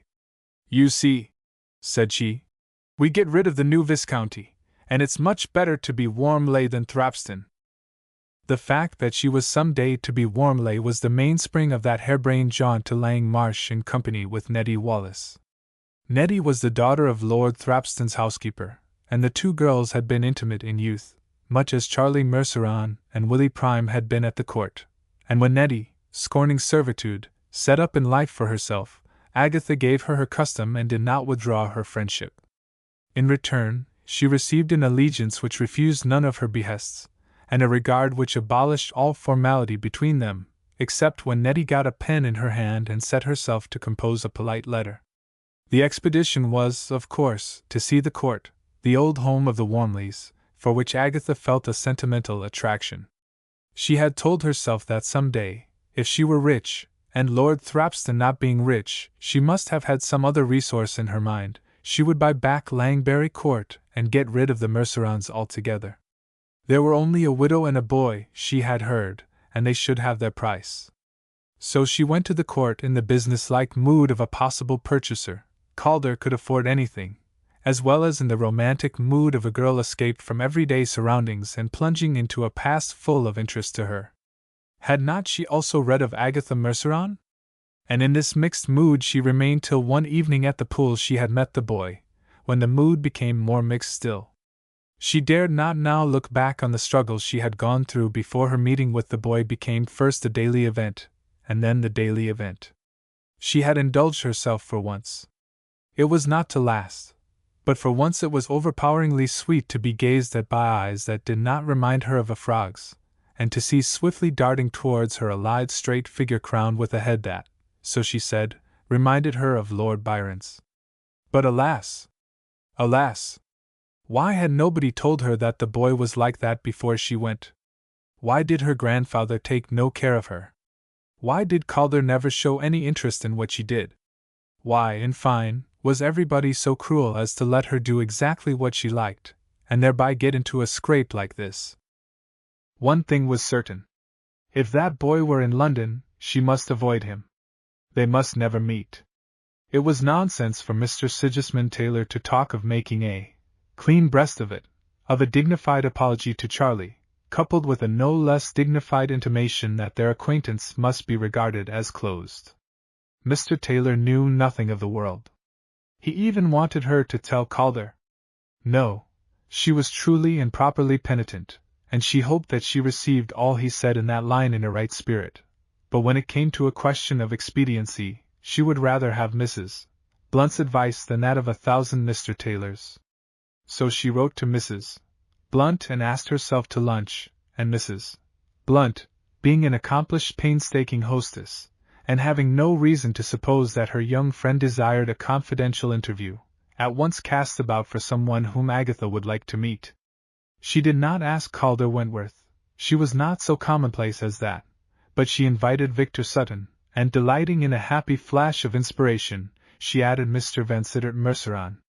The families were connected in some way, she knew, and Agatha certainly ought to know Mr. Merceron. Accordingly, when Agatha arrived, she found Victor, and she had not been there 5 minutes before the butler, throwing open the door, announced, "Mr. Merceron." Uncle Van had reached that state of body when he took his time overstairs, and between the announcement and his entrance there was time for Agatha to exclaim, quite audibly, "Oh! What's the matter, dear?" asked Mrs. Blunt, but Uncle Van's entrance forbade a reply, and left Agatha blushing but relieved. Was she never to hear the end of that awful story? It might be natural that, her hereditary connection with the Mercerons being disclosed, Mr. Vansittart should discourse of Langberry Court, of the pool, and of Agatha Merceron. But was it necessary that Victor Sutton should chime in with the whole history of the canoe and Miss Bushell, or joke with Mr. Merceron about his nephew's assignations? The whole topic seemed in bad taste, and she wondered that Mrs. Blunt did not discourage it. But what horrible creatures men were! Did they really think it impossible for a girl to like to talk to a man for an hour or so in the evening without? "You must let me bring my nephew to meet Miss Glynn," said Uncle Van graciously to his hostess. "She is so interested in the family history that she and Charlie would get on like wildfire. He's mad about it. In fact," sniggered Victor, "Miss Glynn always detested that man. So interested that, as you hear, he went to meet Agatha Merceron every evening for a fortnight. You'll be delighted to meet him, won't you, Agatha? We must arrange a day," said Mrs. Blunt. "Calder knows him," added Victor.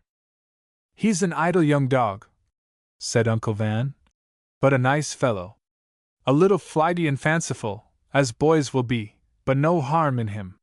You mustn't attach too much importance to our chaff about his meetings at the pool, Miss Glynn. We don't mean any harm." Agatha tried to smile, but the attempt was not a brilliant success. She stammered that she would be delighted to meet Mr. Charles Merceron, swearing in her heart that she would sooner start for Tierra del Fuego. But her confession to Mrs. Blunt would save her, if only these odious men would go. They had had their coffee, and their liqueurs, and their cigarettes. What more, in heaven's name, could even a man want to propitiate the god of his idolatry?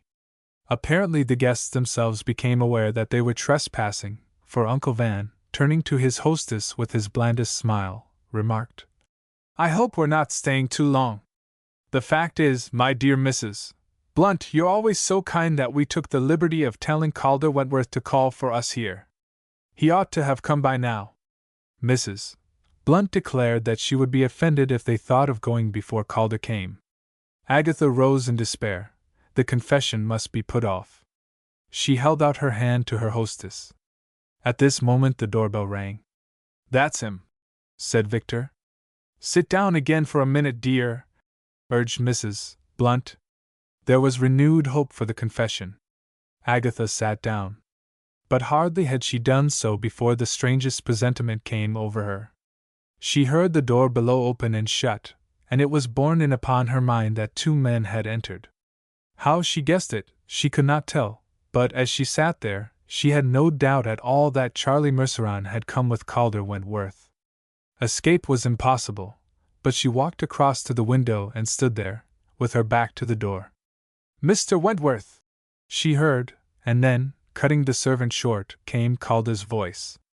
"I took the liberty, he began, and she did not know how he went on, for her head was swimming. "Agatha! Agatha, dear!" called Mrs. Blunt. Perforce she turned, passing her hand quickly across her brow. Yes. It was so. There he stood by Calder's side, and Calder was saying, "My dear Agatha, this is Charlie Merceron." She would not look at Charlie. She moved slowly forward, her eyes fixed on Calder, and bowed with a little set smile. Luckily people pay slight attention to one another's expressions on social occasions, or they must all have noticed her agitation. As it was, only Calder Wentworth looked curiously at her before he turned aside to shake hands with Uncle Van. Then she felt Charlie Merceron coining nearer, and a second later she heard his voice. "Is it possible that it's you?" he asked, in a low tone. Then she looked at him. His face was pale and his eyes eagerly straining to read what might be in hers. "Hush!" she whispered. "Yes." "Hush! Hush! But he told me your name was Glynn." "Yes." "And he says you're engaged to him." Agatha clasped her hands, and Calder's voice broke in, between them. "Come along, Merceron, we're waiting for you." "They've got into antiquities already," smiled Mrs. Blunt. "You must come again, Mr. Merceron, and meet Miss Glynn."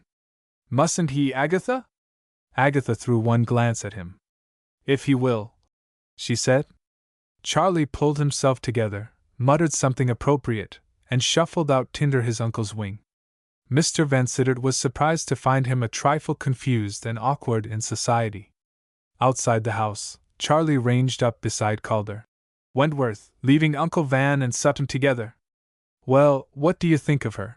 asked Calder. Charlie gave no opinion. He asked just one question. "How long have you been engaged to her?" "How long? Oh, let's see. Just about a year. I never knew that there was a sort of connection between you and her, sort of relationship, you know. I ain't strong on the peerage. A sort of connection. There was that in more senses than the one Calder had been told of by Uncle Van. There was a connection that poor Charlie thought heaven itself had tied on those summer evenings by the pool, which to strengthen and confirm forever he had sallied from his home, like a knight in search of his mistress the world over in olden days. And he found her, such as this girl must be. Stay!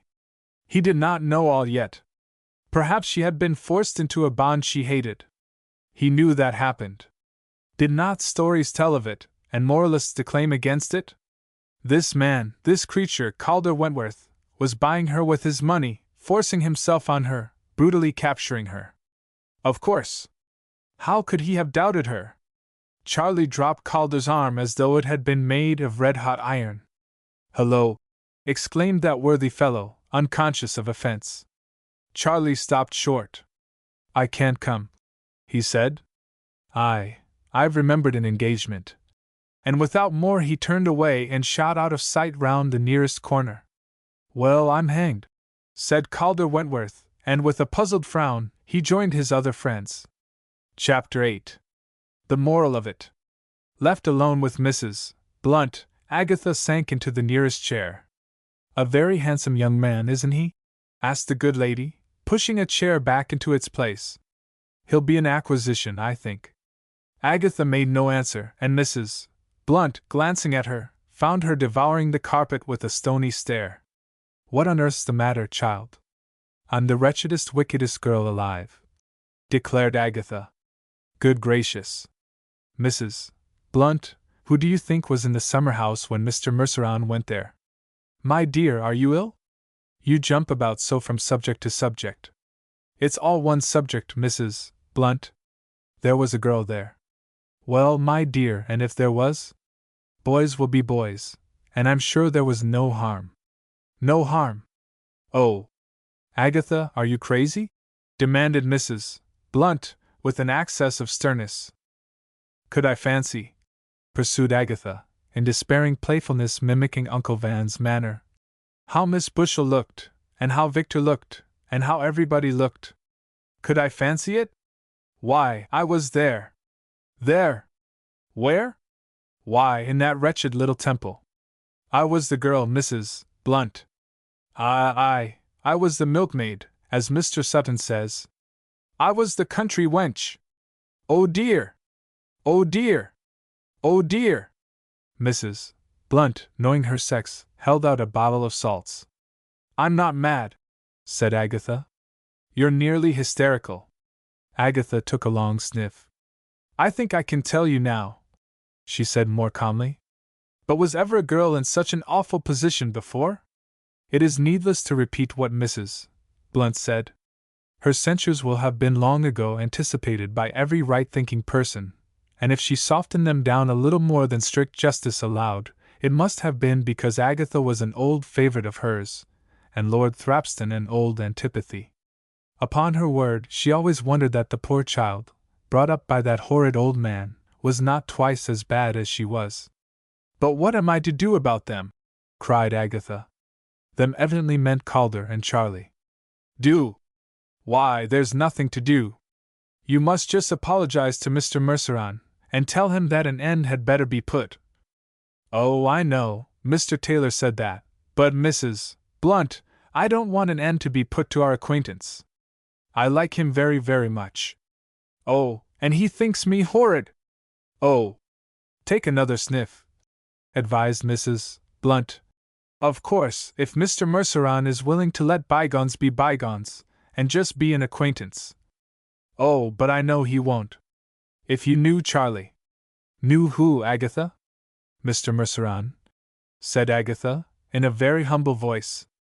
If you knew him at all, you know he wouldn't do that.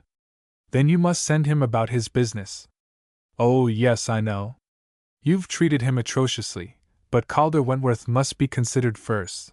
That is, if you care 2 straws for the poor fellow, which I begin to doubt. Oh, I do, Mrs. Blunt. Agatha, you shameless girl, which of these men, dash? Don't talk as if there were a dozen of them, dear Mrs. Blunt. There are only 2. 1 too many. Yes, I know. You see I'm accustomed to Calder. Oh, are you? Yes. Don't be unkind, Mrs. Blunt. And then Charlie was something so new, such a charming change, that, upon my word, you might be your grandfather. Talk about heredity, and Ibsen, and all that. Can't you help me, dear Mrs. Blunt? I can't give you 2 husbands if that's what you want. There, child, don't cry. Never mind me. Have another sniff. I shall go home, said Agatha. Perhaps Grandpapa may be able to advise me. Your grandfather. Gracious goodness, girl, you're never going to tell him? Yes, I shall. Grandpapa's had a lot of experience, he says so. I should think he had, whispered Mrs. Blunt with uplifted hands. Goodbye, Mrs. Blunt. You don't know how unhappy I am. Thanks, yes, a hansom, please. Mrs. Blunt, are you going to ask Mr. Merceron here again? Mrs. Blunt's toleration was exhausted. Be off with you, she said sternly, pointing a forefinger at the door. By great good fortune Agatha found Lord Thrapston at home. Drawing a footstool beside his chair, she sat down. Her agitation was past, and she wore a gravely businesslike air. Grandpapa, she began, I have got something to tell you. Go ahead, my dear, said the old gentleman, stroking her golden hair. Her father had curls like that when he was a boy. Something dreadful I've done, you know. But you won't be very angry, will you? We'll see. You oughtn't to be, because you're not very good yourself, are you? And she first glanced up into his burnt-out old eyes and then pressed her lips on his knotted lean old hand. Aggie, said he, I expect you play the deuce with the young fellows, don't you? Agatha laughed softly, but a frown succeeded. That's just it, she said. Now you're to listen and not interrupt, or I shall never be able to manage it. And you're not to look at me, Grandpapa. The narrative, that thrice-told tale, began. As the comments of Mr. Taylor and Mrs. Blunt were omitted, those of Lord Thrapston may well receive like treatment, more especially as they tended not to edification.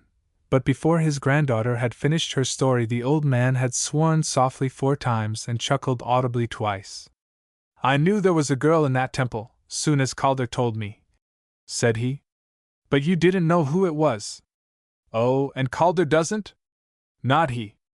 Well, you've made a pretty little fool of yourself, missy. What are you going to do now? That's what you've got to tell me. Oh, I dare say. No, you got into the scrape and you can get out of it. And dash. He suddenly recollected his duties. Look here, Agatha, I must, hang it, Agatha, I shouldn't be doing my duty as a grandfather if I didn't say that it's a monstrous disgraceful thing of you to have done. Yes, disgraceful. And he took a pinch of snuff with an air of severe virtue. Yes, dear, but you shouldn't swear, should you? Lord Thrapston felt that he had spoilt the moral effect of his reproof, and without dwelling further on that aspect of the subject, he addressed his mind to the more practical question. The outcome, different as the source was the same old verdict. We must tell Calder, my dear. It isn't right to keep him in the dark. I can't tell him. Why must he be told? Well, said Lord Thrapston, it's just possible, Aggie, that he may have something to say to it, isn't it? I don't mind what he says, declared Agatha. Eh? Why, I thought you were so fond of him. So I am. And as you're going to marry him. I never said I was going to marry him. I only said he might be engaged to me, if he liked. Oh ho!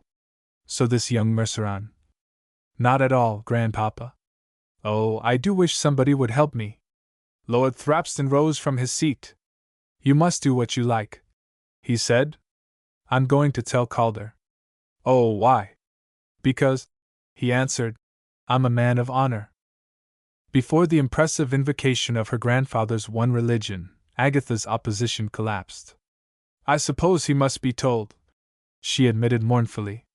I expect he'll never speak to me again, and I'm sure Mr. Merceron won't.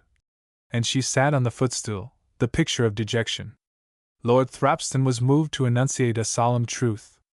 Aggie, said he, shaking his finger at her, in this world you can have your fun for nothing. But then he spoilt it by adding regretfully, more's the pity! And off he hobbled to the club, intent on finding Calder Wentworth. For some time after he went, Agatha sat on her stool in deep thought. Then she rose, sat down at the writing table, took a pen, and began to bite the end of it. At last she started to write. I don't know whether I ought to write or not, but I must tell you how it happened. Oh, don't think too badly of me. I came down just because I had heard so much about the court, and I wanted to see it, and I came as I did with Nettie Wallace just for fun. I never meant to say I was a dressmaker, you know, but people would ask questions and I had to say something. I never thought of you. I thought you were about 15. And you know, oh, you must know, that I met you quite by accident, and was just as surprised as you were. And the rest was all your fault. I didn't want to come again. You know I refused ever so many times. And you promised you wouldn't come if I came, and then you did come. It was really all your fault. And I'm very, very sorry, and you must please try to forgive me, dear Mr. Merceron, and not think me a very wicked girl. I had no idea of coming every evening, but you persuaded me. You know you persuaded me. And how could I tell you I was engaged? You know you never asked me. I would have told you if you had. I am telling Mr. Wentworth all about it, and I don't think you ought to have persuaded me to meet you as you did. It wasn't really kind or nice of you, was it? Because, of course, I'm not very old, and I don't know much about the world, and I never thought of all the horrid things people would say. Do please keep this quite a secret. I felt I must write you just a line. I wonder what you're thinking about me, or whether you're thinking about me at all. You must never think of me again. I am very, very unhappy, and I do most earnestly hope, dear Mr. Merceron, that I have not made you unhappy. We were both very much to blame, weren't we? But we slipped into it without knowing. Goodbye. I don't think I shall ever forget the dear old pool, and the temple, and the rest. But you must please forget me and forgive me. I am very miserable about it, and about everything. I think we had better not know each other any more, so please don't answer this. Just put it in the fire and think no more about it or me. I wanted to tell you all this when I saw you today, but I couldn't. Goodbye. Why did we ever meet? Agatha Glynn. She read this rather confused composition over twice, growing more sorry for herself each time. Then she put it in an envelope, addressed it to Charlie, looked out Uncle Van in the directory, and sent it under cover to his residence. Then she went and lay down on the hearthrug, and began to cry, and through her tears she said aloud to herself, I wonder whether he'll write or come. Because it seemed to her entirely impossible that, in spite of her prayer, he should put the letter in the fire and let her go. Surely he too remembered the dear old pool, and the temple, and the rest. Chapter 9. Two Men of Spirit. The fact is, observed Lord Thrapston complacently, the girl very much resembles me in disposition. Calder's eyes grew larger and rounder. Do you really think so? He asked anxiously. Well, this little lark of hers, hang me, it's just what I should have enjoyed doing 50 years ago. Lord Thrapston, have you noticed the resemblance you speak of in any other way? That girl, except that she is a girl, is myself over again. The deuce! I beg your pardon, Calder, I grow hard of hearing. Nothing. Lord Thrapston. Look here, Lord Thrapston. Well, my dear boy. Oh, nothing, that is. But she'll be all right in your hands, my boy. You must keep an eye on her, don't you know, she'll need a bit o' driving, but I really don't see why you should come to grief. I don't pawn my soul. No, with tact on your part you might very well pull through. How do you mean tact, Lord Thrapston? Oh, amuse her. Let her travel, give her lots of society, don't bother her with domestic affairs. Don't let her feel she's under any obligation. That's what she kicks against. So do I, always did. Calder pulled his mustache. Lord Thrapston had briefly sketched the exact opposite of his ideal of married life. The fact is, continued the old man, the boy's an uncommon handsome boy. She can't resist that. No more can I, never could. There chanced to be a mirror opposite Calder, and he impartially considered himself. There was, he concluded, every prospect of Miss Glynn resisting any engrossing passion for him. It's very good of you to have told me all about it, he remarked, rising. I'll think it over. Yes, do. Of course, I admit she's given you a perfectly good reason for breaking off your engagement if you like. Mind that. We don't feel aggrieved, Calder. Act as you think best. We admit we're in the wrong, but we must stand by what we've done. I shouldn't like to give her any pain. Pain? Oh, dear me, no, my dear boy. She won't fret. Make your mind easy about that. Calder felt a sudden impulse to disclose to Lord Thrapston his secret opinion of him, and he recollected, with a pang, that in the course of so doing he would have to touch on more than one characteristic shared by the old man and Agatha. Where were his visions of a quiet home in the country, of freedom from the irksome duties of society, of an obedient and devoted wife, surrounded by children and flanked by jam-pots? He had once painted this picture for Agatha, shortly after she had agreed to that arrangement which she declined to call a promise of marriage, and it occurred to him now that she had allowed the subject to drop without any expression of concurrence. He took leave of Lord Thrapston and went for a solitary walk. He wanted to think. But the position of affairs was such that other persons also felt the need of reflection, and Calder had not been walking by the row very long before, lifting his eyes, he saw a young man approaching. The young man was not attired as he ought to have been. He wore a light suit, a dissolute necktie, and a soft wig crammed down low on his head. He had obviously forsworn the vanities of the world and was wearing the willow. He came up to Calder and held out his hand. "Wentworth," he said, "I left you rudely the other day. I was doing you an injustice. I have heard the truth from Mrs. Blunt. You are free from all blame. We are fellow sufferers." His tones were so mournful that Calder shook his hand with warm sympathy, and remarked, "Pretty rough on us both, ain't it?" "For me," declared Charlie, "everything is over. My trust in woman is destroyed. My pleasure in life is— Well, I don't feel a one myself, old chap," said Calder. "I have written to her to say good-bye." "No, have yon, though? What else could I do? Wentworth, do you suppose that, even if she was free, I would think of her for another moment? Can there be love where there is no esteem, no trust, no confidence?" "I was just thinking that when you came up," said Calder. "No, at whatever cost, every self-respecting man, must consider first of all what he owes to his name, to his family, to his— Wentworth, to his unborn children." Calder nodded. "You, of course," pursued Charlie, "will be guided by your own judgment. As to that, the circumstances seal my lips." "I don't like it, you know," said Calder. "As regards you, she may or may not have excuses.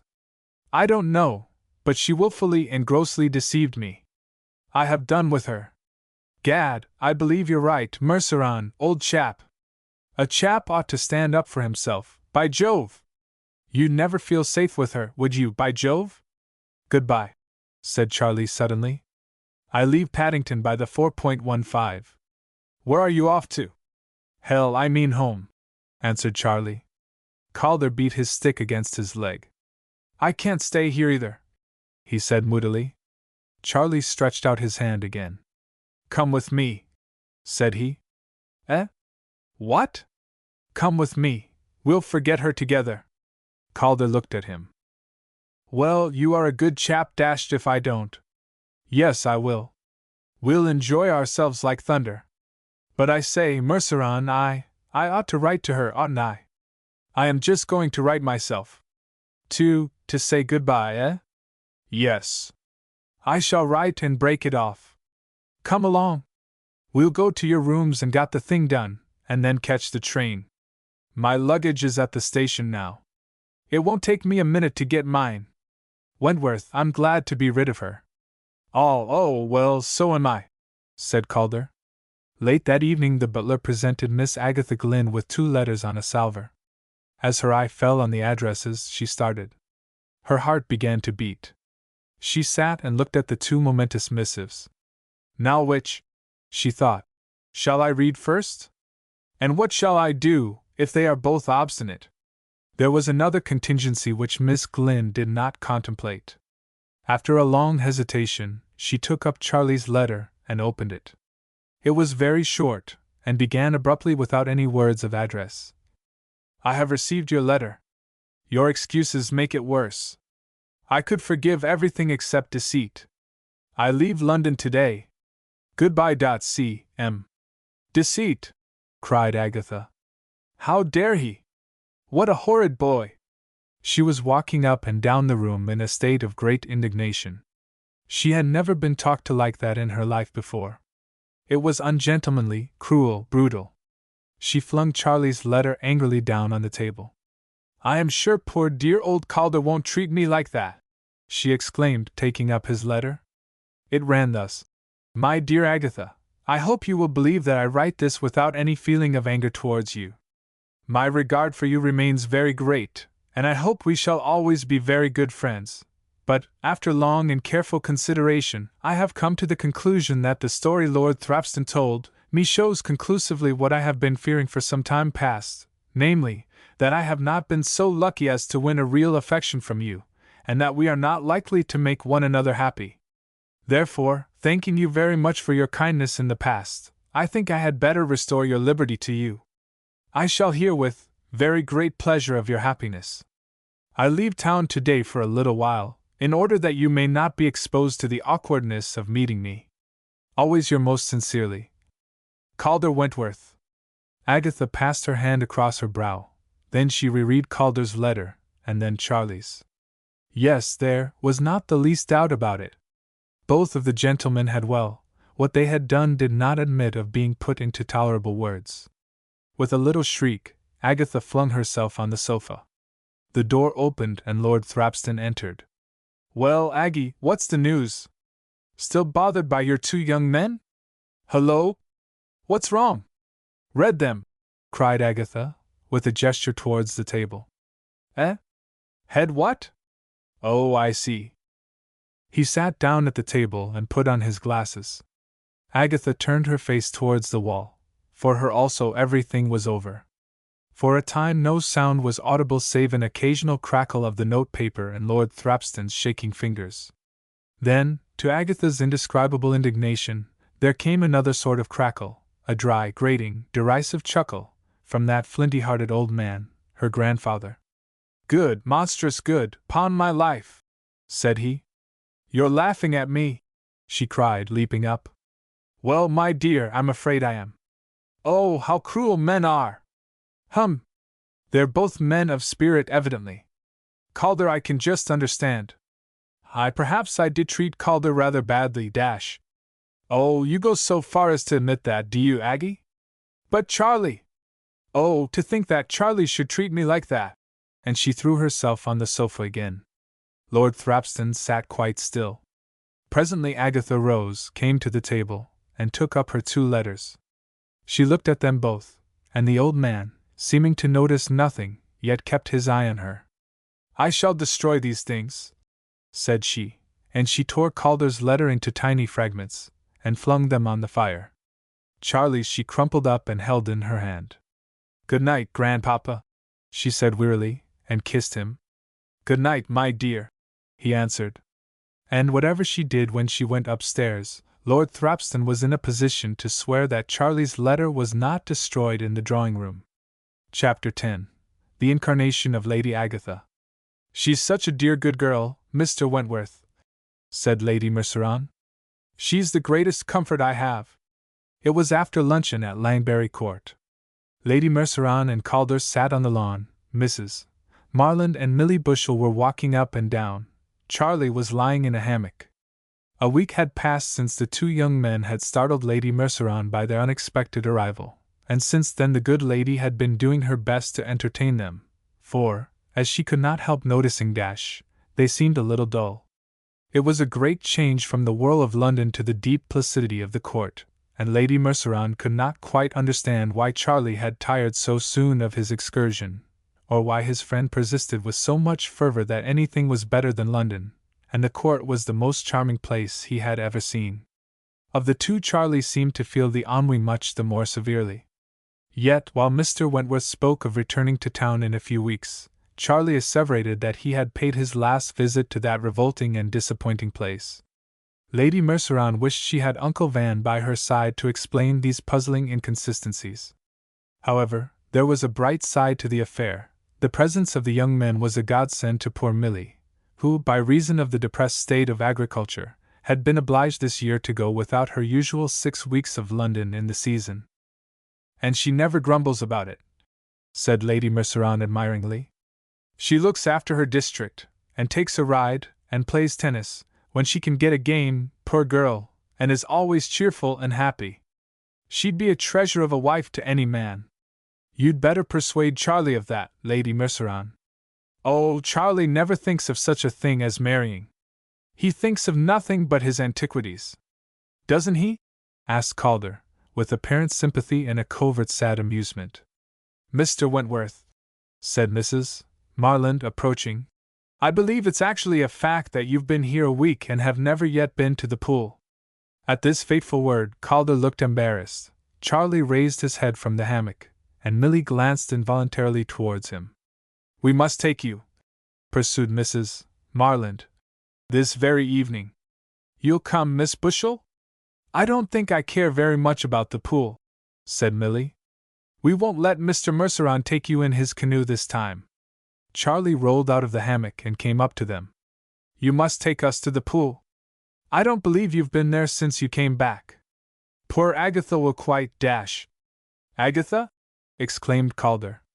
Agatha Merceron, you know. Why, haven't you heard, dash? Oh, yes, of course. I beg your pardon.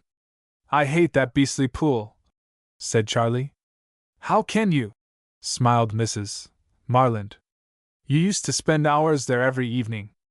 Charlie glanced uneasily at Calder, who turned very red. Times have changed, have they? Mrs. Marland asked archly. You've got tired of looking in vain for Agatha? Oh, all right, said Charlie crossly. We'll go after tea. Anything seemed better than this rallying mood of Mrs. Marland's. Presently the two young men went off together to play a game at billiards, but after half a dozen strokes Charlie plumped down in a chair. I say, Calder, old chap, how do you feel? He asked. Calder licked his cigar meditatively. Better, said he at last. Oh. And you? Worse every day. I can't stand it. Old Chapter 1 shall go back. What, to her? Yes.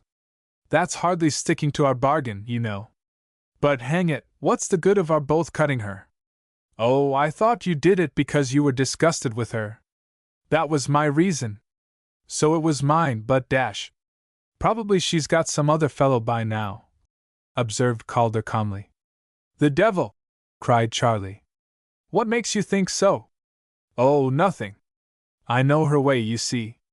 You think she's that sort of girl? Good heavens! Well, if she wasn't, I'd like to know where you'd be, my friend. I shouldn't have the honor of your acquaintance. Charlie ignored this point. And yet you wanted to marry her? I dare say I was an ass, like better men before me and since me. Hang it! Cried Charlie. I'm sick of the whole thing. I'm sick of life. I'm sick of all the nonsense of it. For 2 straws I'd have done with it, and marry Milly Bushell. What? Look here, Charlie. Calder left his sentence unfinished. Well? Said Charlie. If, said Calder slowly, there are any girls, either down here or in London, whom you're quite sure you'll never want to marry, I should like to be introduced to one of them, Charlie, if you've no objections. What do you mean? Why, in fact, during this last week, Charlie, I have come to have a great esteem for Miss Bushell. There's about her a something, a solidity, dash. She can't help that, poor girl. A solidity of mind, said Calder, a little stiffly. Oh, I beg pardon. But I say, Calder, what are you driving at? Charlie! Charlie! Sounded from outside. Tea's ready. Calder rose and took Charlie by the arm. Should I be safe, he asked solemnly, in allowing myself to fall in love with Miss Bushell, or are you likely to step in again? You mean it? Honor bright, Calder? Yes. Where's Bradshaw? By Jove, where's Bradshaw? Bradshaw? What the devil has Bradshaw? Why, a train, man, a train to town. I don't want to go to town, bless the man, dash. You. No, but I do. To town, Calder, to Agatha, you old fool. Oh, that's your lay? Yes, of course. I couldn't go back on you, but if you're off, dash. Charlie, old fellow, think again. Go to the deuce. Where's that, dash? Charlie, Charlie! Tea! Hang tea! He cried, but Calder dragged him off, telling him that tomorrow would do for Bradshaw.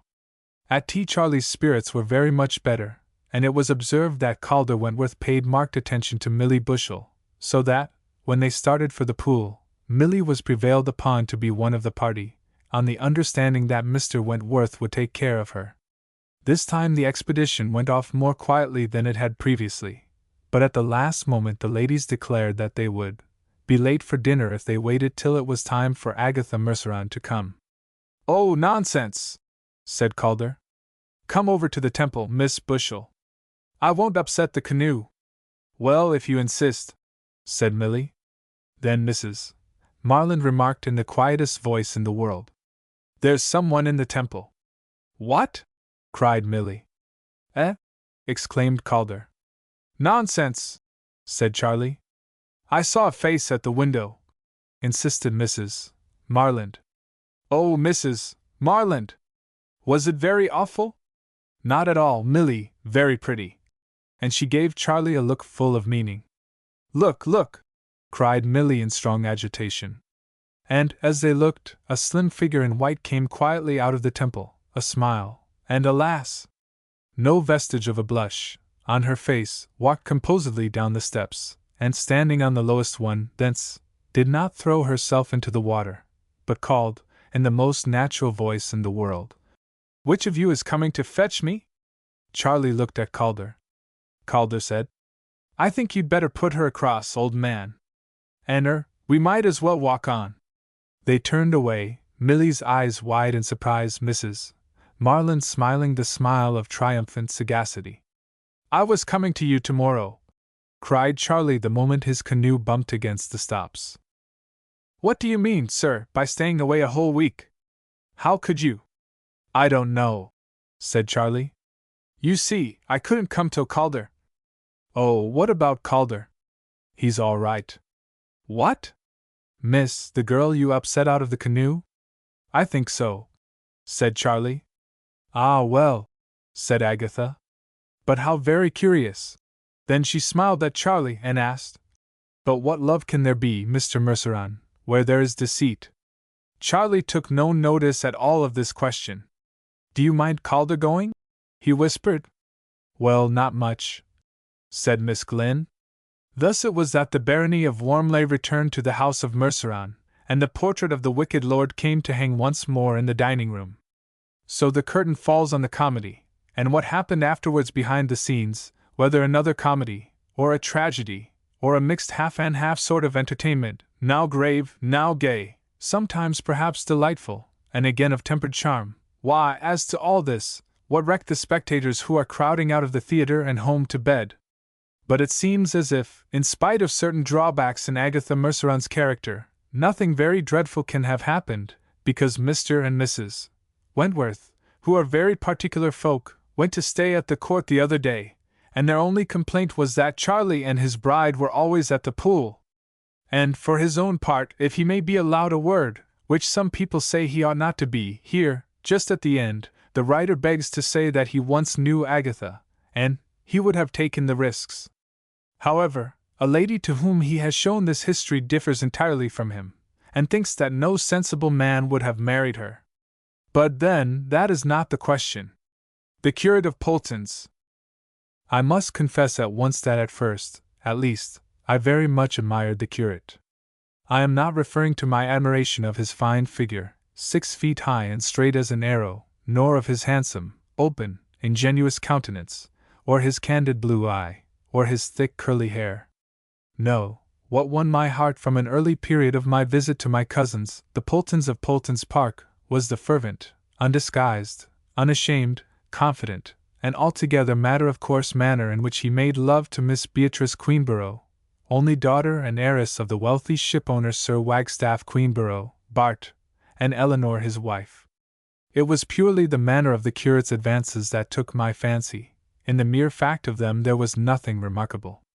For all the men in the house, and a good many outside, made covert, stealthy, and indirect steps in the same direction, for Trix, as her friends called her, was, if not wise, at least pretty and witty, displaying to the material eye a charming figure, and to the mental a delicate heartlessness, both attributes which challenge a self-respecting man's best efforts. But then came the fatal obstacle. From heiresses in reason a gentleman need neither shrink nor let himself be driven, but when it comes to something like 20,000 a year, the reported amount of Trix's dot, he distrusts his own motives almost as much as the lady's relatives distrust them for him. We all felt this, Stanton, Rippleby, and I, and although I will not swear that we spoke no tender words and gave no meaning glances, yet we reduced such concessions to natural weakness to a minimum, not only when Lady Queenborough was by, but at all times. To say truth, we had no desire to see our scalps affixed to Miss Trix's pretty belt, nor to have our hearts broken, like that of the young man in the poem, before she went to Hamburg in the autumn. With the curate it was otherwise. He, Jack Ives, by the way, was his name, appeared to rush, not only upon his fate, but in the face of all possibility, and of Lady Queenborough. My cousin and hostess, Dora Polton, was very much distressed about him. She said that he was such a nice young fellow, and that it was a great pity to see him preparing such unhappiness for himself. Nay, I happened to know that she spoke very seriously to Trix, pointing out the wickedness of trifling with him, whereupon Trix, who maintained a bowing acquaintance with her conscience, avoided him for a whole afternoon and endangered all Algy Stanton's prudent resolutions by taking him out in the Canadian canoe. This demonstration in no way perturbed the curate. He observed that, as there was nothing better to do, we might as well play billiards, and proceeded to defeat me in 3 games of 100 up. No, it is quite immaterial whether we played for anything or not, after which he told Dora that the vicar was taking the evening service. It happened to be the day when there was one at the parish church.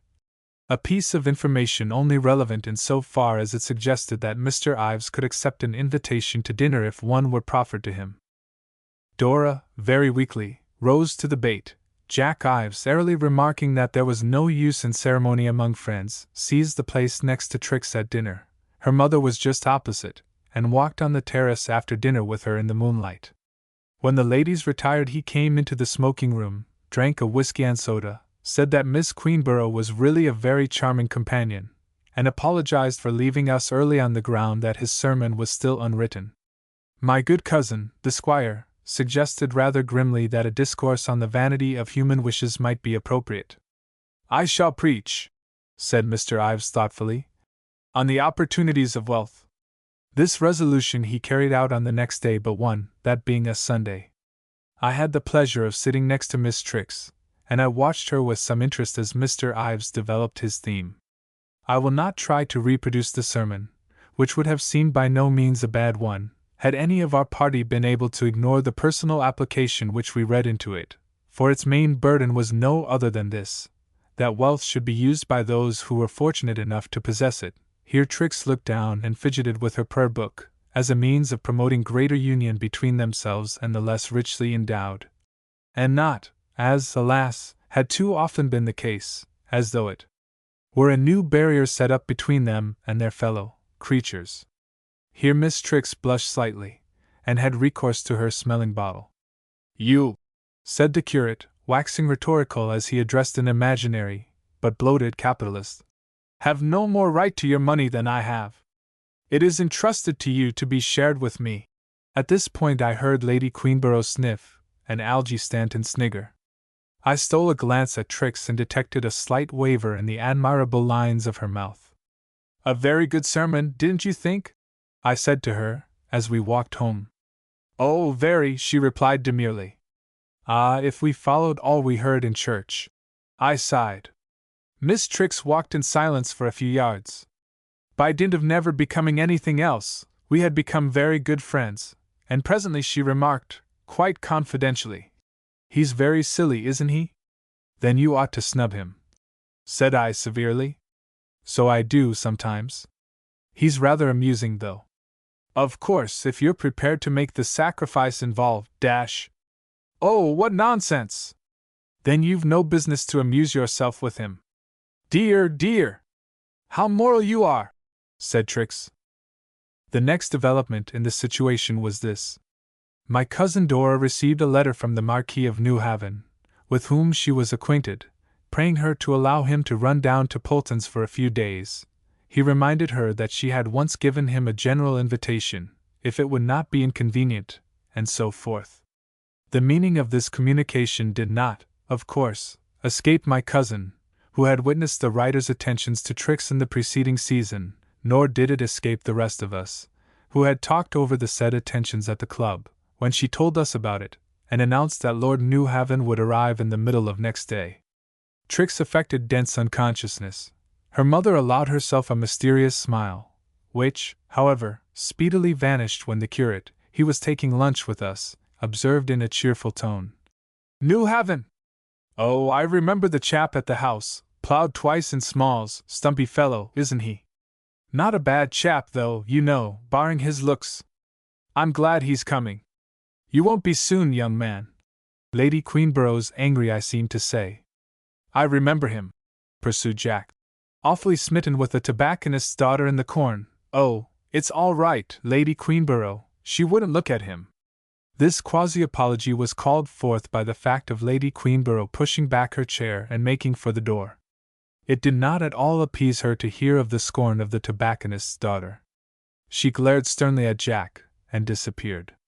He turned to Trix and reminded her, without diffidence and coram populo, as his habit was, that she had promised him a stroll in the West Wood. What happened on that stroll I do not know, but meeting Miss Trix on the stairs later in the afternoon, I ventured to remark, "I hope you broke it to him gently, Miss Queenborough?" "I don't know what you mean," replied Trix haughtily. "You were out nearly 2 hours," said I. "Were we?" asked Trix with a start. "Good gracious! Where was Mamma, Mr. Wynne?" "On the lawn, watch in hand." Miss Trix went slowly upstairs, and there is not the least doubt that something serious passed between her and her mother, for both of them were in the most atrocious of humors that evening. Fortunately, the curate was not there. He had a Bible class. The next day Lord Newhaven arrived. I found him on the lawn when I strolled up, after a spell of letter-writing, about 4 o'clock. Lawn tennis was the order of the day, and we were all in flannels. "Oh, here's Mark!" cried Dora, seeing me. "Now, Mark, you and Mr. Ives had better play against Trix and Lord Newhaven.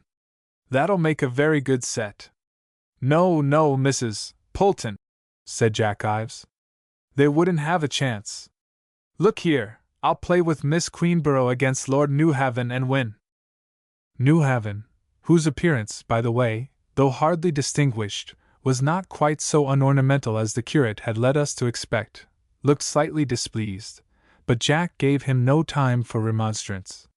He whisked Trix off, and began to serve all in a moment. I had a vision of Lady Queenborough approaching from the house with face aghast. The set went on, and owing entirely to Newhaven's absurd chivalry in sending all the balls to Jack Ives instead of following the well-known maxim to pound away at the lady, they beat us. Jack wiped his brow, strolled up to the tea-table with Trix, and remarked in exultant tones, "We make a perfect couple, Miss Queenborough. We ought never to be separated." Dora did not ask the curate to dinner that night, but he dropped in about 9 o'clock to ask her opinion as to the hymns on Sunday, and finding Miss Trix and Newhaven in the small drawing-room, he sat down and talked to them. This was too much for Trix. She had treated him very kindly and had allowed him to amuse her, but it was impossible to put up with presumption of that kind. Difficult as it was to discourage Mr. Ives, she did it, and he went away with a disconsolate, puzzled expression. At the last moment, however, Trix so far relented as to express a hope that he was coming to tennis tomorrow, at which he brightened up a little. I do not wish to be uncharitable, least of all to a charming young lady, but my opinion is that Miss Trix did not wish to set the curate altogether adrift. I think, however, that Lady Queenborough must have spoken again, for when Jack did come to tennis, Trix treated him with the most freezing civility and a hardly disguised disdain, and devoted herself to Lord Newhaven with as much assiduity as her mother could wish. We men, over our pipes, expressed the opinion that Jack Ives's little hour of sunshine was past, and that nothing was left to us but to look on at the prosperous, uneventful course of Lord Newhaven's wooing. Trix had had her fun, so Algy Stanton bluntly phrased it, and would now settle down to business. "I believe, though," he added, "that she likes the curate a bit, you know." During the whole of the next day, Wednesday, Jack Ives kept away. He had, apparently, accepted the inevitable, and was healing his wounded heart by a strict attention to his parochial duties. Newhaven remarked on his absence with an air of relief, and Miss Trix treated it as a matter of no importance. Lady Queenborough was all smiles, and Dora Polton restricted herself to exclaiming, as I sat by her at tea, in a low tone and propos of nothing in particular, "Oh, well, poor Mr. Ives!" But on Thursday there occurred an event, the significance of which passed at the moment unperceived, but which had, in fact, most important results. This was no other than the arrival of little Mrs. Wentworth, an intimate friend of Dora's. Mrs. Wentworth had been left a widow early in life. She possessed a comfortable competence. She was not handsome, but she was vivacious, amusing, and, above all, sympathetic. She sympathized at once with Lady Queenborough in her maternal anxieties, with Trix on her charming romance, with Newhaven on his sweet devotedness, with the rest of us in our obvious desolation, and, after a confidential chat with Dora, she sympathized most strongly with poor Mr. Ives on his unfortunate attachment. Nothing would satisfy her, so Dora told me, except the opportunity of plying Mr. Ives with her soothing balm, and Dora was about to sit down and write him a note, when he strolled in through the drawing-room window, and announced that his cook's mother was ill, and that he should be very much obliged if Mrs. Polton would give him some dinner that evening. Trix and Newhaven happened to enter by the door at the same moment, and Jack darted up to them, and shook hands with the greatest effusion. He had evidently buried all unkindness, and with it, we hoped, his mistaken folly. However that might be, he made no effort to engross Trix, but took his seat most docilely by his hostess, and she, of course, introduced him to Mrs. Wentworth. His behavior was, in fact, so exemplary, that even Lady Queenborough relaxed her severity, and condescended to cross-examine him on the morals and manners of the old women of the parish. "Oh, the vicar looks after them," said Jack, and he turned to Mrs. Wentworth again. There can be no doubt that Mrs. Wentworth had a remarkable power of sympathy. I took her in to dinner, and she was deep in the subject of my noble and inspiring art before the soup was off the table. Indeed, I'm sure that my life's ambitions would have been an open book to her by the time that the joint arrived, had not Jack Ives, who was sitting on the lady's other side, cut into the conversation just as Mrs. Wentworth was comparing my early struggles with those of Mr. Carlyle. After this intervention of Jack's I had not a chance. I ate my dinner without the sauce of sympathy, substituting for it a certain amusement which I derived from studying the face of Miss Trix Queenborough, who was placed on the opposite side of the table. And if Trix did look now and again at Mrs. Wentworth and Jack Ives, I cannot say that her conduct was unnatural. To tell the truth, Jack was so obviously delighted with his new friend that it was quite pleasant, and, as I say, under the circumstances, rather amusing, to watch them. We felt that the squire was justified in having a hit at Jack when Jack said, in the smoking room, that he found himself rather at a loss for a subject for his next sermon. "What do you say?" suggested my cousin, puffing at his pipe. "To taking constancy as your text?" Jack considered the idea for a moment, but then he shook his head. "No, I think," he said reflectively, "that I shall preach on the power of sympathy." That sermon afforded me, I must confess it, at the risk of seeming frivolous, very great entertainment.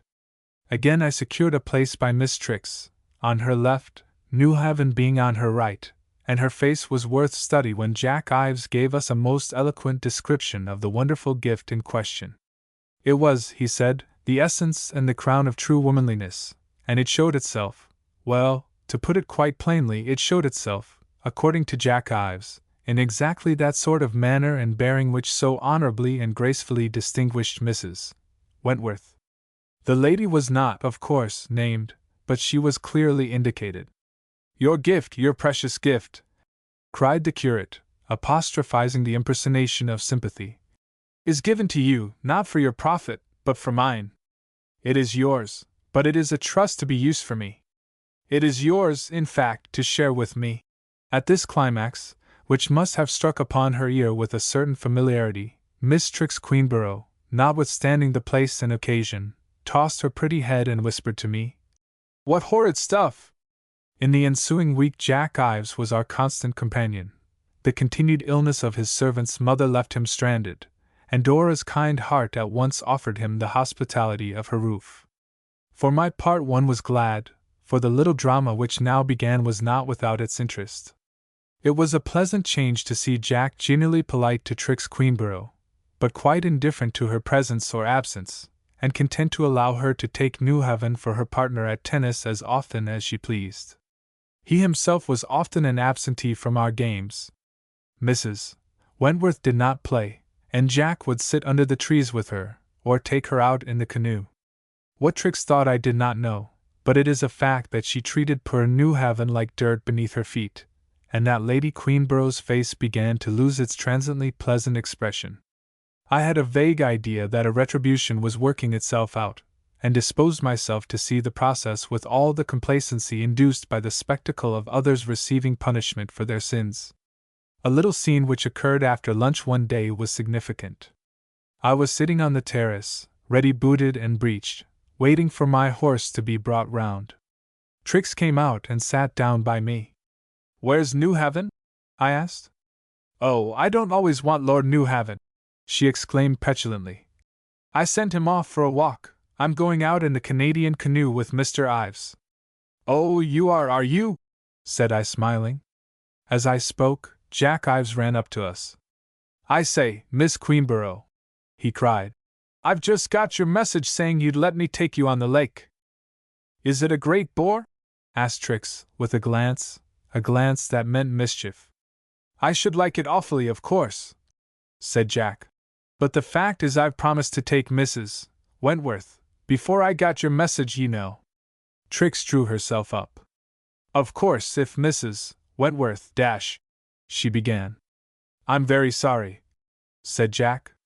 Then Miss Queenborough, forgetting, as I hope, or choosing, to disregard my presence, leant forward and asked in her most coaxing tones, "Don't you ever forget a promise, Mr. Ives?" Jack looked at her. I suppose her dainty prettiness struck him afresh, for he wavered and hesitated. "She's gone upstairs," pursued the tempter, "and we shall be safe away before she comes down again." Jack shuffled with one foot on the gravel. "I tell you what," he said.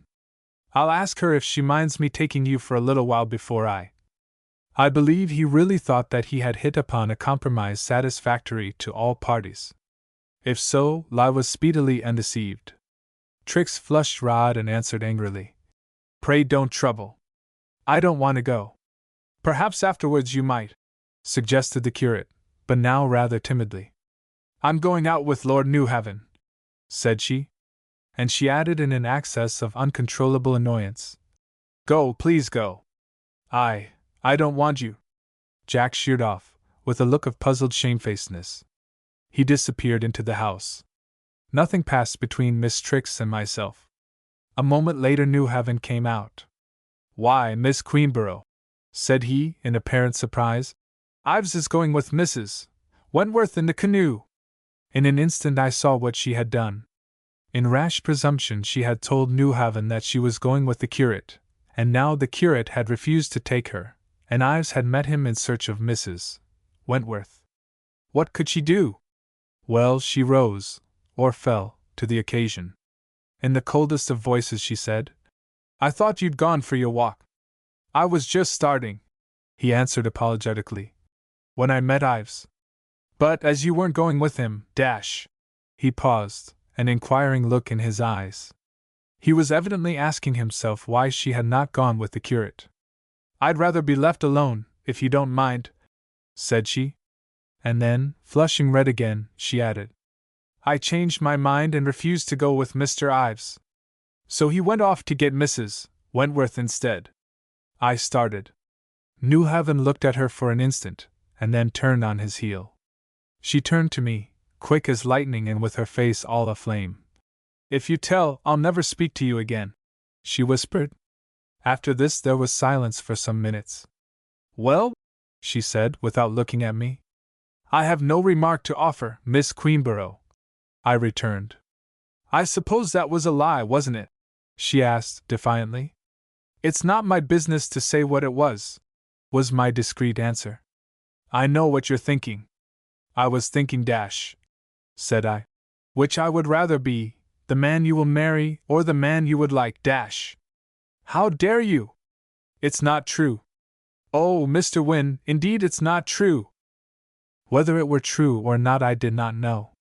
But if it had been, Miss Trix Queenborough might have been expected to act very much in the way in which she proceeded to act, that is to say, to be extravagantly attentive to Lord Newhaven when Jack Ives was present, and markedly neglectful of him in the curate's absence. It also fitted in very well with the theory which I had ventured to hint, that her bearing towards Mrs. Wentworth was distinguished by a stately civility, and her remarks about that lady by a superfluity of laudation. For if these be not two distinguishing marks of rivalry in the well-bred, I must go back to my favorite books and learn from them more folly. And if Trix's manners were all that they should be, praise no less high must be accorded to Mrs.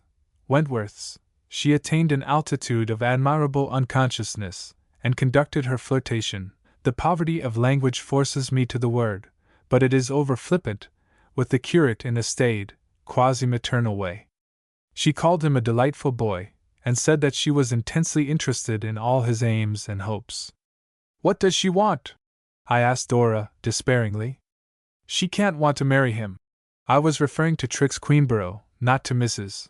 Wentworth. Good gracious, no, answered Dora irritably. It's simple jealousy. She won't let the poor boy alone till he's in love with her again. It's a horrible shame. Oh, well, he has great recuperative power, said I. She'd better be careful, though. It's a very dangerous game. How do you suppose Lord Newhaven likes it? Accident gave me that very day a hint how little Lord Newhaven liked it, and a glimpse of the risk Miss Trix was running. Entering the library suddenly, I heard Newhaven's voice raised above his ordinary tones. I won't stand it, he was declaring. I never know how she'll treat me from one minute to the next. My entrance, of course, stopped the conversation very abruptly. Newhaven had come to a stand in the middle of the room, and Lady Queenborough sat on the sofa, a formidable frown on her brow. Withdrawing myself as rapidly as possible, I argued the probability of a severe lecture from Miss Trix, ending in a command to try her noble suitor's patience no longer. I hope all this happened, for I, not seeing why Mrs. Wentworth should monopolize the grace of sympathy, took the liberty of extending mine to Newhaven. He was certainly in love with Trix, not with her money, and the treatment he underwent must have been as trying to his feelings as it was galling to his pride. My sympathy was not premature, for Miss Trix's fascinations, which were indubitably great, began to have their effect. The scene about the canoe was reenacted, but with a different denouement. This time the promise was forgotten, and the widow forsaken. Then Mrs. Wentworth put on her armor. We had, in fact, reached this very absurd situation that these two ladies were contending for the favors of, or the domination over, such an obscure, poverty-stricken, hopelessly ineligible person as the curate of Polton's undoubtedly was. The position seemed to me then, and still seems, to indicate some remarkable qualities in that young man. At last Newhaven made a move.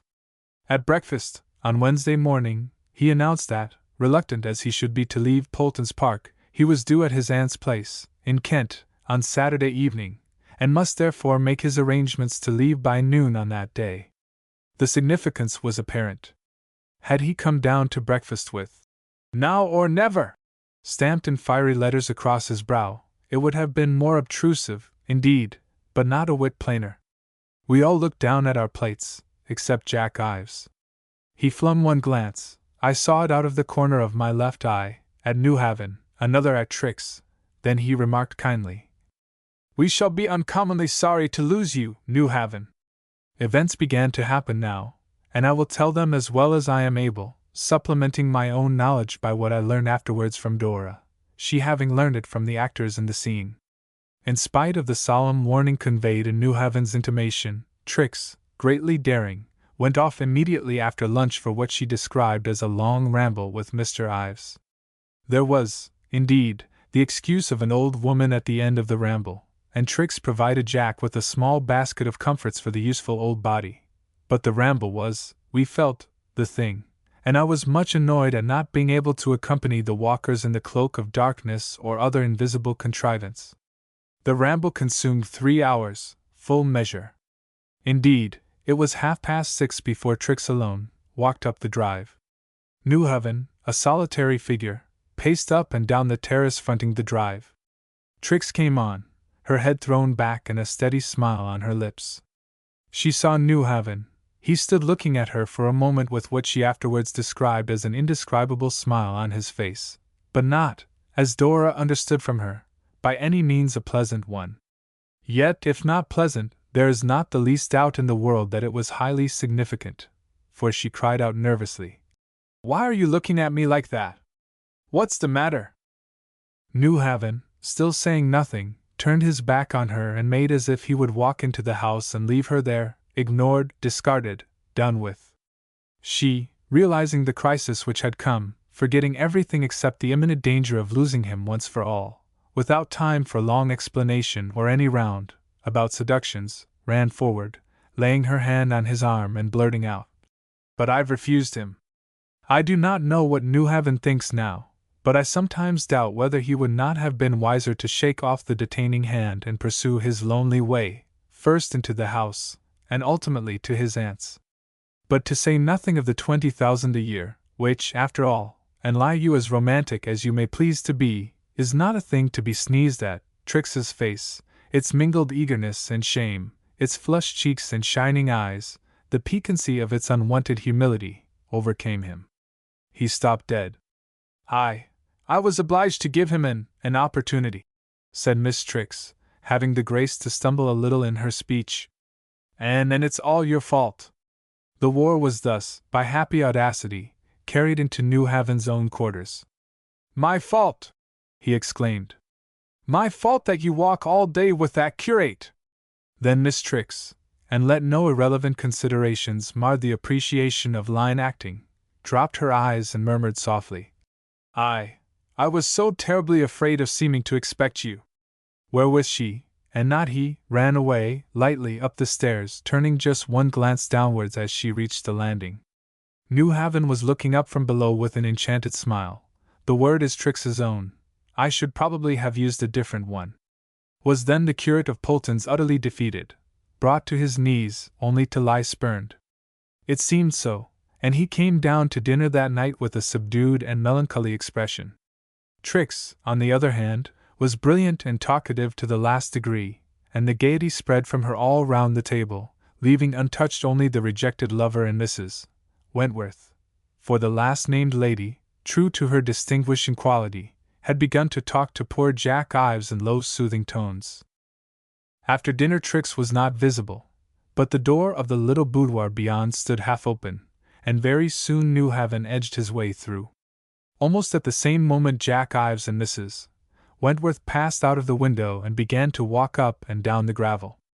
Nobody but myself appeared to notice these remarkable occurrences, but I watched them with keen interest. Half an hour passed, and then there smote on my watchful ear the sound of a low laugh from the boudoir. It was followed almost immediately by a stranger sound from the gravel walk. Then, all in a moment, two things happened. The boudoir door opened, and Trix, followed by Newhaven, came in smiling. From the window entered Jack Ives and Mrs. Wentworth. My eyes were on the curate. He gave one sudden comprehending glance towards the other couple. Then he took the widow's hand, led her up to Dora, and said, in low yet penetrating tones, "Will you wish us joy, Mrs. Polton?" The squire, Rippleby, and Algy Stanton were round them in an instant. I kept my place, watching now the face of Trix Queenborough. She turned first flaming red, then very pale. I saw her turn to Newhaven and speak one or two urgent imperative words to him. Then, drawing herself up to her full height, she crossed the room to where the group was assembled round Mrs. Wentworth and Jack Ives. "What's the matter? What are you saying?" she asked. Mrs. Wentworth's eyes were modestly cast down, but a smile played round her mouth. No one spoke for a moment. Then Jack Ives said, "Mrs. Wentworth has promised to be my wife. Miss Queenborough." For a moment, hardly perceptible, Trix hesitated, then, with the most winning, touching, sweetest smile in the world, she said. So you took my advice, and our afternoon walk was not wasted after all. Mrs. Polton is not used to these fine flights of diplomacy. She had heard before dinner something of what had actually happened in the afternoon, and the simple woman positively jumped. Jack Ives met Trix's scornful eyes full and square. Not at all wasted, said he with a smile.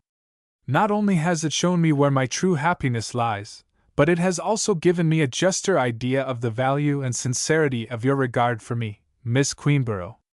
It is as real, Mr. Ives, as it is sincere, said she.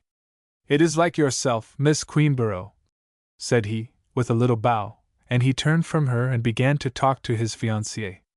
Trix Queenborough moved slowly towards where I Saturday Newhaven was watching her from where he stood alone on the other side of the room. And have you no news for us? I asked, in low tones. Thank you, she said haughtily. I don't care that mine should be a pendant to the great tidings about the little widow and the curate. After a moment's pause she went on. He lost no time, did he? He was wise to secure her before what happened this afternoon could leak out. Nobody can tell her now. This afternoon? He asked me to marry him this afternoon. And you refused? Yes. Well, his behavior is in outrageously bad taste, but dash.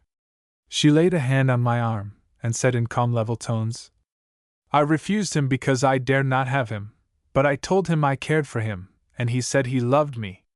And I let him kiss me. Good night, Mr. Wynne. I sat still and silent. Newhaven came across to us. Trix put out her hand and caught him by the sleeve. Fred, she said. My dear honest old Fred, you love me, don't you? Newhaven, much embarrassed and surprised, looked at me in alarm. But her hand was in his now, and her eyes imploring him. I should rather think I did, my dear, said he. I really hope that Lord and Lady Newhaven will not be very unhappy, while Mrs. Ives quite worships her husband, and is convinced that she eclipsed the brilliant and wealthy Miss Queenborough. Perhaps she did, perhaps not. There are, as I have said, great qualities in the curate of Polton's, but I have not quite made up my mind precisely what they are. I ought, however, to say that Dora takes a more favorable view of him and a less lenient view of Trix than I. That is perhaps natural. Besides, Dora does not know the precise manner in which the curate was refused. By the way, he preached next Sunday on the text, The children of this world are wiser in their generation than the children of light. A 3-volume novel. It was, I believe, mainly as a compliment to me that Miss Audrey Liston was asked to Polton's. Miss Liston and I were very good friends, and my cousin Dora Polton thought, as she informed me, that it would be nice for me to have someone I could talk to about books and so on. I did not complain. Miss Liston was a pleasant young woman of 26. I liked her very much except on paper, and I was aware that she made it a point of duty to read something at least of what I wrote. She was in the habit of describing herself as an authoress in a small way. If it were pointed out that 6 3-volume novels in 3 years, the term of her literary activity at the time of which I write, could hardly be called a small way, she would smile modestly and say that it was not really much, and if she were told that the English language embraced no such word as authoress, she would smile again and say that it ought to, a position towards the bugbear of correctness with which, I confess, I sympathize in some degree. She was very diligent. She worked from 10 to 1 every day while she was at Polton's. How much she wrote is between her and her conscience. There was another impeachment which Miss Liston was hardly at the trouble to deny. Take my characters from life, she would exclaim. Surely every artist, Miss Liston often referred to herself as an artist, must, and she would proceed to maintain, what is perhaps true sometimes, that people rather like being put into books, just as they like being photographed, for all that they grumble and pretend to be afflicted when either process is levied against them. In discussing this matter with Miss Liston I felt myself on delicate ground, for it was notorious that I figured in her first book in the guise of a misogynistic genius.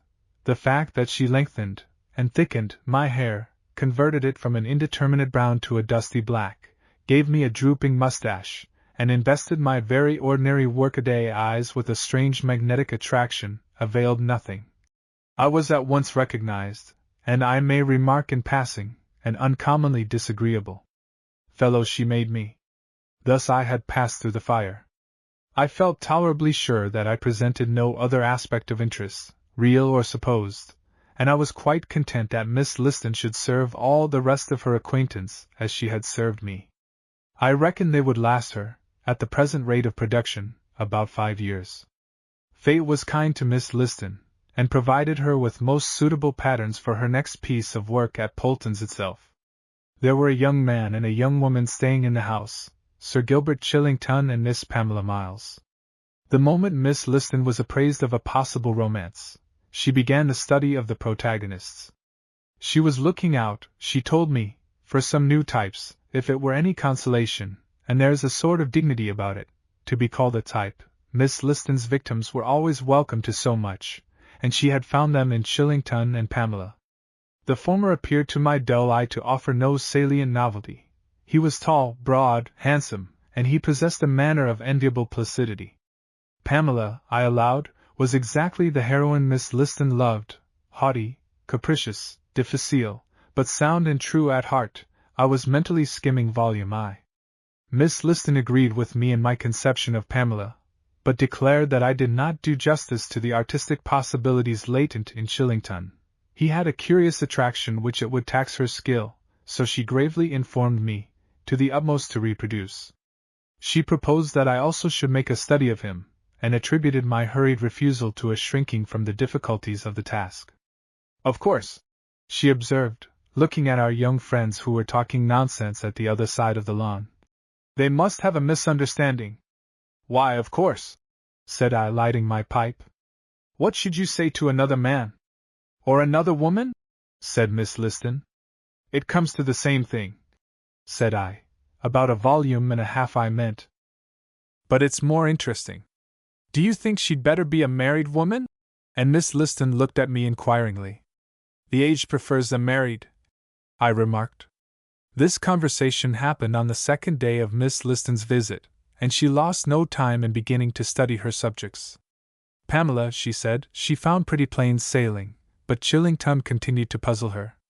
Again, she could not make up her mind whether to have a happy or a tragic ending.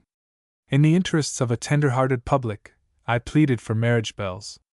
Yes, I think so, said Miss Liston, but she sighed, and I think she had an idea or two for a heartbroken separation, followed by mutual, lifelong, hopeless devotion.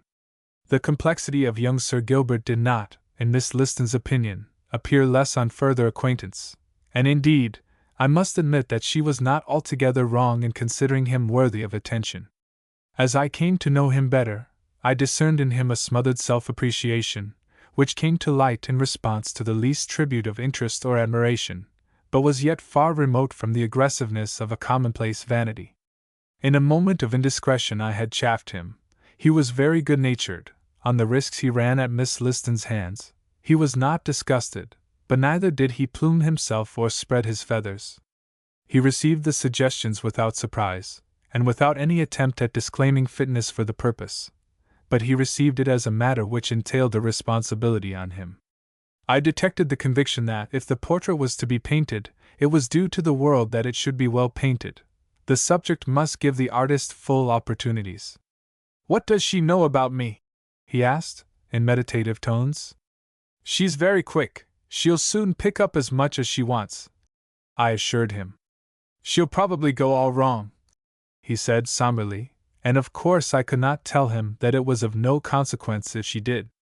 He would not have believed me, and would have done precisely what he proceeded to do, and that was to afford Miss Liston every chance of appraising his character and plumbing the depths of his soul. I may say at once that I did not regret this course of action, for the effect of it was to allow me a chance of talking to Pamela Miles, and Pamela was exactly the sort of a girl to beguile the long, pleasant morning hours of a holiday in the country. No one had told Pamela that she was going to be put in a book, and I don't think it would have made any difference had she been told. Pamela's attitude towards books was one of healthy scorn, confidently based on admitted ignorance.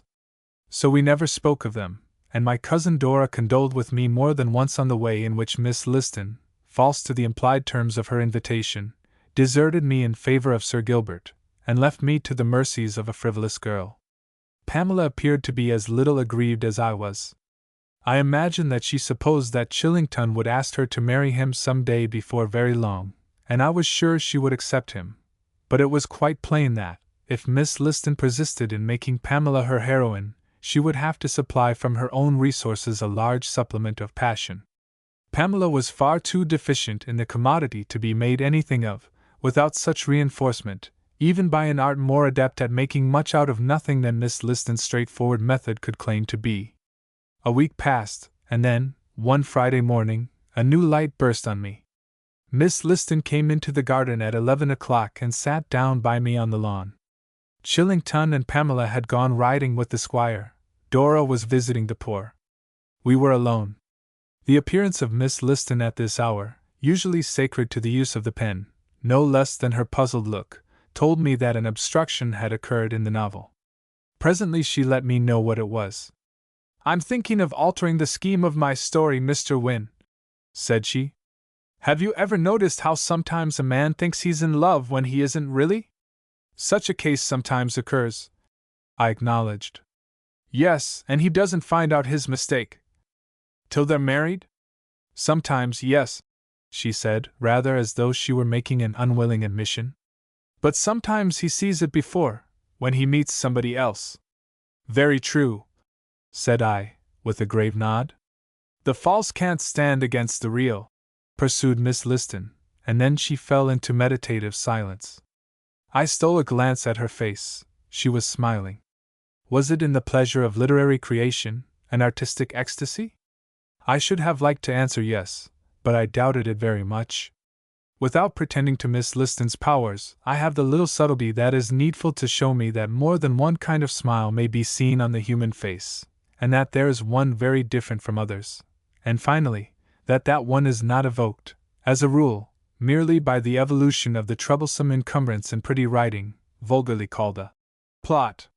"If," pursued Miss Liston, "someone comes who can appreciate him and draw out what is best in him, that's all very well," said I. "But what of the first girl?"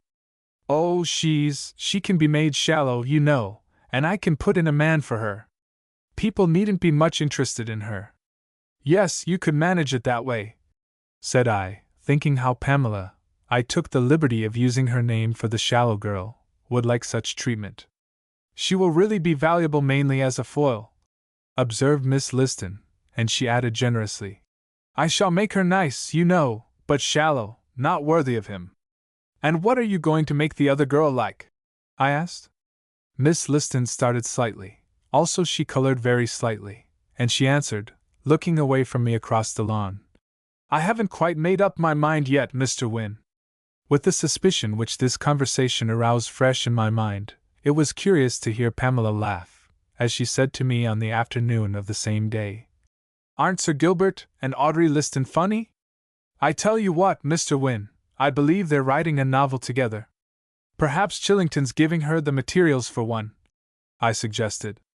"I shouldn't think," observed Pamela, in her dispassionate way, "that anything very interesting had ever happened to him."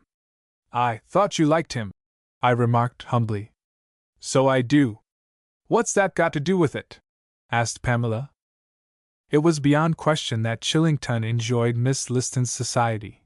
The interest she showed in him was incense to his nostrils. I used to overhear fragments of his ideas about himself, which he was revealing in answer to her tactful inquiries. But neither was it doubtful that he had by no means lost his relish for Pamela's lighter talk. In fact, he seemed to turn to her with some relief. Perhaps it is refreshing to escape from self-analysis, even when the process is conducted in the pleasantest possible manner. And the hours which Miss Liston gave to work were devoted by Chillington to maintaining his cordial relations with the lady whose comfortable and not over-tragical disposal was taxing Miss Liston's skill. For she had definitely decided all her plot. She told me so a few days later. It was all planned out. Nay, the scene in which the truth as to his own feelings bursts on Sir Gilbert, I forget at the moment what name the novel gave him, was, I understood, actually written, the shallow girl was to experience nothing worse than a wound to her vanity, and was to turn with as much alacrity as decency allowed to the substitute whom Miss Liston had now provided. All this was poured into my sympathetic ear, and I say sympathetic with all sincerity, for, although I may occasionally treat Miss Liston's literary efforts with less than proper respect, she herself was my friend, and the conviction under which she was now living would, I knew, unless it were justified, bring her into much of that unhappiness in which one generally found her heroine plunged about the end of Volume 2. The heroine generally got out all right, and the knowledge that she would enabled the reader to preserve cheerfulness. But would poor little Miss Liston get out? I was none too sure of it. Suddenly a change came in the state of affairs. Pamela produced it. It must have struck her that the increasing intimacy of Miss Liston and Chillington might become something other than funny. To put it briefly and metaphorically, she whistled her dog back to her heels. I am not skilled in understanding or describing the artifices of ladies, but even I saw the transformation in Pamela. She put forth her strength and put on her prettiest gowns. She refused to take her place in the seesaw of society, which Chillington had recently established for his pleasure. If he spent an hour with Miss Liston, Pamela would have nothing of him for a day. She met his attentions with scorn unless they were undivided. Chillington seemed at first puzzled. I believe that he never regarded his talks with Miss Liston in other than a business point of view, but directly he understood that Pamela claimed him, and that she was prepared, in case he did not obey her call, to establish a grievance against him, he lost no time in manifesting his obedience. A whole day passed in which, to my certain knowledge, he was not alone a moment with Miss Liston, and did not, save at the family meals, exchange a word with her. As he walked off with Pamela, Miss Liston's eyes followed him in wistful longing. She stole away upstairs and did not come down till 5 o'clock. Then, finding me strolling about with a cigarette, she joined me. "Well, how goes the book?" I asked. "I haven't done much to it just lately," she answered in a low voice. I don't quite know what to do with it." "I thought you'd settled?" "So I had, but, oh, don't let's talk about it, Mr. Wynne." But a moment later she went on talking about it. "I don't know why I should make it end happily," she said. "I'm sure life isn't always happy, is it?" "Certainly not," I answered. "You mean your man might stick to the shallow girl after all?" "Yes," I just heard her whisper. "And be miserable afterwards?" I pursued. "I don't know," said Miss Liston. "Perhaps he wouldn't. Then you must make him shallow himself." "I can't do that," she said quickly. "Oh, how difficult it is!" She may have meant merely the art of writing, when I cordially agreed with her, but I think she meant also the way of the world, which does not make me withdraw my assent. I left her walking up and down in front of the drawing-room windows, a rather forlorn little figure, thrown into distinctness by the cold rays of the setting sun. All was not over yet. That evening Chillington broke away. Led by vanity, or interest, or friendliness, I know not which, tired maybe of paying court, the attitude in which Pamela kept him, and thinking it would be pleasant to play the other part for a while. After dinner he went straight to Miss Liston, talked to her while we had coffee on the terrace, and then walked about with her. Pamela sat by me. She was very silent. She did not appear to be angry, but her handsome mouth wore a resolute expression. Chillington and Miss Liston wandered on into the shrubbery, and did not come into sight again for nearly half an hour. "I think it's cold," said Pamela in her cool, quiet tones. "And it's also, Mr. Wynne, rather slow. I shall go to bed." I thought it a little impertinent of Pamela to attribute the slowness, which had undoubtedly existed, to me, so I took my revenge by saying, with an assumption of innocence purposely and obviously unreal, "Oh, but won't you wait and bid Miss Liston and Chillington good night?" Pamela looked at me for a moment. I made bold to smile.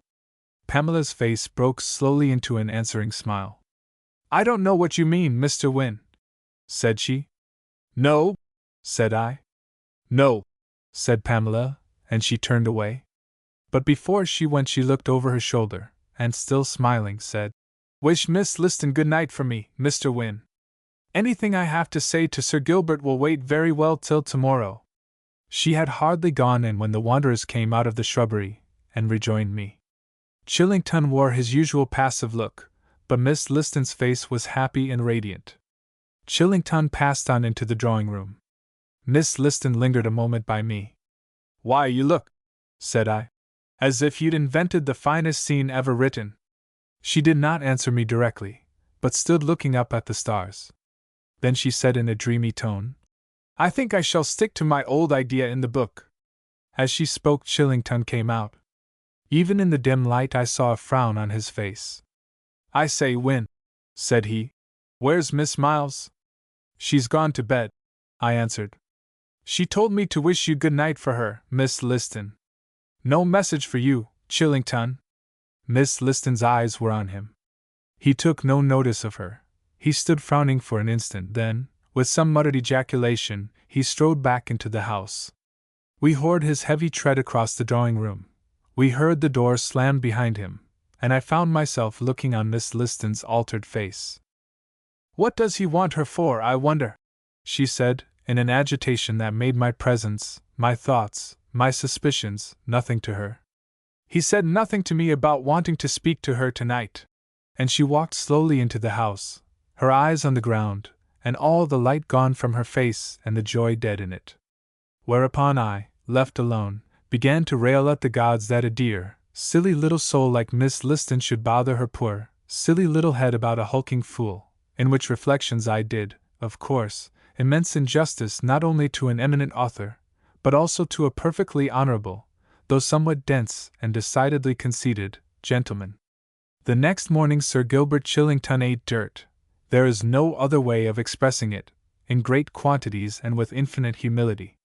My admirable friend Miss Pamela was severe. I saw him walk 6 yards behind her for the length of the terrace. Not a look nor a turn of her head gave him leave to join her. Miss Liston had gone upstairs, and I watched the scene from the window of the smoking-room. At last, at the end of the long walk, just where the laurel bushes marked the beginning of the shrubberies, on the threshold of the scene of his crime, Pamela turned round suddenly and faced the repentant sinner.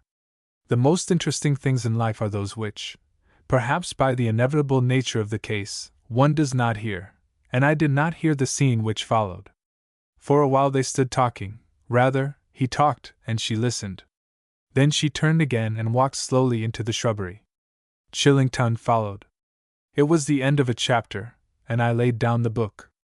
How and from whom Miss Liston heard the news, which Chillington himself told me without a glimmer of shame or a touch of embarrassment some 2 hours later, I do not know, but hear it she did before luncheon, for she came down, ready armed with the neatest little speeches for both the happy lovers. I did not expect Pamela to show an ounce more feeling than the strictest canons of propriety demanded, and she fulfilled my expectations to the letter. But I had hoped, I confess, that Chillington would have displayed some little consciousness. He did not, and it is my belief that, throughout the events which I have recorded, he retained, and that he still retains, the conviction that Miss Liston's interest in him was purely literary and artistic, and that she devoted herself to his society simply because he offered an interesting problem and an inspiring theme. An ingenious charity may find in that attitude evidence of modesty. To my thinking it argues a more subtle and magnificent conceit than if he had fathomed the truth, as many humbler men in his place would have done. On the day after the engagement was accomplished, Miss Liston left us to return to London. She came out in her hat and jacket and sat down by me. The carriage was to be round in 10 minutes. She put on her gloves slowly and buttoned them carefully. This done, she said, "By the way, Mr. Wynne, I've adopted your suggestion. The man doesn't find out." "Then you've made him a fool?" I asked bluntly. "No," she answered. I think it might happen though he wasn't a fool." She sat with her hands in her lap for a moment or two, then she went on in a lower voice. "I'm going to make him find out afterwards." I felt her glance on me, but I looked straight in front of me. "What? After he's married the shallow girl?" "Yes," said Miss Liston. "Rather too late, isn't it? At least if you mean there is to be a happy ending." Miss Liston enlaced her fingers. "I haven't decided about the ending yet," said she. "If your intent is to be tragical, which is the fashion, You'll do as you stand, said I. Yes, she answered slowly. If I'm tragical, I shall do as I stand. There was another pause, and rather a long one. The wheels of the carriage were audible on the gravel of the front drive. Miss Liston stood up. I rose and held out my hand. Of course, said Miss Liston, still intent on her novel. I could.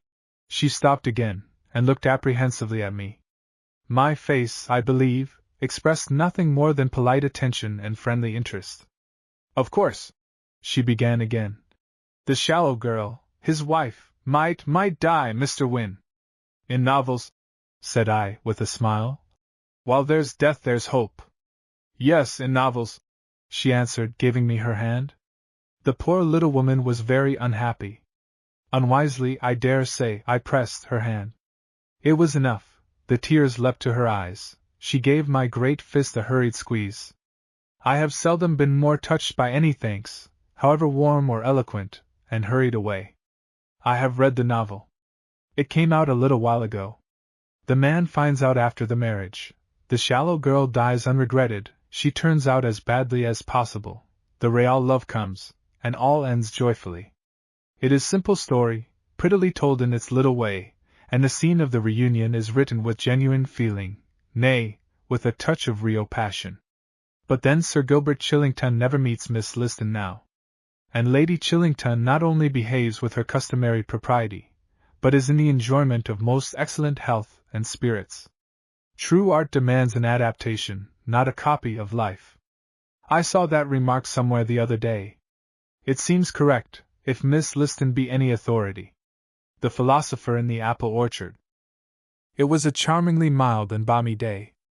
The sun shone beyond the orchard, and the shade was cool inside. A light breeze stirred the boughs of the old apple tree under which the philosopher Saturday. None of these things did the philosopher notice, unless it might be when the wind blew about the leaves of the large volume on his knees, and he had to find his place again. Then he would exclaim against the wind, shuffle the leaves till he got the right page, and settle to his reading. The book was a treatise on ontology. It was written by another philosopher, a friend of this philosopher's. It bristled with fallacies, and this philosopher was discovering them all, and noting them on the flyleaf at the end. He was not going to review the book, as some might have thought from his behavior, or even to answer it in a work of his own. It was just that he found a pleasure in stripping any poor fallacy naked and crucifying it. Presently a girl in a white frock came into the orchard. She picked up an apple, bit it, and found it ripe. Holding it in her hand, she walked up to where the philosopher sat, and looked at him. He did not stir.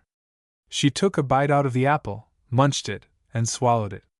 The philosopher crucified a fallacy on the flyleaf. The girl flung the apple away. Mr. Jerningham, said she, are you very busy? The philosopher, pencil in hand, looked up. No, Miss May, said he, not very. Because I want your opinion. In one moment, said the philosopher, apologetically. He turned back to the flyleaf and began to nail the last fallacy a little tighter to the cross. The girl regarded him, first with amused impatience, then with a vexed frown, finally with a wistful regret. He was so very old for his age, she thought. He could not be much beyond 30. His hair was thick and full of waves, his eyes bright and clear, his complexion not yet divested of all youth's relics. Now, Miss May, I'm at your service, said the philosopher, with a lingering look at his impaled fallacy, and he closed the book, keeping it, however, on his knee. The girl sat down just opposite to him. It's a very important thing I want to ask you, she began, tugging at a tuft of grass. And it's very difficult, and you mustn't tell anyone I asked you, at least I'd rather you didn't. I shall not speak of it, indeed, I shall probably not remember it, said the philosopher. And you mustn't look at me, please, while I'm asking you. I don't think I was looking at you, but if I was, I beg your pardon, said the philosopher, apologetically.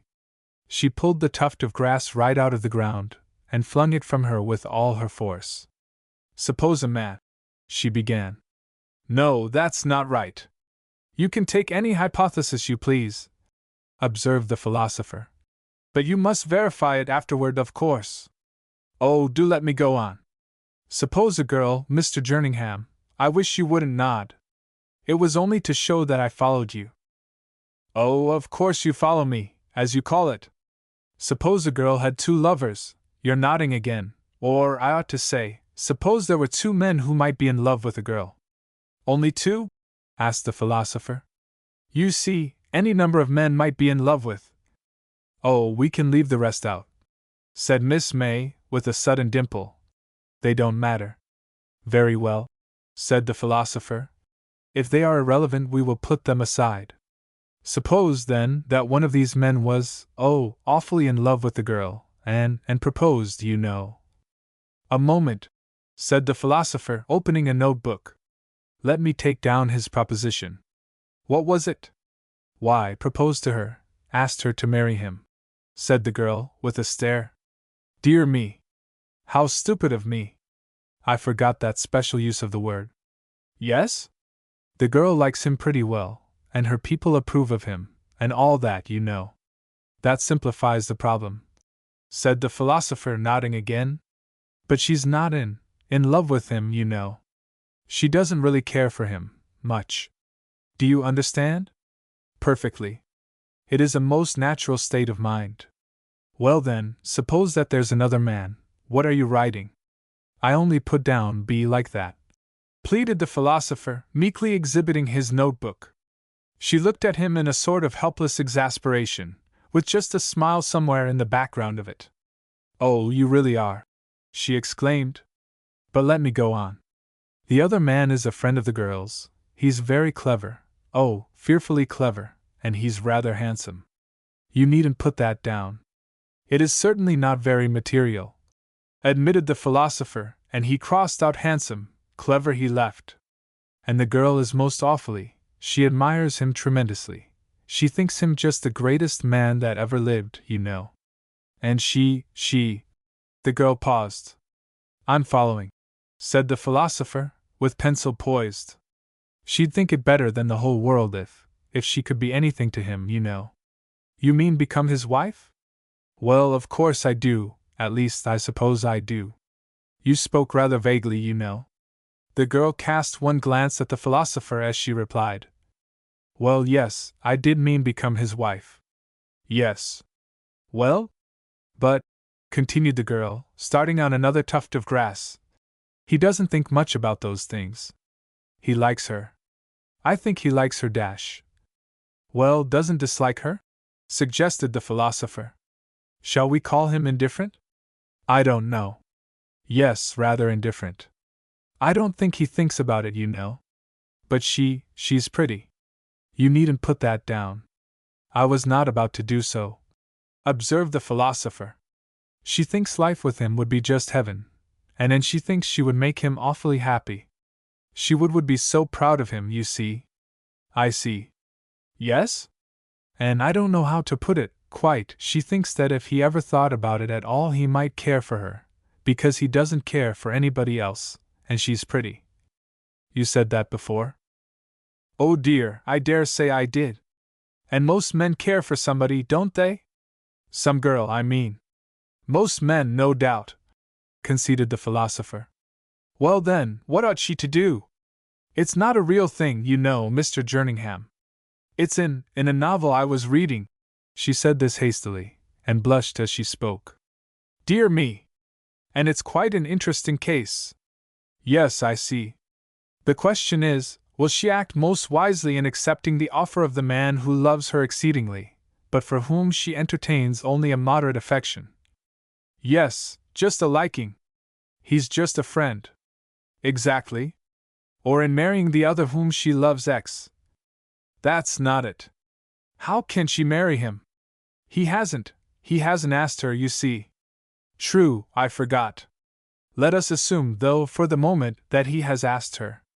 She would then have to consider which marriage would probably be productive of the greater sum total of. Oh, but you needn't consider that. But it seems the best logical order. We can afterward make allowance for the element of uncertainty caused by. Oh no, I don't want it like that. I know perfectly well which she'd do if he, the other man, you know, asked her. You apprehend that. Never mind what I apprehend. Take it as I told you. Very good.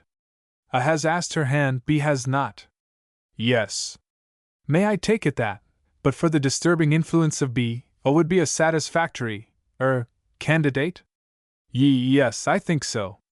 She therefore enjoys a certainty of considerable happiness if she marries A?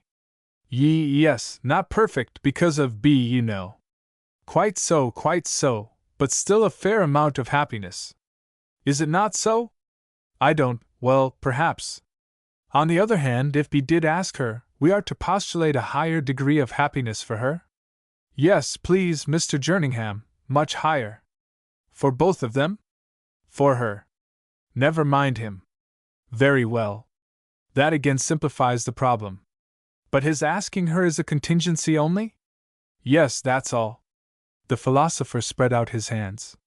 My dear young lady, he said, it becomes a question of degree. How probable or improbable is it? I don't know, not very probable, unless. Well? Unless he did happen to notice, you know.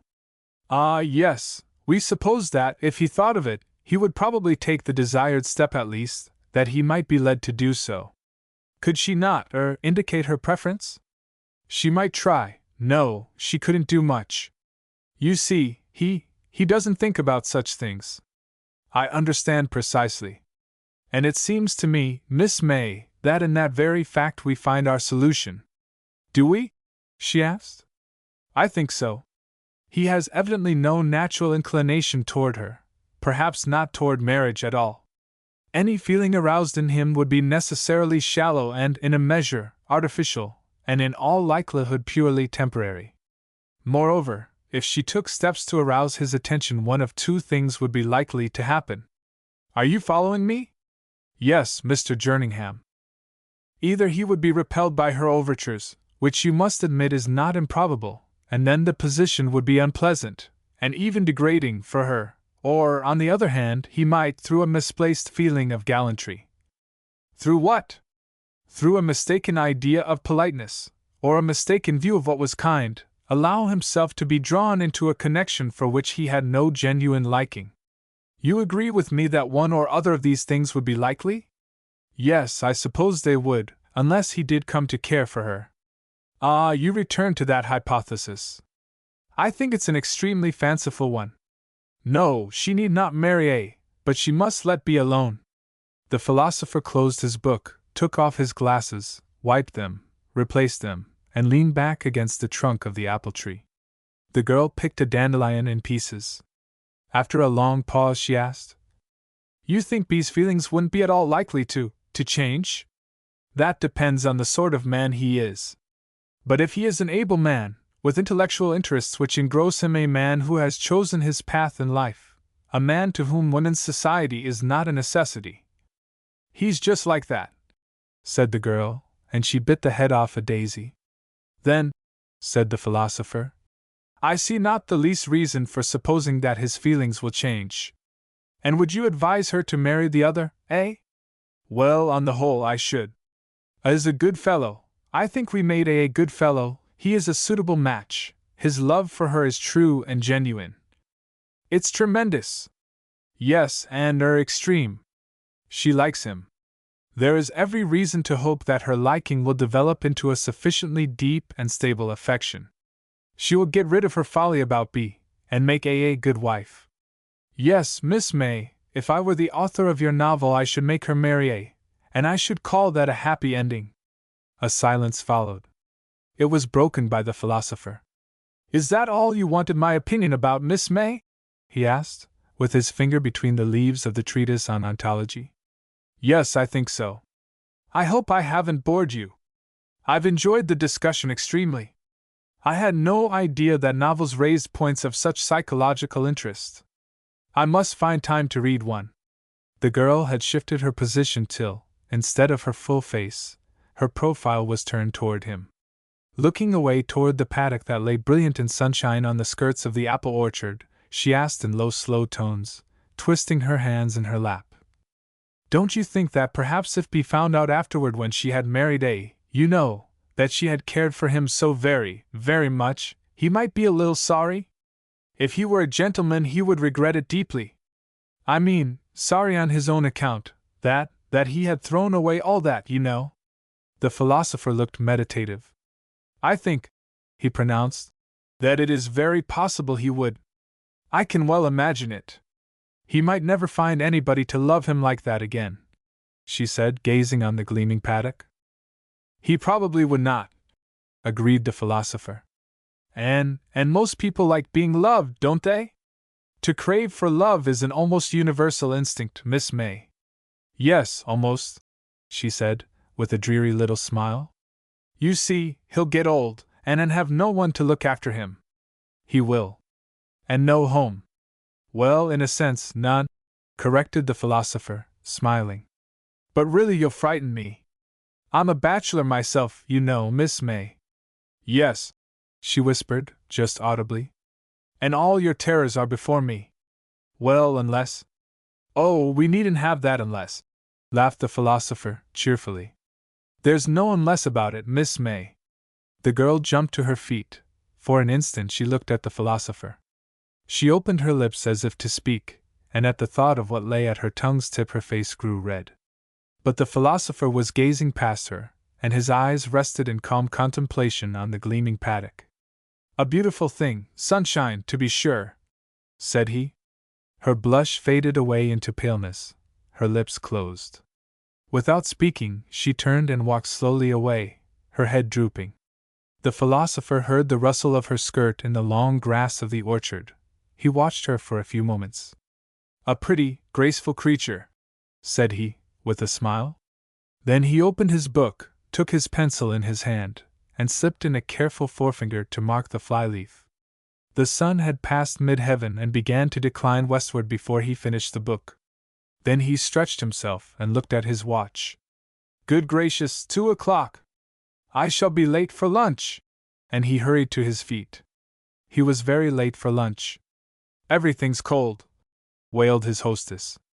Where have you been, Mr. Jerningham? Only in the orchard, reading. And you've Miss May. Miss May? How do you mean? I had a long talk with her this morning, a most interesting talk. But you weren't here to say goodbye. Now you don't mean to say that you forgot that she was leaving by the 2 o'clock train? What a man you are! Dear me! To think of my forgetting it, said the philosopher, shamefacedly. She told me to say goodbye to you for her. She's very kind. I can't forgive myself. His hostess looked at him for a moment, then she sighed, and smiled, and sighed again. Have you everything you want? She asked.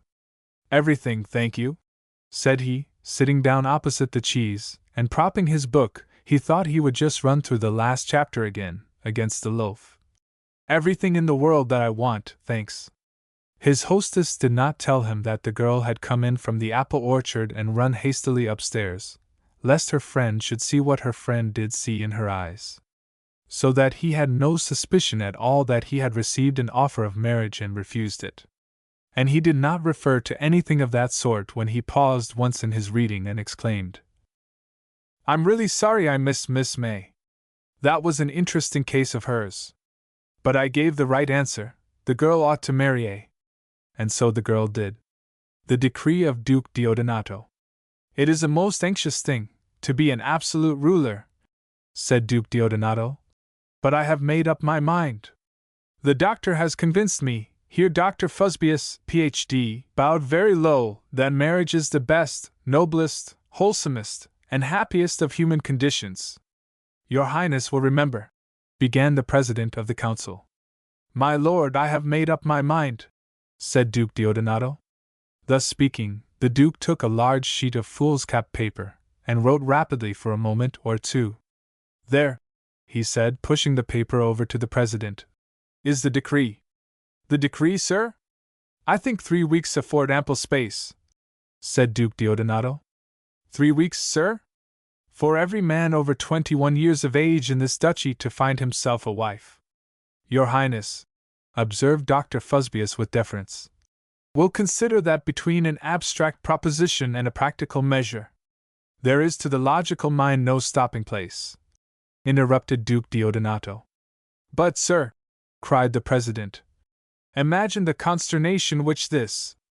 Let it be gazetted tonight, said Duke Diodato. I would venture, said the President, to remind your Highness that you are yourself a bachelor. Laws, said Duke Diodato, do not bind the crown unless the crown is expressly mentioned. True, sir, but I humbly conceive that it would be pessimi exempli. You are right, I will marry myself, said Duke Diodato. But, sir, 3 weeks. The hand of a princess cannot be requested and granted in. Then find me somebody else, said Diodato, and pray leave me. I would be alone. And Duke Diodato waved his hand to the door. Outside the door the President said to the doctor, I could wish, sir, that you had not convinced His Highness. My lord, rejoined the doctor, truth is my only preoccupation. Sir, said the President, are you married? My lord, answered the doctor, I am not. I thought not, said the President, as he folded up the decree and put it in his pocket. It is useless to deny that Duke Diodato's decree caused considerable disturbance in the duchy. In the first place, the crown lawyers raised a puzzle of law. Did the word man as used in the decree include woman? The President shook his head and referred the question to His Highness. It seems immaterial, observed the Duke. If a man marries, a woman marries. Ex six terminorum, assented the doctor. But, sir, said the President, there are more women than men in the duchy. Duke Diodato threw down his pen. This is very provoking, said he. Why was it allowed? I'm sure it happened before I came to the throne. The doctor was about to point out that it could hardly have been guarded against, when the President, who was a better courtier, anticipated him. We did not foresee that your Highness, in your Highness's wisdom, would issue this decree, he said humbly. True, said Duke Diodato, who was a just man. Would your Highness vouchsafe any explanation? What are the judges for? Asked Duke Diodato. There is the law, let them interpret it. Whereupon the judges held that a man was not a woman, and that although every man must marry, no woman need. It will make no difference, said the President. None at all, said Dr. Fusbius. Nor, perhaps, would it, seeing that women are ever kind, and in no way by nature averse from marriage, had it not become known that Duke Diodato himself intended to choose a wife from the ladies of his own dominions, and to choose her, according to the advice of Dr. Fusbius, who, in truth, saw little whither his counsel would in the end carry the Duke, without regard to such adventitious matters as rank or wealth, and purely for her beauty, talent, and virtue. Which resolve being proclaimed, straightway all the ladies of the duchy, of whatsoever station, calling, age, appearance, wit, or character, conceiving each of them that she, and no other, should become the Duchess, sturdily refused all offers of marriage, although they were many of them as desperately enamored as virtuous ladies may be, and did not else than walk, drive, ride, and display their charms in the park before the windows of the ducal palace. And thus it fell out that when a week had gone by, no man had obeyed Duke Diodato's decree, and they were, from sheer want of brides, like to fall into contempt of the law and under the high displeasure of the Duke. Upon this the President and Dr. Fusbius sought audience of His Highness, and humbly laid before him the unforeseen obstacle which had occurred. Woman is ever ambitious, said Dr. Fusbius. Nay, corrected the President. They have seen His Highness's person as His Highness has ridden through the city. Duke Diodato threw down his pen. This is very tiresome, said he, knitting his brows. My lord, I would be further advised on this matter. Return at the same hour tomorrow. The next day Duke Diodato's forehead had regained its customary smoothness, and his manner was tranquil and assured. Our pleasure is, said he to the President, that, albeit no woman shall be compelled to marry if so be that she be not invited thereunto, yet, if bidden, she shall in no wise refuse, but straightway espouse that man who first after the date of these presents shall solicit her hand. The President bowed in admiration. It is, if I may humbly say so, a practical and wise solution, sir, he said. I apprehend that it will remedy the mischief. said Duke Diodato, not ill-pleased. And doubtless it would have had an effect as altogether satisfactory, excellent, beneficial, salutary, and universal as the wisdom of Duke Diodato had anticipated from it, had it not fallen out that, on the promulgation of the decree, all the aforesaid ladies of the duchy, of whatsoever station, calling, age, appearance, wit, or character, straightway, and so swiftly that no man had time wherein to pay his court to them, fled to and shut and bottled and barricaded themselves in houses, castles, cupboards, cellars, stables, lofts, churches, chapels, chests, and every other kind of receptacle whatsoever, and there remained beyond reach of any man, be he whom he would, lest haply one, coming, should ask their hand in marriage, and thus they should lose all prospect of wedding the Duke. When Duke Diodato was apprised of this lamentable action on the part of the ladies of the duchy, he frowned and laid down his pen. "This is very annoying," said he. "There appears to be a disposition to thwart our endeavors for the public good." "It is gross contumacy," said Dr. Fusbius. "Yet," remarked the President, inspired by a natural, if ill-disciplined, admiration for His Highness's person.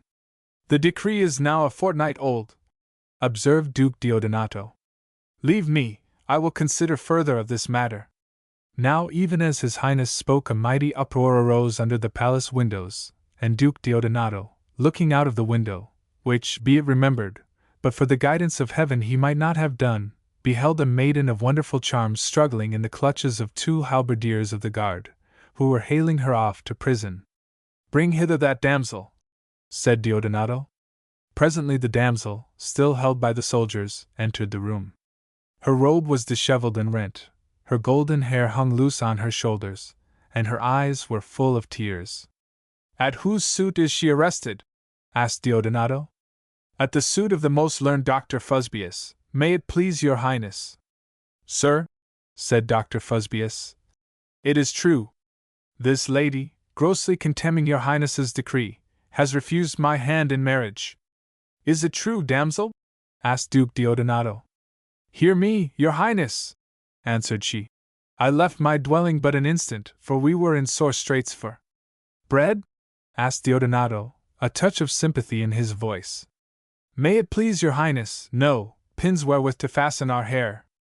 And, as I ran to the merchant's, this aged man—" "I am but turned of 50, interrupted Fusbius. "And have not yet learnt silence?" asked Diodato severely. "Damsel, proceed." "Caught me by my gown as I ran in. I proposed marriage to her," said Fusbius. "Nay, if you propose marriage, she shall marry you," said Diodato. "By the crown of my fathers, she shall marry you." "But what said he, damsel?" "May it please your Highness, he said that I had the prettiest face in all the duchy, and that he would have no wife but me, and thereupon he kissed me, and I would have none of him, and I struck him and escaped." "Send for the judges," said Duke Diodato. "And meanwhile keep this damsel, and let no man propose marriage to her until our pleasure be known." Now when the judges were come, and the maiden was brought in and set over against them on the right hand, and the learned doctor took his stand on the left, Diodato prayed the judges that they would propend carefully and anxiously of the question, using all lore, research, wisdom, discretion, and justice, whether Dr. Fusbius had proposed marriage unto the maiden or no. "Thus shalt our mind be informed, and we shall deal profitably with this matter," concluded Duke Diodato. Upon which arose great debate. For there was one part of the learned men which leant upon the letter and found no invitation to marriage in the words of Dr. Fusbius, while another part would have it that in all things the spirit and mind of the utterer must be regarded, and that it sorted not with the years, virtues, learning, and position of the said most learned doctor to suppose that he had spoken such words and sealed the same with a kiss, save under the firm impression, thought, and conviction that he was offering his hand in marriage, which said impression, thought, and conviction were fully and reasonably declared and evident in his actions, manner, bearing, air, and conduct. "This is very perplexing," said Duke Diodato, and he knit his brows, for as he gazed upon the beauty of the damsel, it seemed to him a thing unnatural, undesirable, unpalatable, unpleasant, and unendurable, that she should wed Dr. Fusbius. Yet if such were the law, Duke Diodato sighed, and he glanced at the damsel, and it chanced that the damsel glanced at Duke Diodato, and seeing that he was a proper man and comely, and that his eye spoke his admiration of her, she blushed, and her cheek that had gone white when those of the judges who favored the learned doctor were speaking, went red as a rose again. And she strove to order her hair and to conceal the rent that was in her robe. And Duke Diodato sighed again.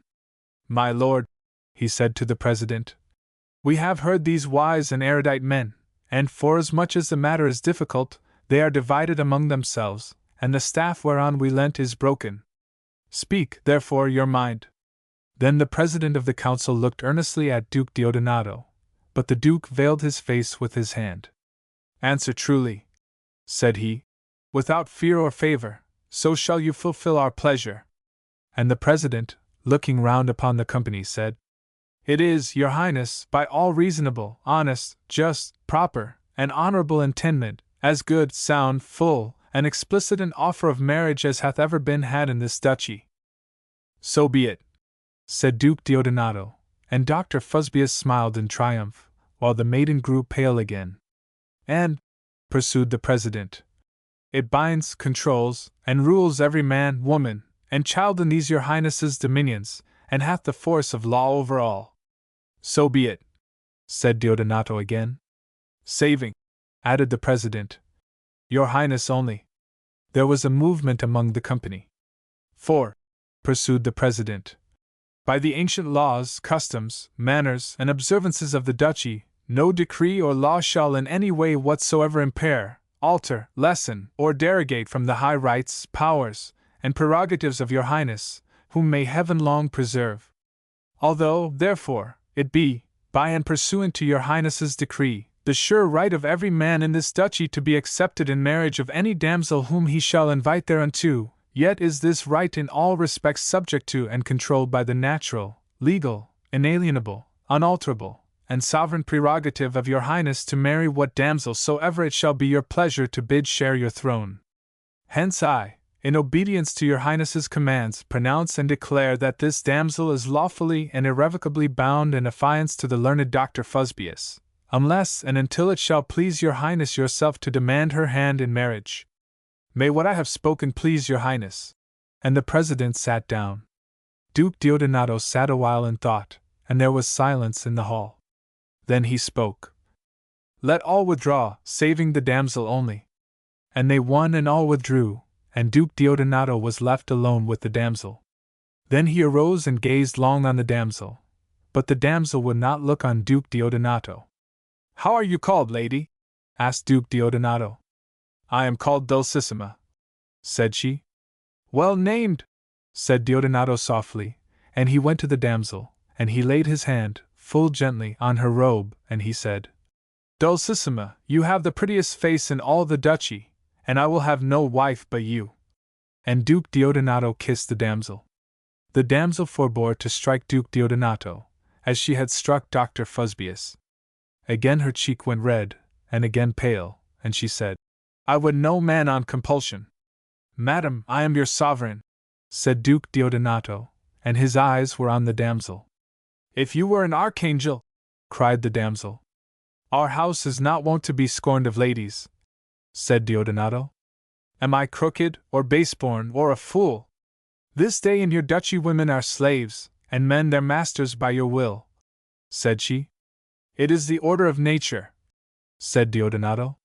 "It is not my pleasure," said the damsel. Then Diodato laid his hand on his silver bell, for he was very angry. "Fusbius waits without," said he. "I will wed him and kill him," cried Dulcissima. Diodato gazed on her. "You had no chance of using the pins," said he, "and the rent in your gown is very sore." And upon this the eyes of the damsel lost their fire and sought the floor, and she plucked at her girdle, and would not look on Diodato. And they said outside, "It is very still in the hall of the Duke." Then said Diodato, "Dulcissima, what would you? That you repeal your decrees," said she. Diodato's brow grew dark. He did not love to go back. "What I have decreed, said he. And what I have resolved, said she. Diodato drew near to her. And if I repealed the decrees? Said he. You will do well, said she. And you will wed? Whom I will, said she. Diodato turned to the window, and for a space he looked out, and the damsel smoothed her hair and drew her robe, where it was whole, across the rent, and she looked on Diodato as he stood, and her bosom rose and fell. And she prayed a prayer that no man heard or, if he heard, might be so base as to tell. But she saw the dark locks of Diodonato's hair and his form, straight as an arrow and tall as a 6-foot wand, in the window. And again outside they said, It is strangely still in the hall of the Duke. Then Diodato turned, and he pressed with his hand on the silver bell, and straightway the hall was filled with the councillors, the judges, and the halberdiers, attentive to hear the will of Diodato and the fate of the damsel. And the small eyes of Fusbius glowed and the calm eyes of the president smiled. My cousins, gentlemen, and my faithful guard, said Diodato, time, which is heaven's mighty instrument, brings counsel. Say, what the Duke has done, shall any man undo? Then cried they all, save one. No man! And the president said, Saving the Duke. The decrees which I made, said Diodato, I unmake. Henceforth let men and maidens in my duchy marry or not marry as they will, and God give them joy of it. And all, save Fusbius, cried, Amen. But Fusbius cried, Your Highness, it is demonstrated beyond cavil, aye, to the satisfaction of your Highness. This is very tedious, said Diodato. Let him speak no more. And again he drew near to Dulcissima, and there, before them all, he fell on his knee. And a murmur ran through the hall. Madam, said Diodato, if you love me, wed me. And if you love me not, depart in peace and in honor, and I, Diodato, will live my life alone.